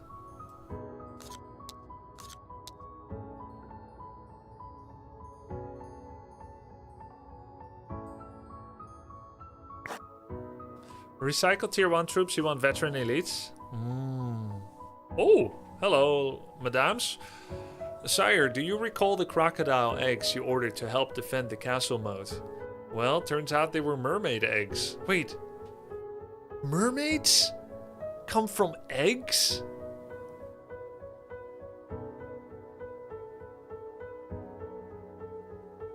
Dolphins are mammals, but mermaids come from eggs. No, sire, I didn't know mermaids hatch from eggs either. Unfortunately, mermaids are not very effective against goblins. Apparently, they're not their type. I see.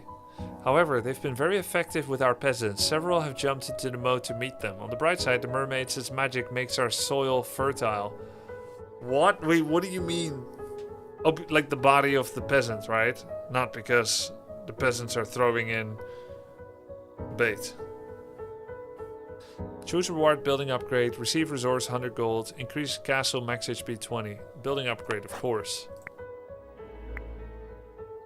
Oh, catapult factory, increase capacity by 1. Or bumblebees poison their enemies, dealing bonus 30 damage over time. That's really nice. Bam.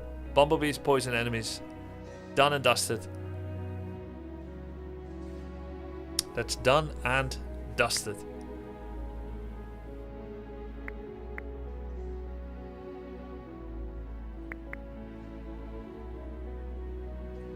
Okay, where do I see my fire mages?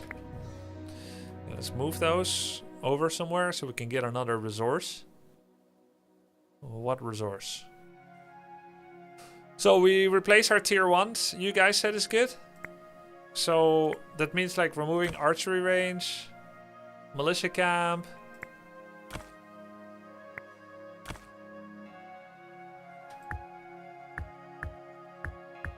And then what?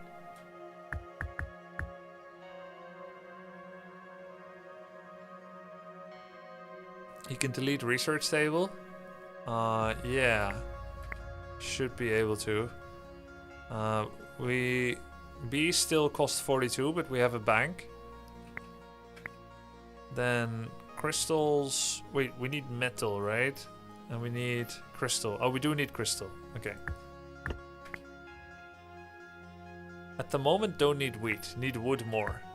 Let's move the wheat over here. And I don't have wood, so why did I move it? GG. Hunters. Archery, militia camp. Hunters. We don't have hunters yet. Can make a couple of hunters. Oh my god, I don't have enough trees anymore, guys.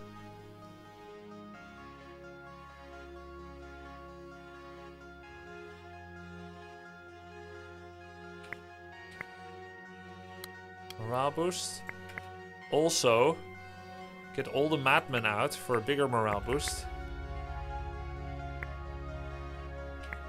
68. Now finish it. Done. Move you over here. Or madman back in. That's min-maxing.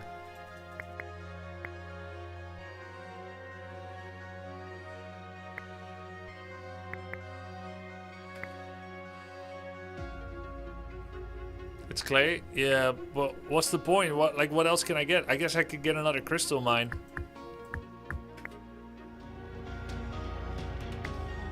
Oh, and we need to make, what's it called? Catapult factory.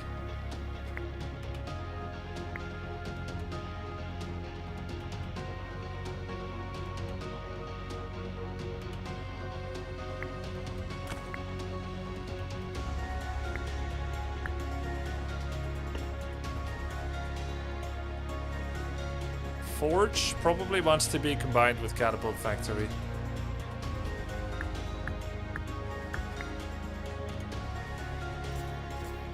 $76 metal. Wait, so does it not start building unless I have 76 right now? Shit.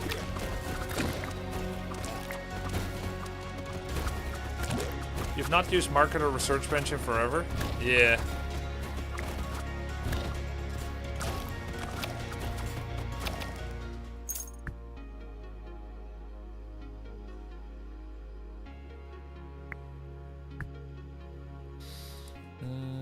We need wood, right? Sawmill?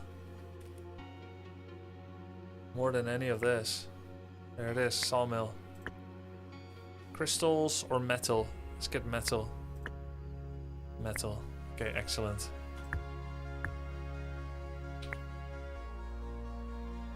Let's start making some catapults. Yeah, let's build the fairy fountain. It just starts producing by itself.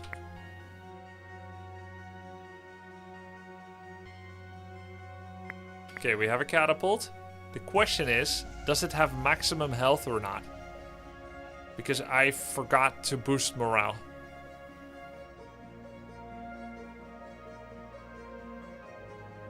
What's that? Hunter. The catapult is supposed to have 150 health. And it has 225. Ah, I didn't get the morale bonus.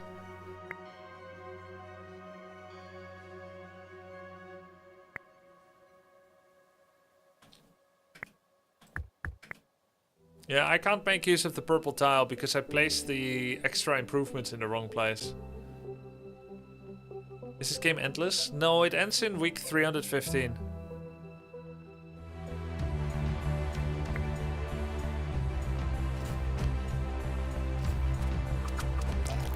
You know what? We'll never get unit limits surpassed. We shouldn't even have tried.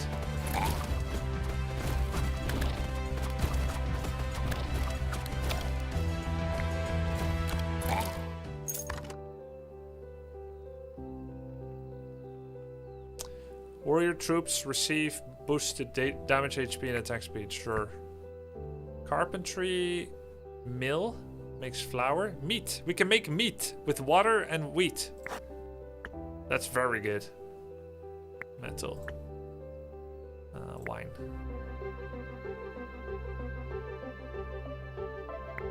Okay. All right. Animal farm. So we can get more giants. Wait, we have enough crystal, don't we?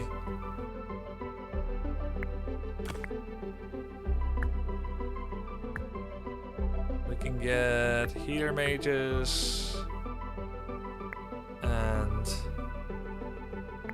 what's the other thing? Giant's bedding. Where did I need the crystal for? Oh, the healer mages. Yeah. They also need wheat. Animal farm. We have enough meat for additional giants. We may have enough crystal till the end of the game. Let's get the giants thing. And let's make sure that we got all these guys coming out again. Oh, pause. Okay. So now morale is up. And he got made. Now, do you have... Where's the giant? Wait, where is he actually? Here.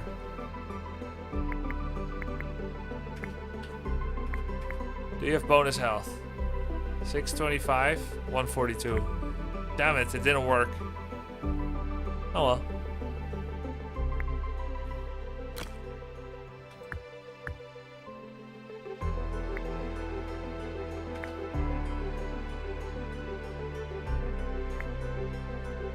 We have full healer mages produced.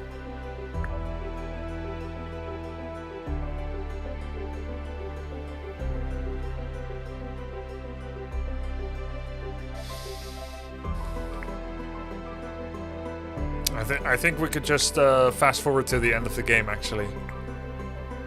We probably already won this.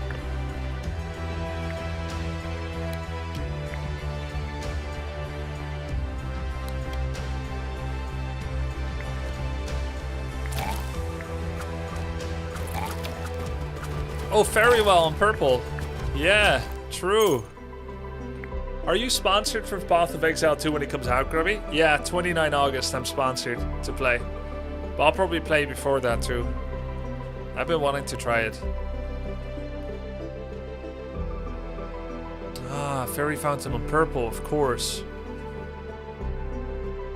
Get healers out, your giants will die. Okay. Hunters. Healers. Fire mages. Get our bees out. We have so little space.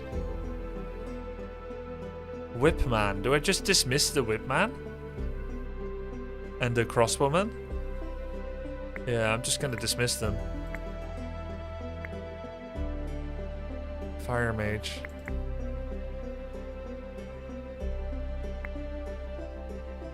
Militia.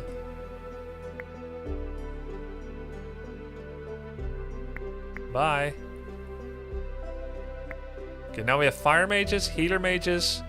We have bees. Gonna dismiss one crossbowman, 4 bees. We have a catapult. We have 3 fire mage, 3 healer mage, 2 hunters, 2 giants, and 2 crossbowmen. That's a great combo. But now the question is, why aren't they healing him? Do they only heal in combat?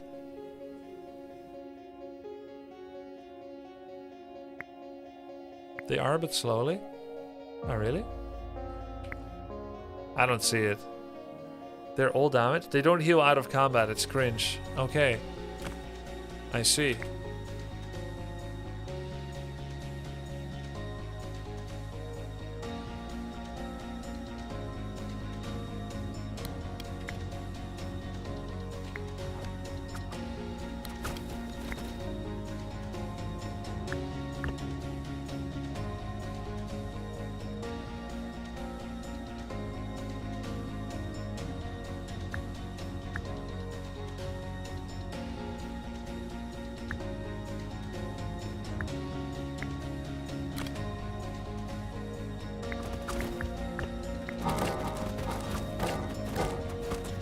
These are the healers. But yeah, anyway, like I said, we could just fast forward to the end. I don't know why I'm playing so carefully. I'm just like, I'm trying to be like efficient and stuff. It's not needed.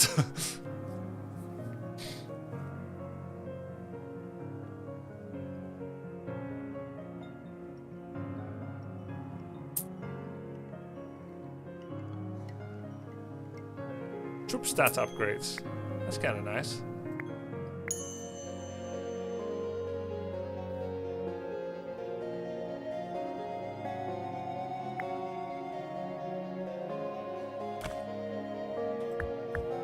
Troop stat upgrades. Hero statue.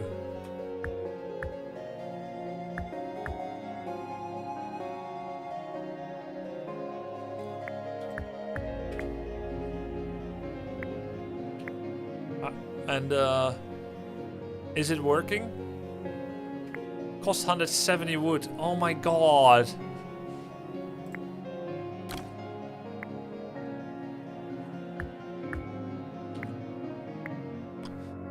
Riders, champions. Champion health up, flying damage up.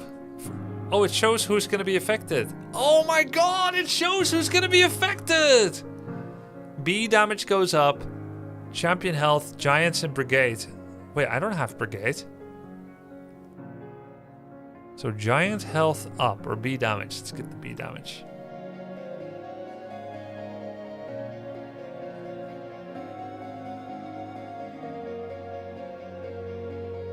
$170 wood.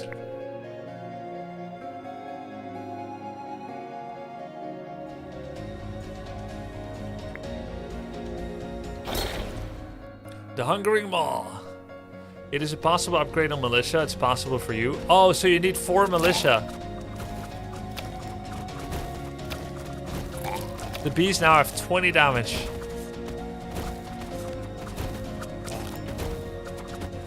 trying to kill my giant. I don't see any regen, but I guess it is gonna work.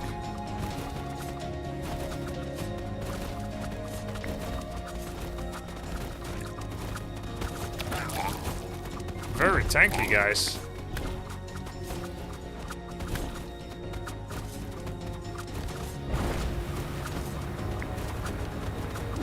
I'm losing a lot of guys. That's crazy.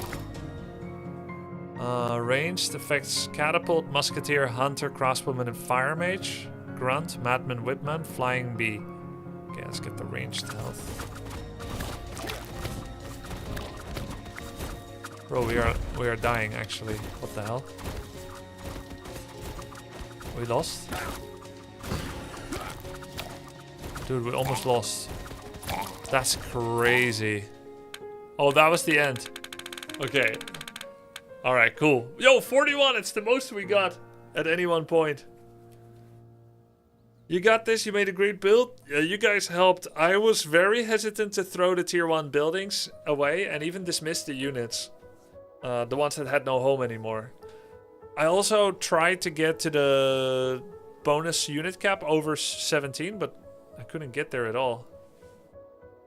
Yeah, cool. Yo, bees were sick. Giants, catapult, fire mage, healer mage. Okay, victory bonus. It's tough for me to throw units away. Okay, what did we unlock? Assassin's Temple, Slinger's Tree, Gnome Dome. In a way, new unlocks could weaken you, no? They could weaken you, because you can get offered more different things. When maybe you already have all the elements to an effective build. It's like the problem of a bigger deck, like in Slay the Spire or whatever. Wood is arguably the most important resource. Yeah, sort of, but at the same time not really, because the new units are awesome. Exactly, that's the next thing I was gonna say. It isn't because the new buildings are better than the first ones. One second.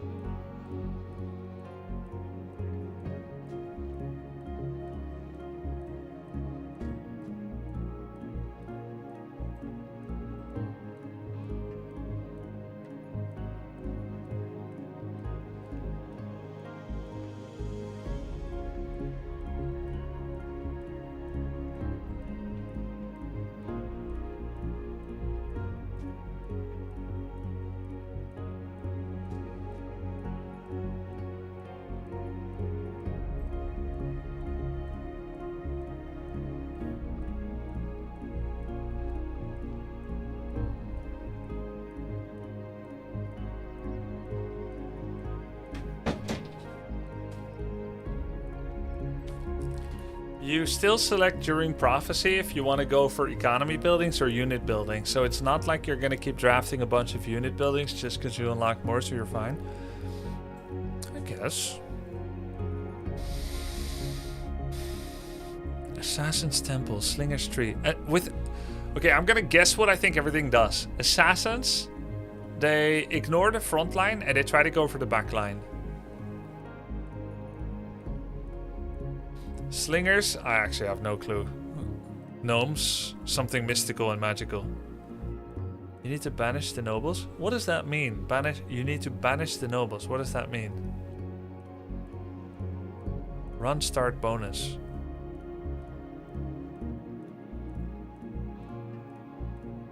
Oh, banish the nobles. Yes.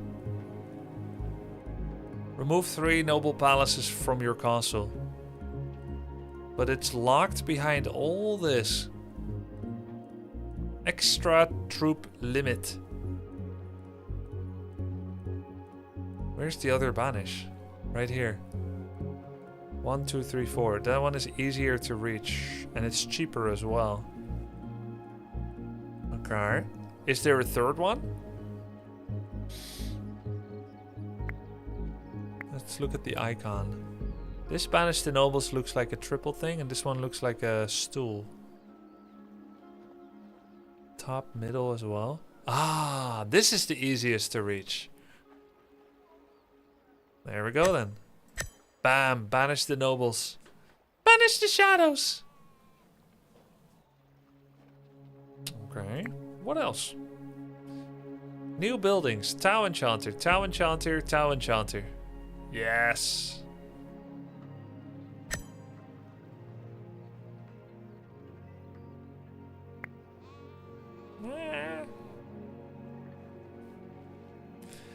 New advisor. Speeds up spell production. New advisor, new advisor. I'm still happy to go with the advisor I have. Receive 30 starting wine. That's the worst time to get wine. I'm not going to waste money on that.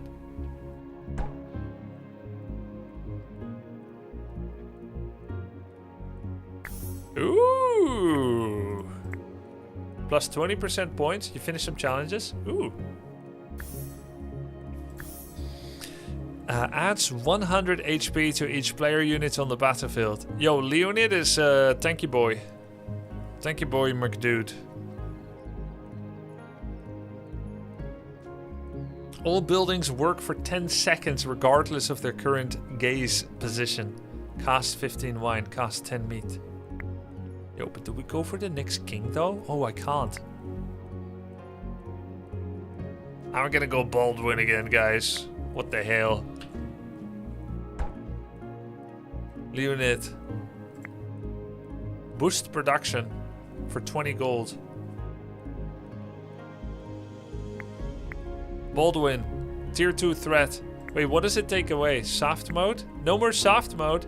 The king is chilling. No special effects. Enjoy it while you can. One boss fewer than usual will attack. Oh, that's why we're doing double boss. And now it's gonna be triple boss. And the king is chilling. No special effects. Enjoy it while you can. GG. Here we go, guys. And no more softness. Oof. Oof. Now we're slaying the spire. Oh, look at that spawn. Ah, we cannot get epic together with this one. But not a bad spawn. This game is so relaxing to watch, it's insane, says Femboy Analyzer. Hey, glad you're enjoying it, man. Not a great spawn. It's not too bad. Restart. You want purple and blue next to each other? I feel like restarting is kind of like cheating though.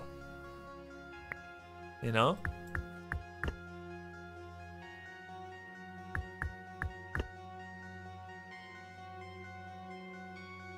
Oh, the nobles!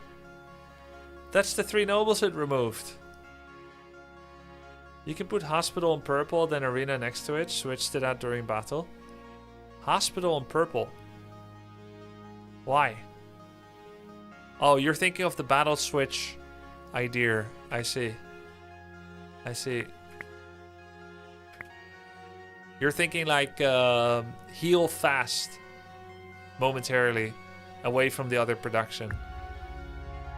Okay, so where would I want my peasant huts to be? You can put your seal on top of the curse tile. And then what happens? You mean when you produce a new seal? And then it evens it out? You don't need hut chicken ability? Oh yeah, I could just skip the whole huts. Oh, that would save a lot of resources. Then I could go straight to the research table and or tile enchanter and marketplace. Marketplace with wheat. Might as well use it now then. Start selling wheat. Okay, so now we're starting to get gold. And wheat at a small rate. No peasant hut. Ooh, that's nice. Isn't it nice?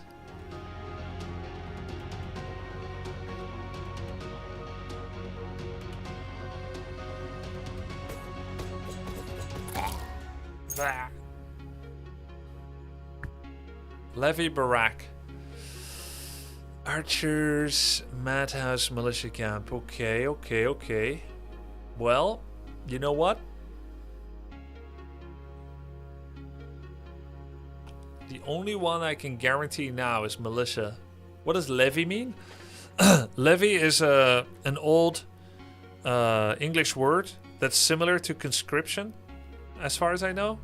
Levy is like something that they did in war times. Like, I think it's from feudalism. I could be wrong completely. I just have... But yeah, it's like produce or procure or fetch, make, something like that, I think. I'm not 100% sure, actually.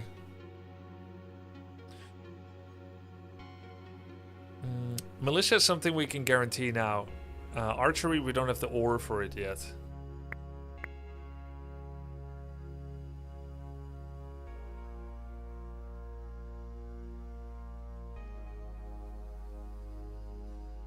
I thought levy was like draft. Oh, levy attacks. But it doesn't mean that levy is tax per se.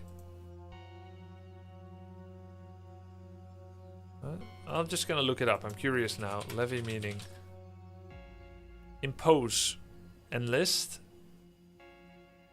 an act of enlisting troops, historical.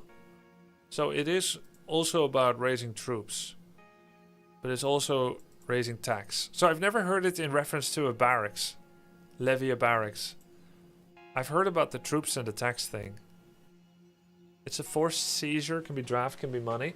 Yeah, so it's a bit the same as conscription. I wasn't entirely wrong.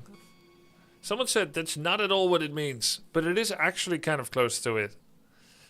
I think the wisest is to get militia camp now, not archery, even though I like archery more. Tree, gold mine. Gold mine needs gold, but it's gold, so that's nice. Okay. Denarii at the end. Spell, basic production, spell, Denarii. Denarii at the end. Production early, then spell. Kingdom infrastructure. What is kingdom infrastructure again? I know it's good, but... 90 of a resource. Well, you think you're fancy because you can read. Special buildings, like what? Like a fountain?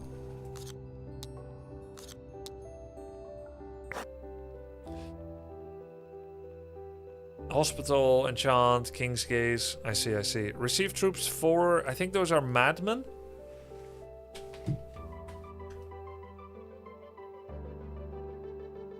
Reward building upgrade twice, or you get nothing. 7 morale. I think it's time to RNG for the first time.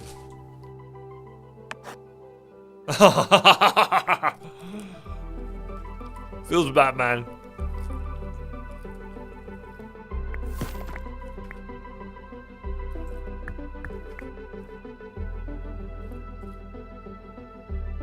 Next we need ore.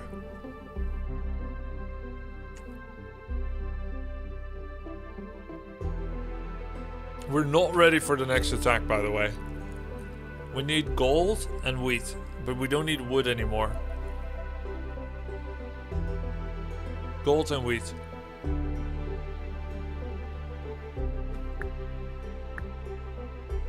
But we almost finished this. I think we just finish rather than move it.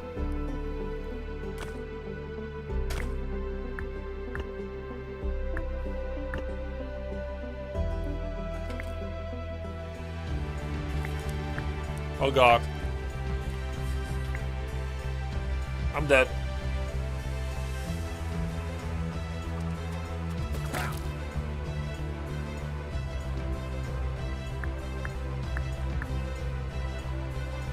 What does he need to make?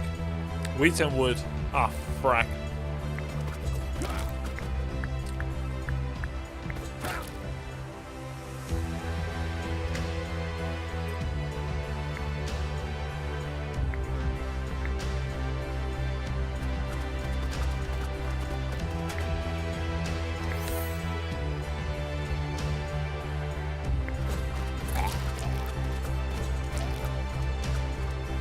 Not dead.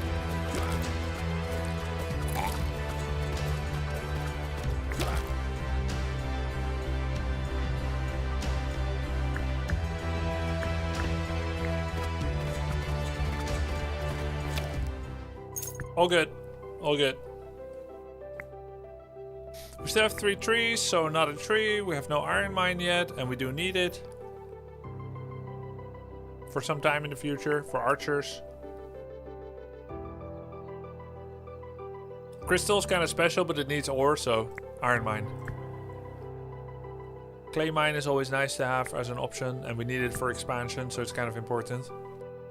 Choose a special building. Yo, what? That's really far away.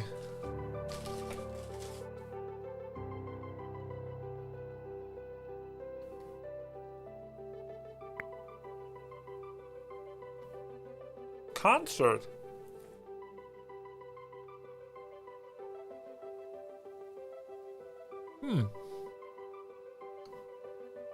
But it has to be active. What do the castle buildings do in the bottom row? You mean these over here? They're blueprints ready to be made. Kind of like furry fountain with 400 water.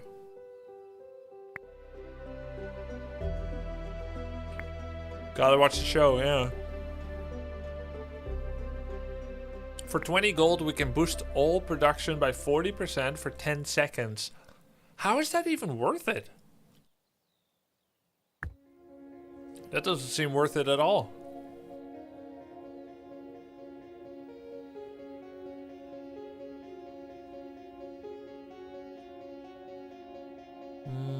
Where do I want to move this? Here, maybe.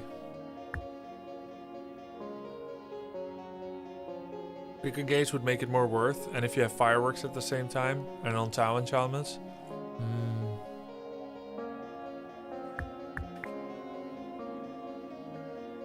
We also need gold again soon.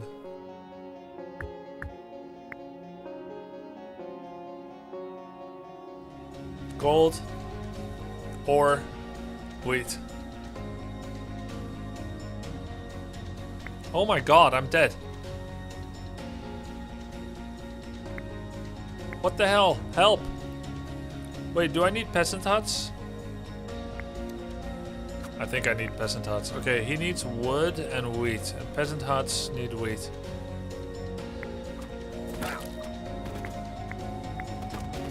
I think I need to build these.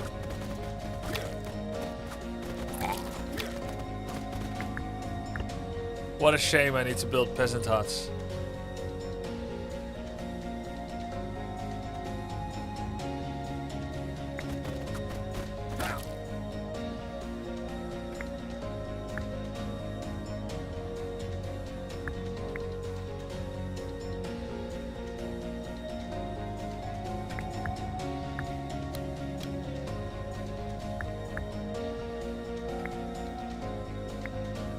Why can't I make him? Wheat? Wood. No, I can. I guess he just got recently moved. Why can't I produce from this yet? 12 wheat, 15 wood. He was stunned for that long.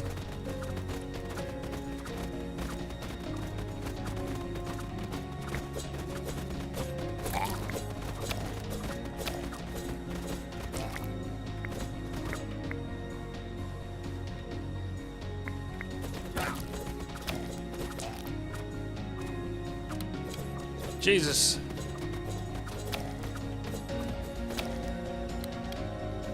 Another attack! That's how long this attack took.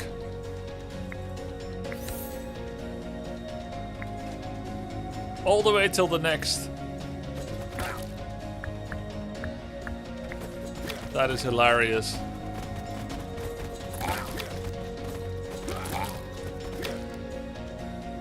So if you kept production mode on red blue, it would have produced troops on the battlefield at the cap. Oh. So you would have 6 militia ready.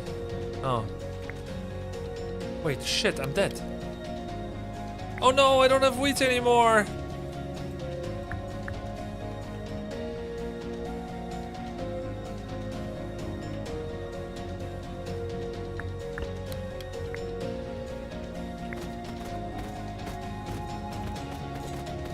Ah.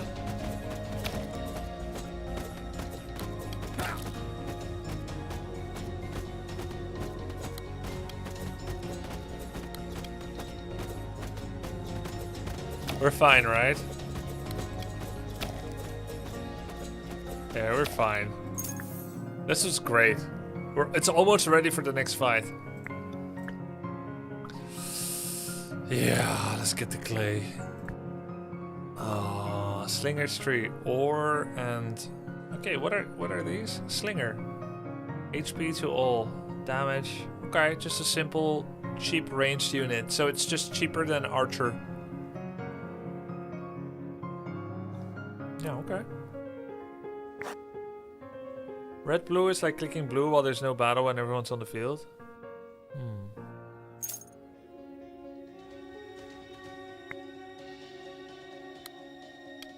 I'm still not 100% sure how it works. Okay, this fight is the easy one.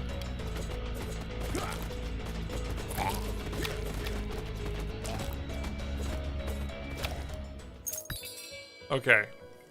Wow, we are gonna lose soon, maybe.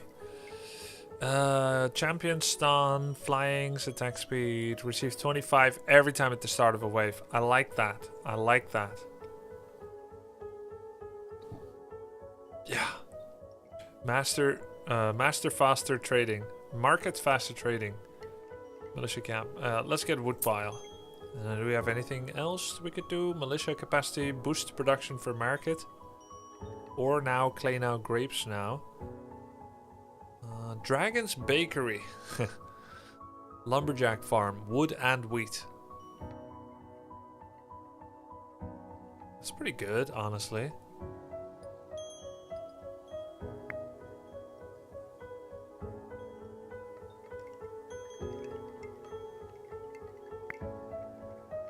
Let's try it. New building available in Encyclopedia. Okay.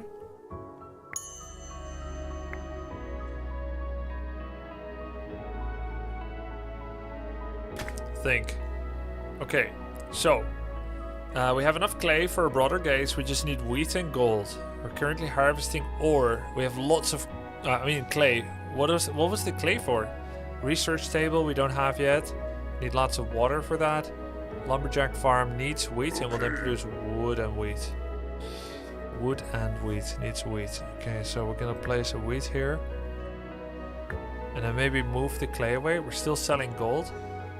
Which we're still selling wheat for gold, which can help for the broader gaze before getting a gold mine, which costs gold to make gold. It costs 75 and makes 200? There's something really bad about that.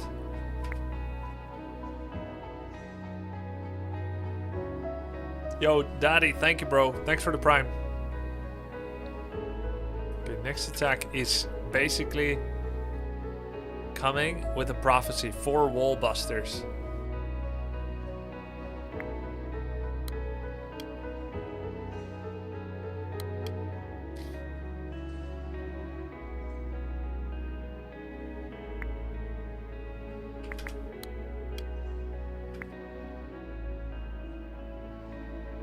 We need more wheat.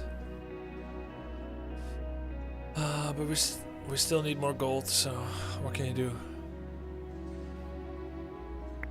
Guess I could stop getting ore. Why am I still getting ore?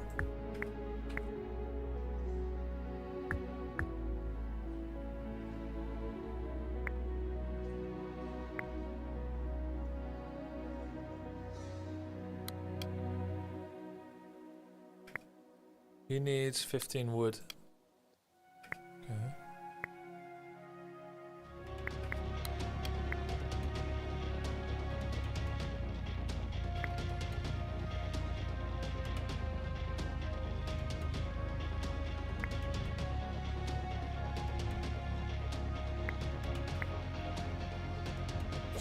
Pop him out.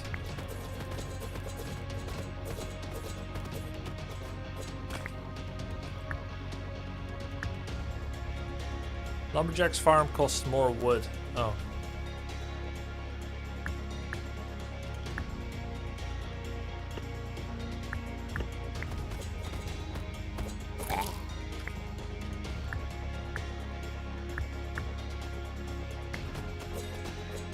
Oh god, wait, am I dead?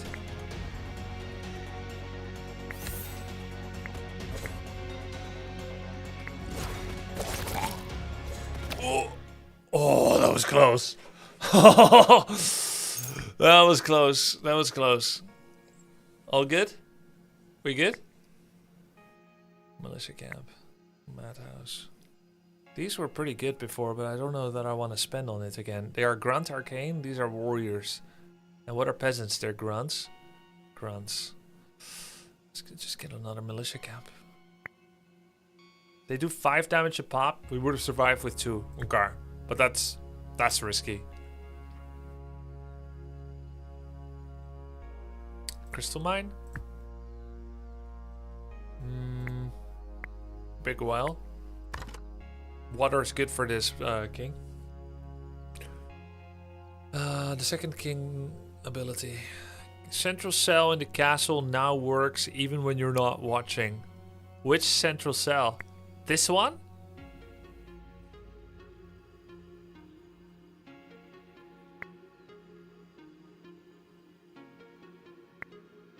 But I am watching it. And I'm going to continue watching it.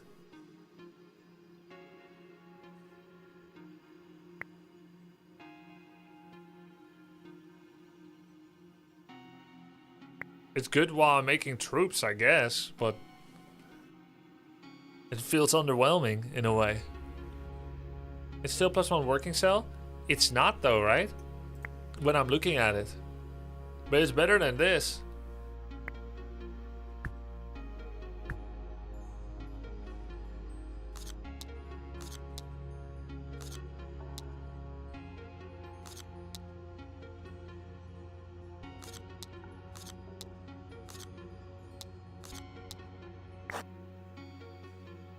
Just don't look at it, but I am gonna look at it.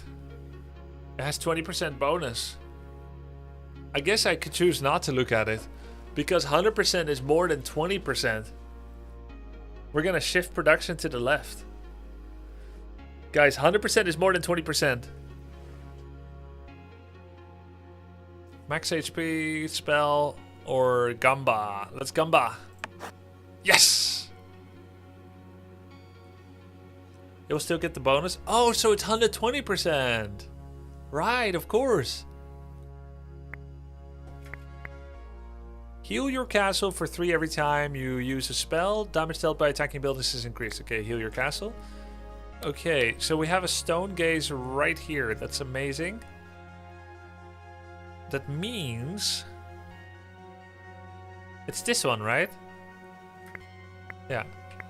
Okay, so Tile Enchanter here would be quite nice then.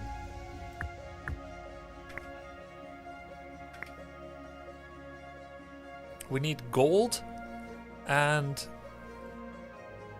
wheat. Oh my god, bro! I just spent my gaze gold on a Tile Enchanter.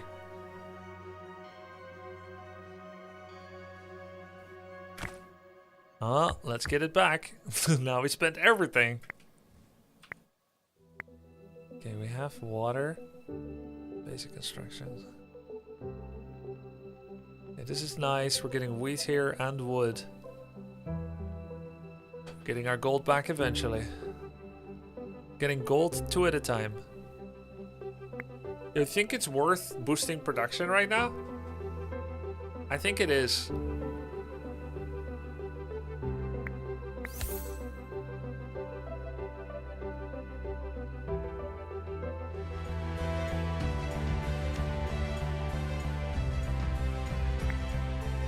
We're under attack!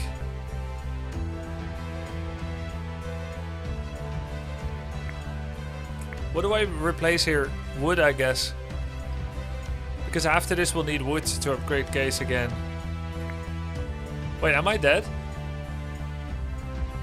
Maybe I was too greedy.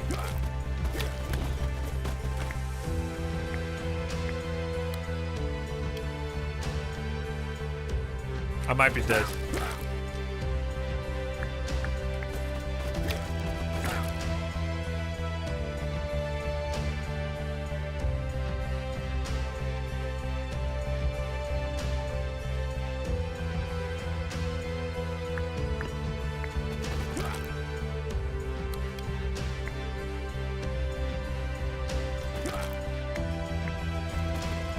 Ah, GG. Alright. That makes sense. I should have just left out all the bonus improvements, but then you just fall further and further behind as well. Okay. I mean, that's a high difficulty level, man. Shit. I don't know. That one was unlucky. I don't think anyone could have won that. It was so unlucky.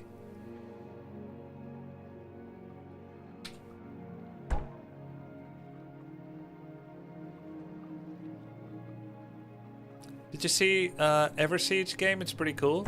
No, I didn't.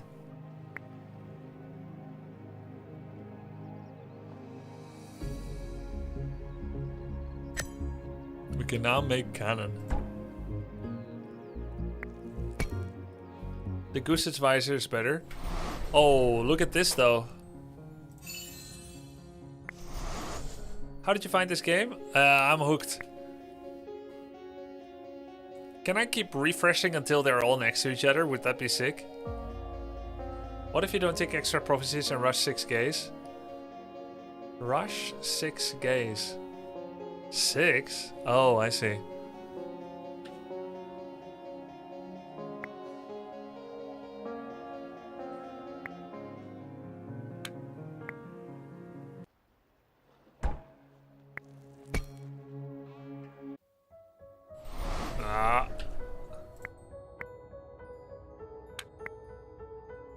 Okay, 2 more max.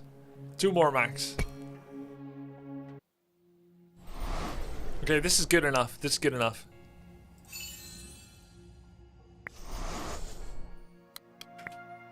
We got epic and we got this one. The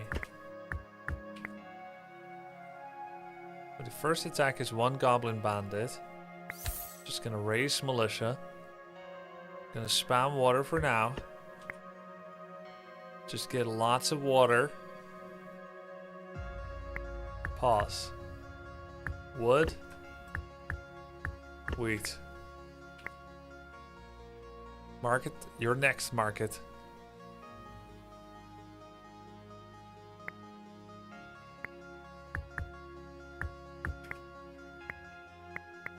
Bam. There we go. Terrible min-maxing? What do you mean? What do you mean terrible min-maxing? You mean because I got more water? Because I got a store of water right now. You think I should stop at 0 water exactly. You're right.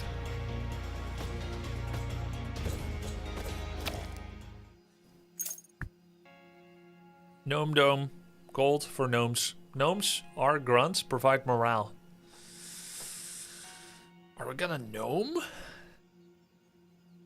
Nah, we bump it. Small wheat field, big well. Grape bushes.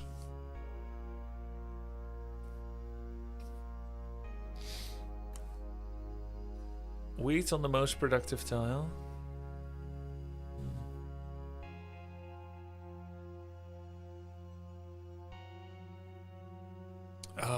I'll get grape bushes.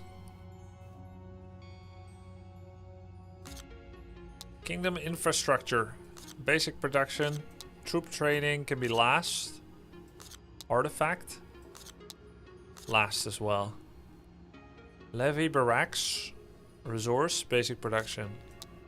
Let's get basic production, then resource, then levy barracks. Receive 10 of every resource. 100 crystal. Does this game have meta progression? Yes. Very addictive and fun game. Magic school. 100 crystals or 10 of all. 10 of all is a massive leg up, jump up, right? So now we can sell flour.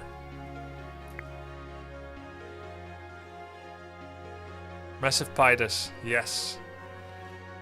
Okay, the next attack is 1 bandit. Oh, it's already happened. And the next is...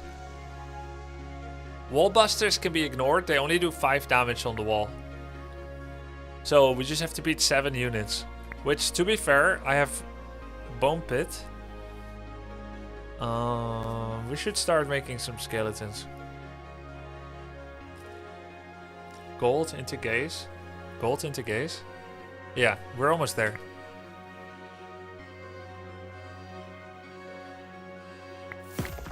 Okay. So now we're getting water as well. The next is ore, wheat, and gold. What do I put here? The bone pit needs 40 wheat. Oh, we've already sold flour. Oops. Okay. Next, do I sell metal? Yeah, I'll just sell metal for momentum.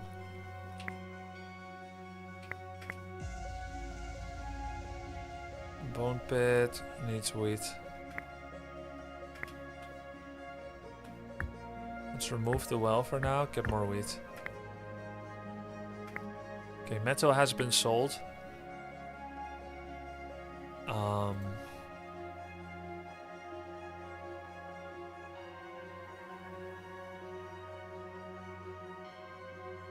Keep metal, too late. Yeah, we can sell furniture. Make this now.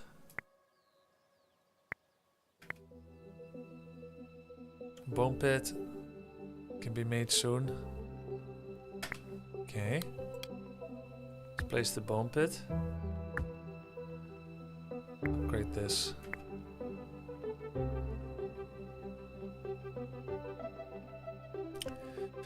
It's gonna be dangerous. 7 versus 9. What do skeletons require? Water.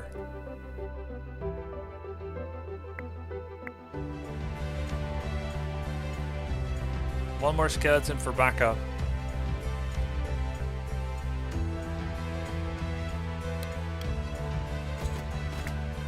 Okay, we have nothing to sell here anymore. Can do wheat again. And then after the wheat disappears, more wheat. Or more wood.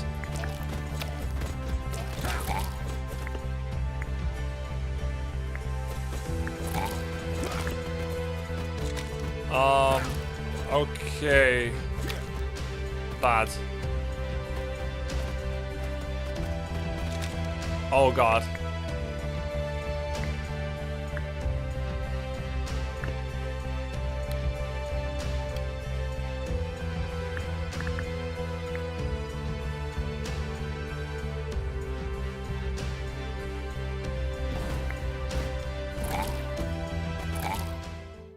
Okay. Legolas. Crystal mine, big well, tree. We only have 1 tree left. Crystal would prepare for some uncertain future. Big well feels greedy when I can still play with small wells. Tree is the safest.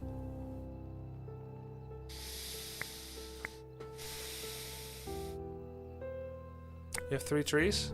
Oh, you're right. I was looking at grape bushes. Crystal mine then. Clay mine.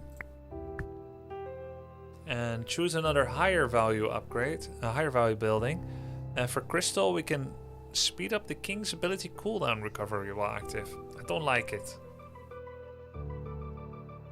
Could go for a reroll here. None of these are very good right now. Tile Enchanter Epic. Tile Enchanter Legendary. Needs oil. This one needs crystal and gold. Let's do an epic.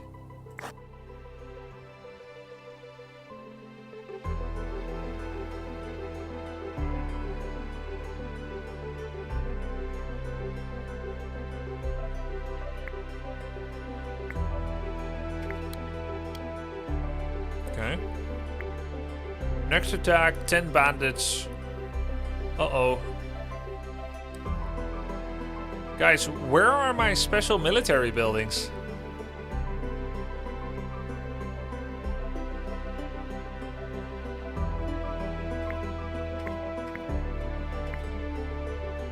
You didn't select any? What the hell?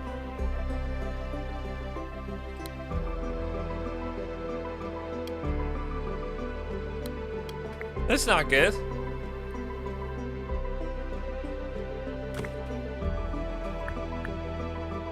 So it's just peasants then.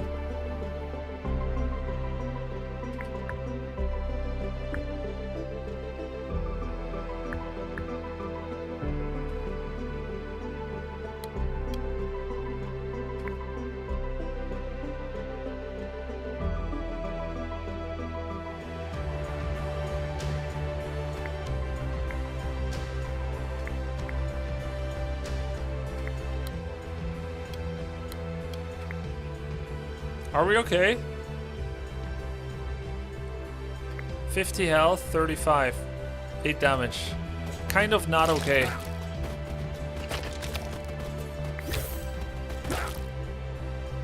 Oh shit.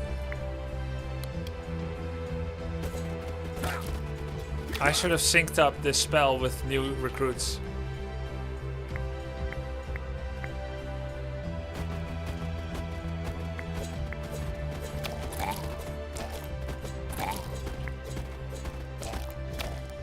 Well, at least we're not dead. 45 crystals. Didn't we need 100 crystals for something? Yes. Wait, clay makes the gaze bigger. Ooh. I found that the hardest at the start, not getting my army started, because I was so focused on making a great economy. I make the same mistake in turn-based strategy games, man. I just get so greedy. What can I say? I'm greedy about life. Winery. Ooh. Carpentry. Let's go for a winery. Alright. I do need more water.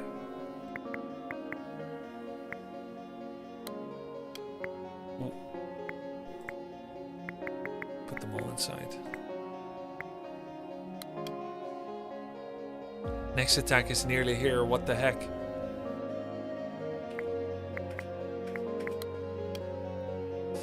So, I don't have research table. I don't have the water for it. And I'm working on making my gaze bigger. At the time where we're about to die.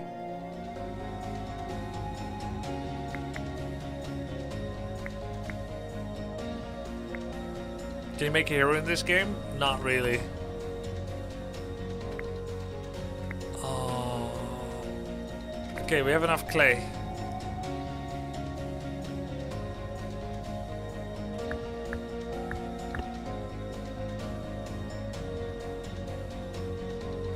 Yeah, maybe I am focusing too much on greed. Maybe I should have just tanked with the wall again.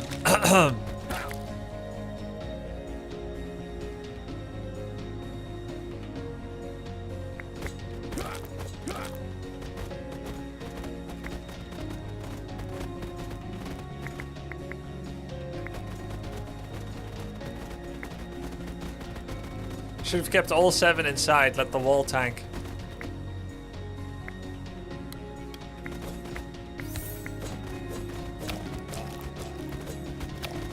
HP is a resource.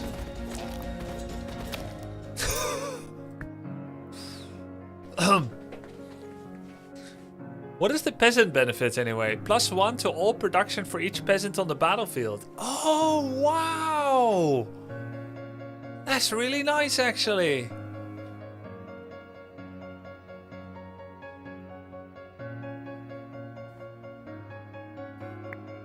Where's the wall HP? Here, 19 out of 100. So we can be greedy.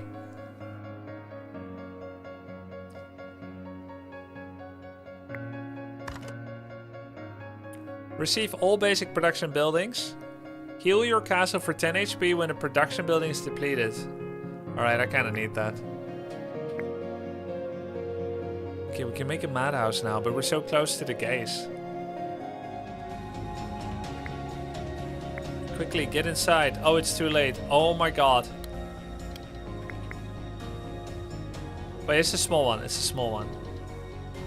We're good, we're good.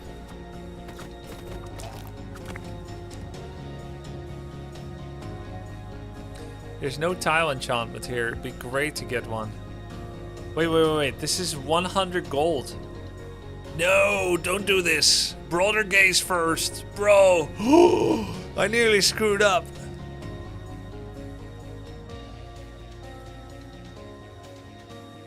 Just put water here. Can you replace Curse Tile with an improved one? Yes. Oh, can you? It doesn't equalize it, it just replaces it. That's nice. But is that the best? Eventually the gaze... I mean, it'll never be that big. We never need to use this. We're fine, actually. But it can be nice sometimes. Okay, we can sell some buildings if we want to, though we don't have many to play with, for denarii. And then we could get something like iron hoe, so that all starter buildings will be 400 instead of 200, which is real nice. It does mean it doesn't diminish as often, which means we won't deplete this artifact as fast. Okay, so which 2 buildings would I kill? 1 tree, 1 wheat. Or maybe 2 trees. Read the left artifact.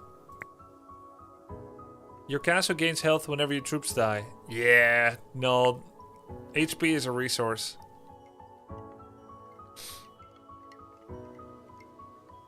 Demolish buildings. Oh, can you get blueprints for the well? Oh, and then we get the iron hoe. No, do not sell well. I did. Everyone's like, no, because it's a rare commodity, right? You have 3 permanent wells. You never want to sell it. But I still have 2. It's not that bad, right? I feel like 2 is enough. Am I crazy about that? There are artifacts that scale with number of wells. Okay.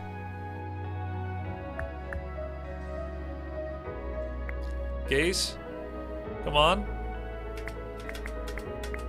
Bam. We have a big gaze. Alrighty then. Now we're gonna save up for Tile Enchanter.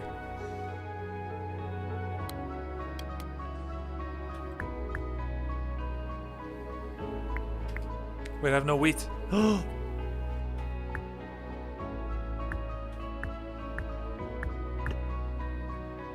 There's no point being here.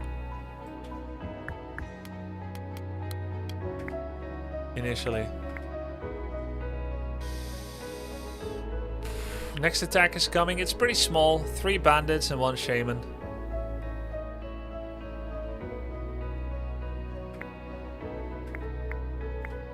Uh, 26 wheat. We need 8, 8, 16. Okay, so we can do this now.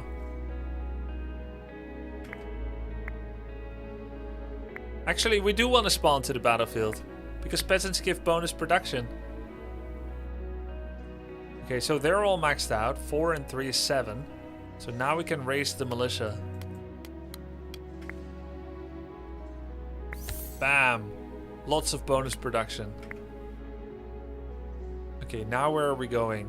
We need gold and we need wood. Wood is not at pressure yet. We want Tile Enchanter, gold, and we want research stable water. Okay, so we're on the right track. You could stop the market for a while, try and get some military productions next wave. Yeah, oh yeah, because we're adding power, right, to these. So I could get some madmen. But the madmen need ore, and or clay rather, and we don't have that. So, but I guess this prophecy comes with a levy barracks and double basic production. So that barracks is something we need to prepare for. And then get the madman going. In the castle there's one. You have clay? What? Oh yeah, I have clay. Okay, so I can already prepare for the madhouse, but I do need water as well. Wood, we're good for now, so I could move the wood away, actually. And put the clay.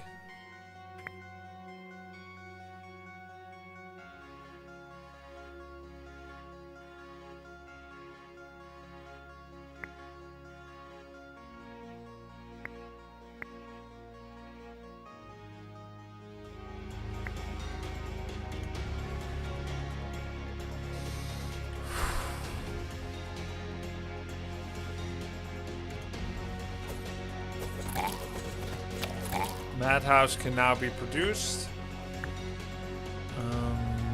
Where do I want to produce it? Let's see. Madhouse. This is my production of units at the moment. It could also be this. So I'll make it right here. That way I can also do this. And he needs ore to be made, which we already have. So we could do that now at the cost of wheat. That sounds good to me. Okay, which barracks can we further support? Gnome Dome. Costs gold though. That's not something we can afford anytime soon. Swordman Barracks. Black Street Barn. You would reroll on this? What are we looking for? Archers? Maybe slingers? Sell or reroll? Gnomes are bad. Yeah, they're a gold sink. Sell? Yeah, let's sell it. I've never sold it before. We're already working on Madmen anyway. Big well could be nice. Water is quite important. I still don't have my research thing. But by now we have 2 trees left. We already have a crystal mine. Yeah, big well. Basic production. Gold mine. Wait, did we get the thing? Iron hoe? Yeah. Starter buildings. Wait. What constitutes a starter buildings? Because it says 200 here. But then actually, they're all 400, even retroactively. Any 200 is a starter building. Okay, so the gold mine is better now than before. Also, iron mine. Marketplace is a 1-for-1, right?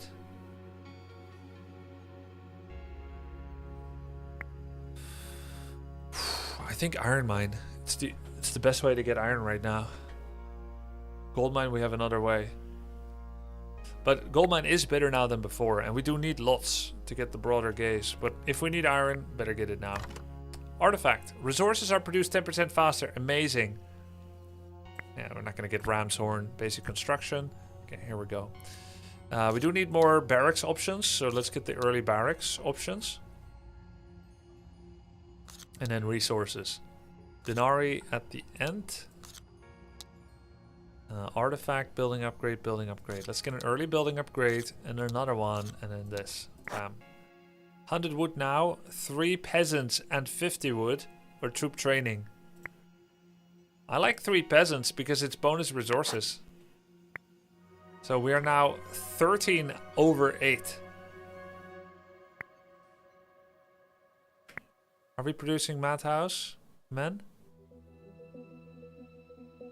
Yes. But how come I don't see it? Oh. Spawn troops to capacity. Very hard waves incoming. This one's okay. 1 goblin pig. And a bandit and 2 lizards. Okay, here's the tile enchanter we wanted.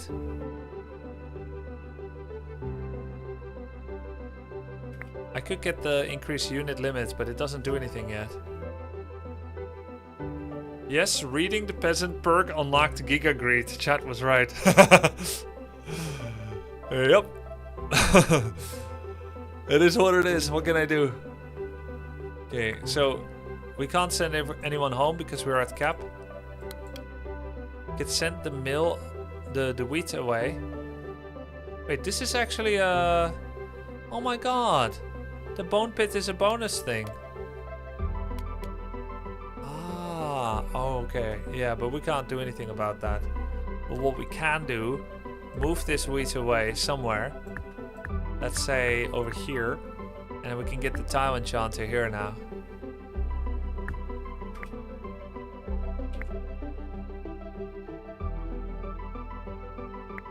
Okay, it's enchanted. Now what do we get?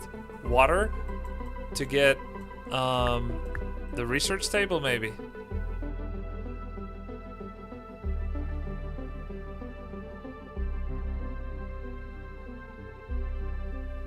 Don't need iron yet.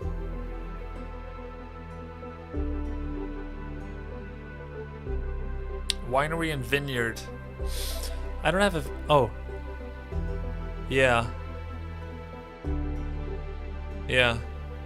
grape bushes. We could do grape bushes.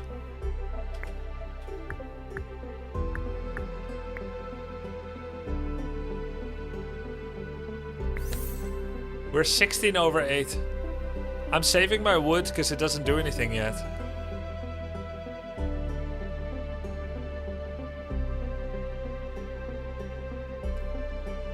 Could get the big well down. Yeah, does it produce a lot faster, the big well? Where is it? I don't see it. Oh. It's 0.8 per second, and the normal well is also, so it's no better. Oh, but it produces 2 at a time. Ah. That's pretty nice. We're under attack! Let's see how they do. My beautiful peasants. 14.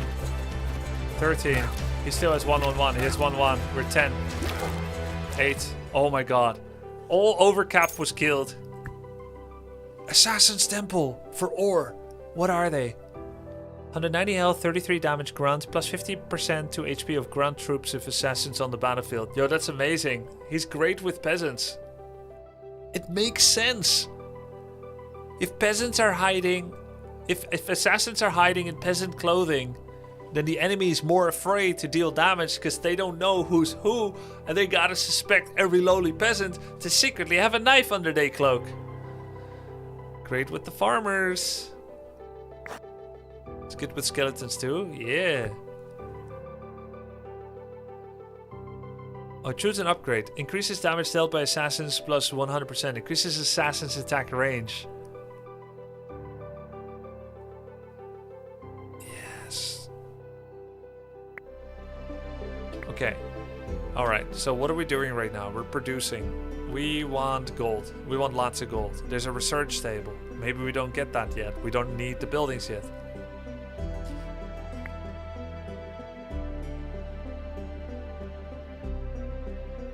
Pause. Okay. Thoughts. Crystals. Wheat. Tree. Stop market, make iron and weed. What do you mean weed? Iron. Iron for assassins. Right. Yes. Iron goes here. But why would I stop the market? For wheat? What do I need wheat for anyway? Future unit reproduction? Yes. What about assassins? Do they need wheat? They do. Ah, so you're thinking we prepare for assassins. We're not strong enough to go to the biggest gaze. Selling wheat at market is inefficient. Okay. Let's get a boost of production. Shablamo. Massive shablamo.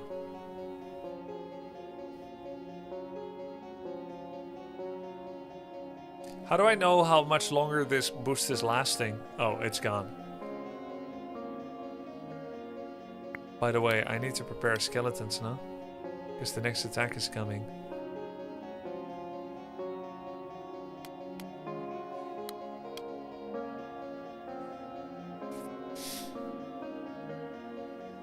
Let's get the overcap. Wait, we need that wood.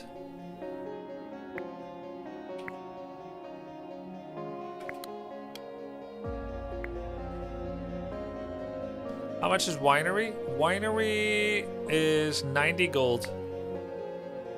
Which we don't have.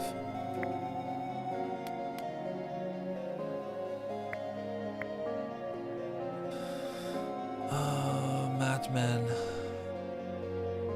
The attack is about to be on us, so I'll actually send peasants home. Though it pains me greatly, because I get less income.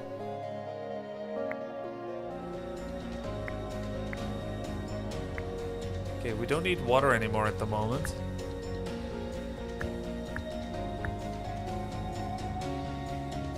We have no wood.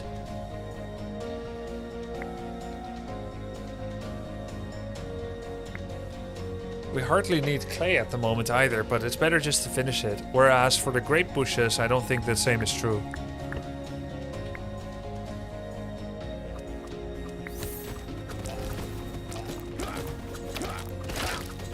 We got this, right? Yeah, we got this. Oh, that was super close. Holy. Oh, we lost.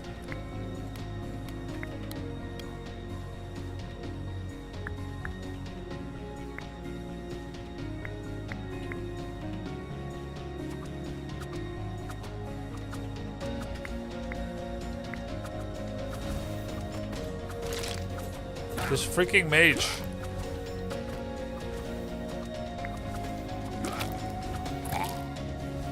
Oh my god, you guys.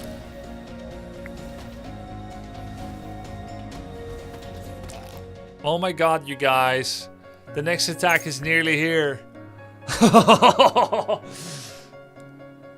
Slinger's tree. Okay. Ranged, swordsman, barracks, warrior, hunter. Okay. Let's get the Slinger's tree. Assassin attack range. Receive ore. Receive fireworks. Okay. Alright.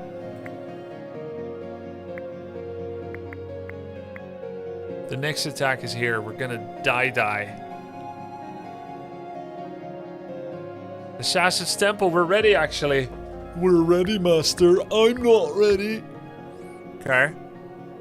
Needs ore, which we have. Wheat, which we have. Okay. What do we put there? Basic construction, maybe. Tree? Need wood? Kind of need wood. But I still have wood. Right here.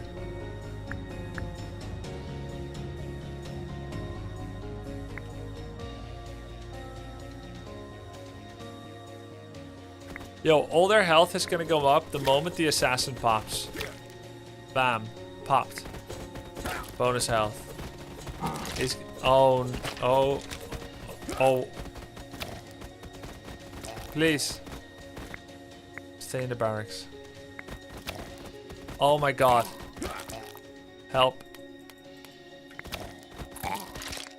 Do I have enough ore to make him? Yeah.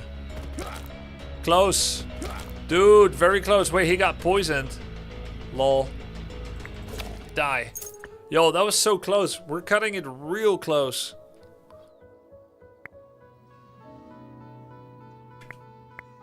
Okay, wow, exciting. Exciting stuff. Next attack is 1 shaman and 1 lightning mage. It's a wandering trader. We made it actually.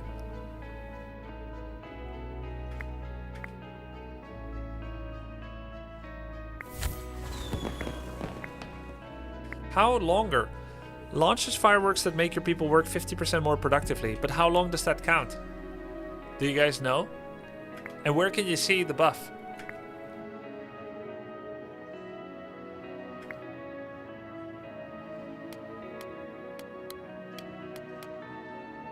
Ten seconds. Okay.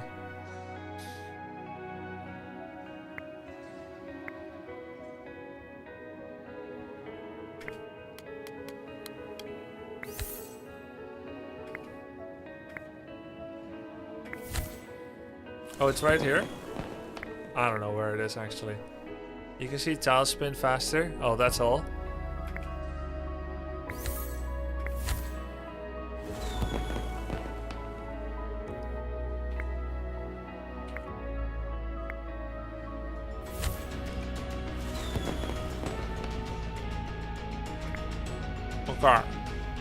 Okay.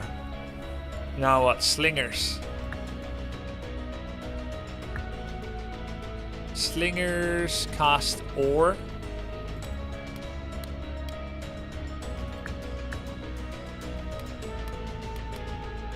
Maybe that's not the best place to put them.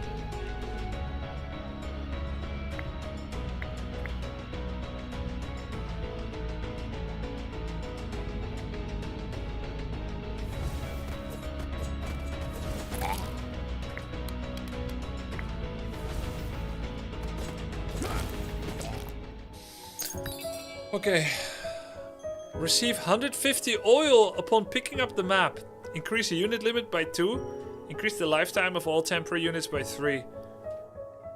Okay, I really like the idea of tasty fruit. Unit limit.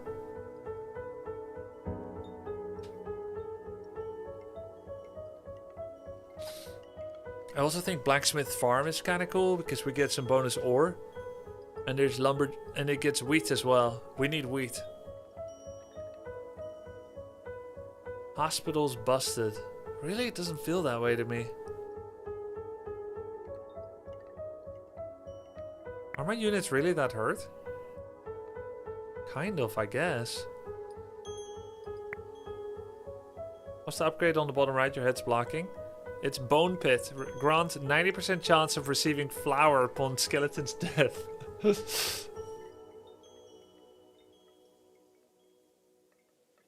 Hospital's not good enough yet for my current lineup, I think. Blacksmith Farm seems cool. I need both ore and wheat. It's pretty cheap to build. Flowers free gold? Yeah. But then I would need to spam skeletons. I only have one bone pit. I'll get the unit limit. Get a blacksmith's farm.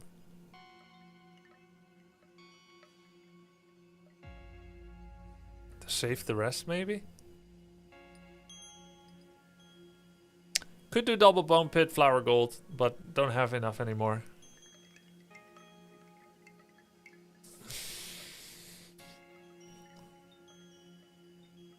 Passively increase damage dealt by an HP of undead troops.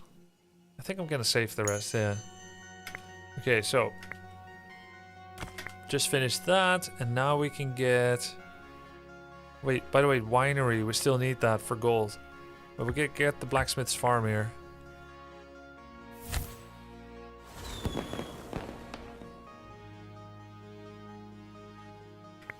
Unit limit increase will be quite nice. Too. Next attack is coming. It's small. I want to find a way to add Slinger's Tree to the mix. Maybe we go for a little illegal mix and match, like move it in. I don't need wheat as much now. I'll just move it in. I know it sucks, but it does actually suck so much to move things.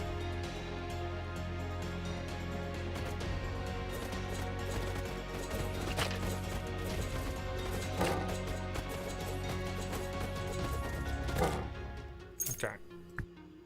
Basic production. Crystal mine, clay mine. Clay, we did finish our clay. We have 235 left. Big well, we still have a big well. And the crystal mine, we still have one in the bank. And we have loads of crystal. So let's go clay mine then. Unless we go for a reroll, but do the clay. Barracks.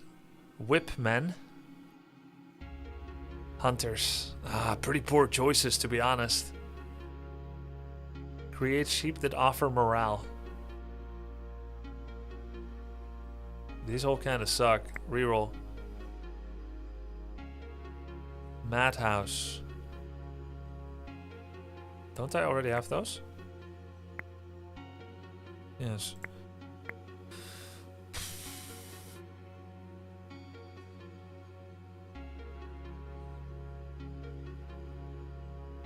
Bonus to morale per 369 madmen on the battlefield.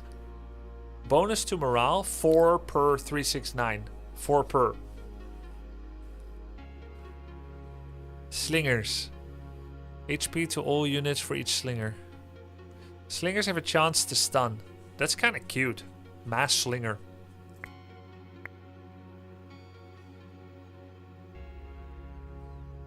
But I kind of need militia because they're tanky. Slingers work with assassin. Yeah. How does assassin work? Damage HP to grunts if assassin's on the battlefield. Yeah, but slinger HP is not really what makes them great. They are 46 health. That's much better with madmen. They both buff the health of peasants. Yeah. Yeah. Okay. Slingers and peasants. Cute. Vineyard.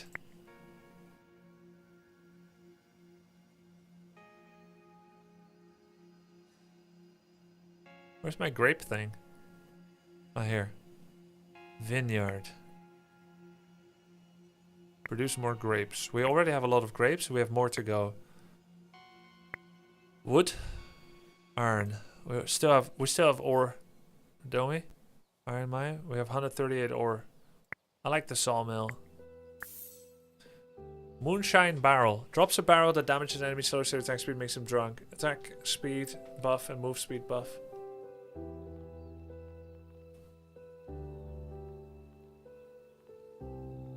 Yeah. Get winery making bottles. Also deals damage. I'll get the barrel. Receive ore at the start of every wave. Flyings. Don't have flyings yet. Okay, here we go. Denari at the end. Spell, resource. Get the spell first, then the resource. Standard levy barracks is not that important. So maybe we just don't get this. We want higher level barracks soon. Building upgrade, yes. Spell. Artifact.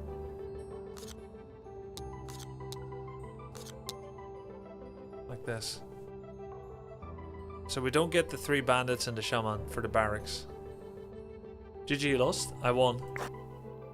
100 wood, 100 wheat, 2 mushroom men. Mushroom men are gonna be nice. They're gonna be real tanky.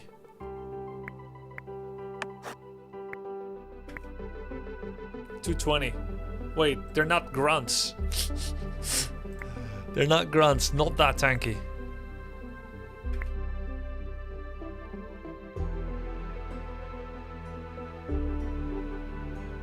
Shrooms buff madmen? Do they? Plus 3% to attack speed of arcane. Oh yeah, madmen are 6% attack speed to madmen. Okay, cool.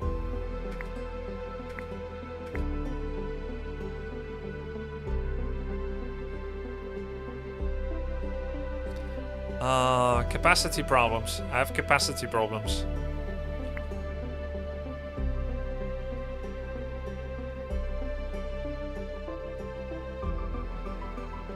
And I have nothing to build forward to.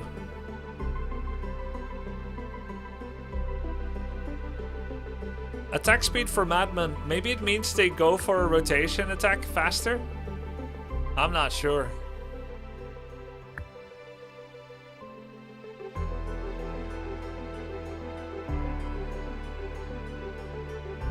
Maybe we need wood. Lots of wood.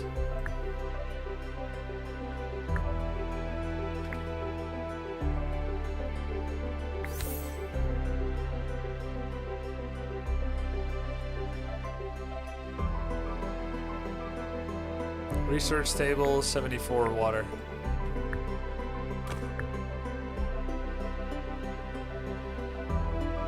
We should be fine against this army. I think we're fine all armies with what we have. What do I place here once the wheat expires? More wood. Max wood for bigger army. Oh, wine. Yeah, winery. Why can't I make? Oh, it's gold. So I need to move this back. Let's just move it back already. Scarecrow, moonshine barrel. Get another barrel. Building upgrade, Slinger's tree. Increase Slinger's health by 200%. Capacity.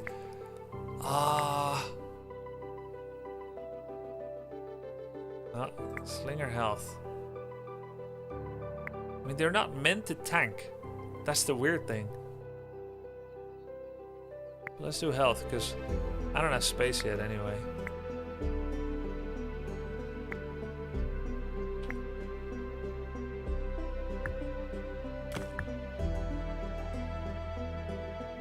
Survive the charging guys? Yeah, that's true. They already have 140 health. This guy has 5. Research table.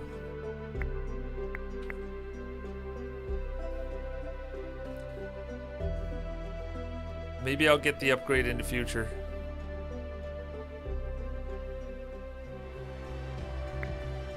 Okay, we can make a winery now. First, let's make sure we can recreate skeletons.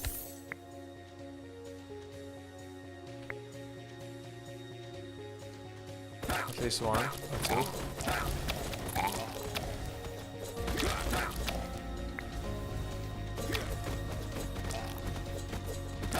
Big badasses.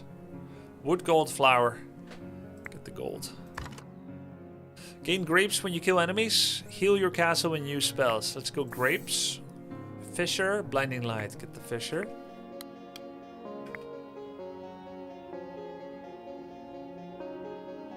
Yeah, I know the wine isn't selected. It is now. Okay, we're getting wine.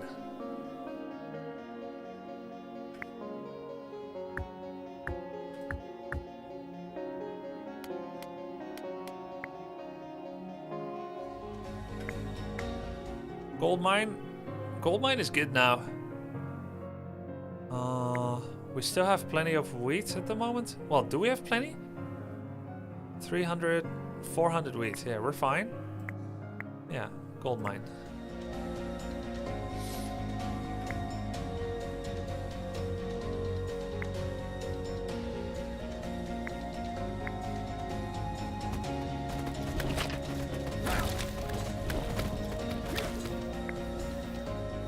Okay, the fights are going fine. Next is double stone golem. Another moonshine barrel.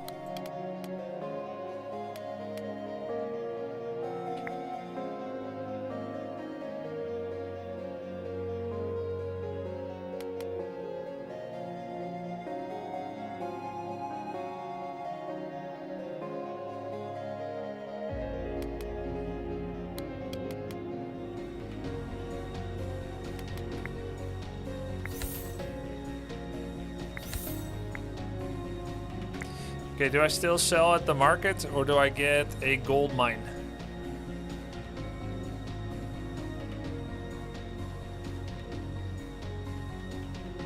Yeah, morale got better.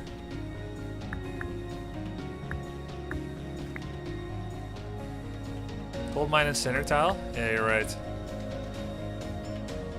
Should have done it there.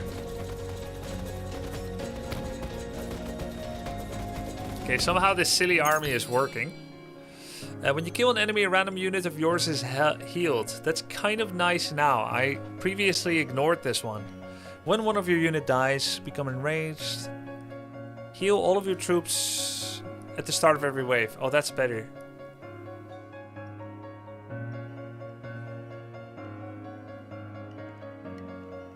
Ramhorn or Invigorating Nectar? Which one's better?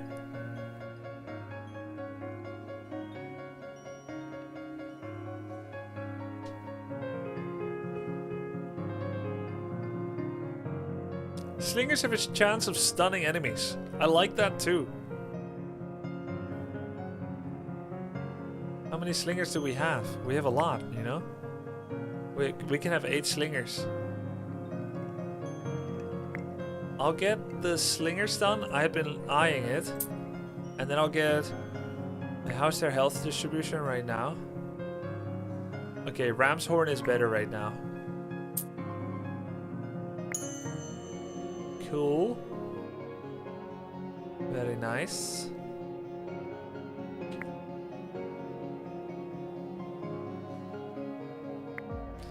Another gold mine. Grape bush. Wait, we do need grapes. The distillery is not working because we have no grapes.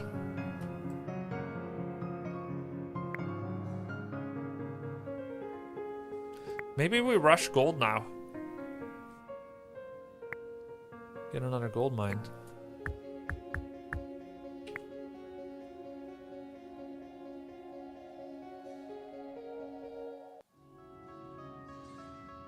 I think we'll remove the research table soon. Ooh, there we go.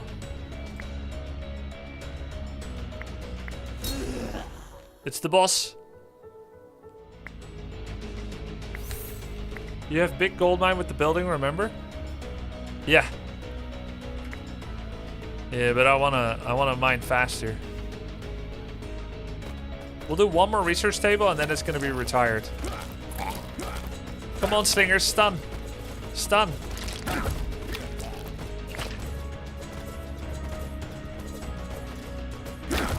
The boss probably has stun resistance.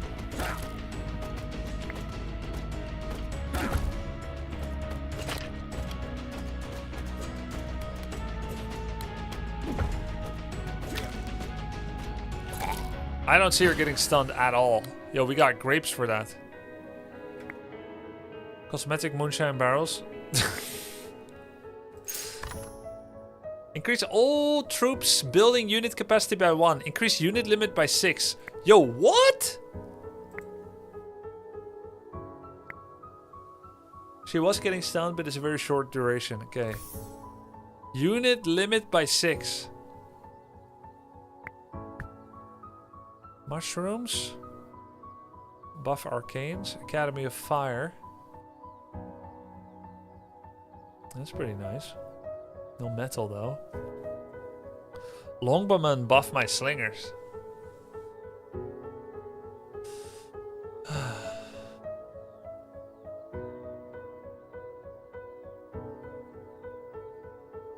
I guess we already have the resources for shrooms, even though I like the other two better. Another vineyard. I think that's nice. Buff Madmen and Mushroom Warriors. Or Mushroom Warriors. Okay, Madmen and Mushroom Warriors. You got me. Okay, guys, I gotta go. I have to save game and go. It was great today. Thanks for playing the game with me. It's so chill, right? Let's continue this run tomorrow. I just saw the time. We gotta go. So chill. It was fun. Tomorrow, more King is watching. And some other games too. Have a good night. Bye.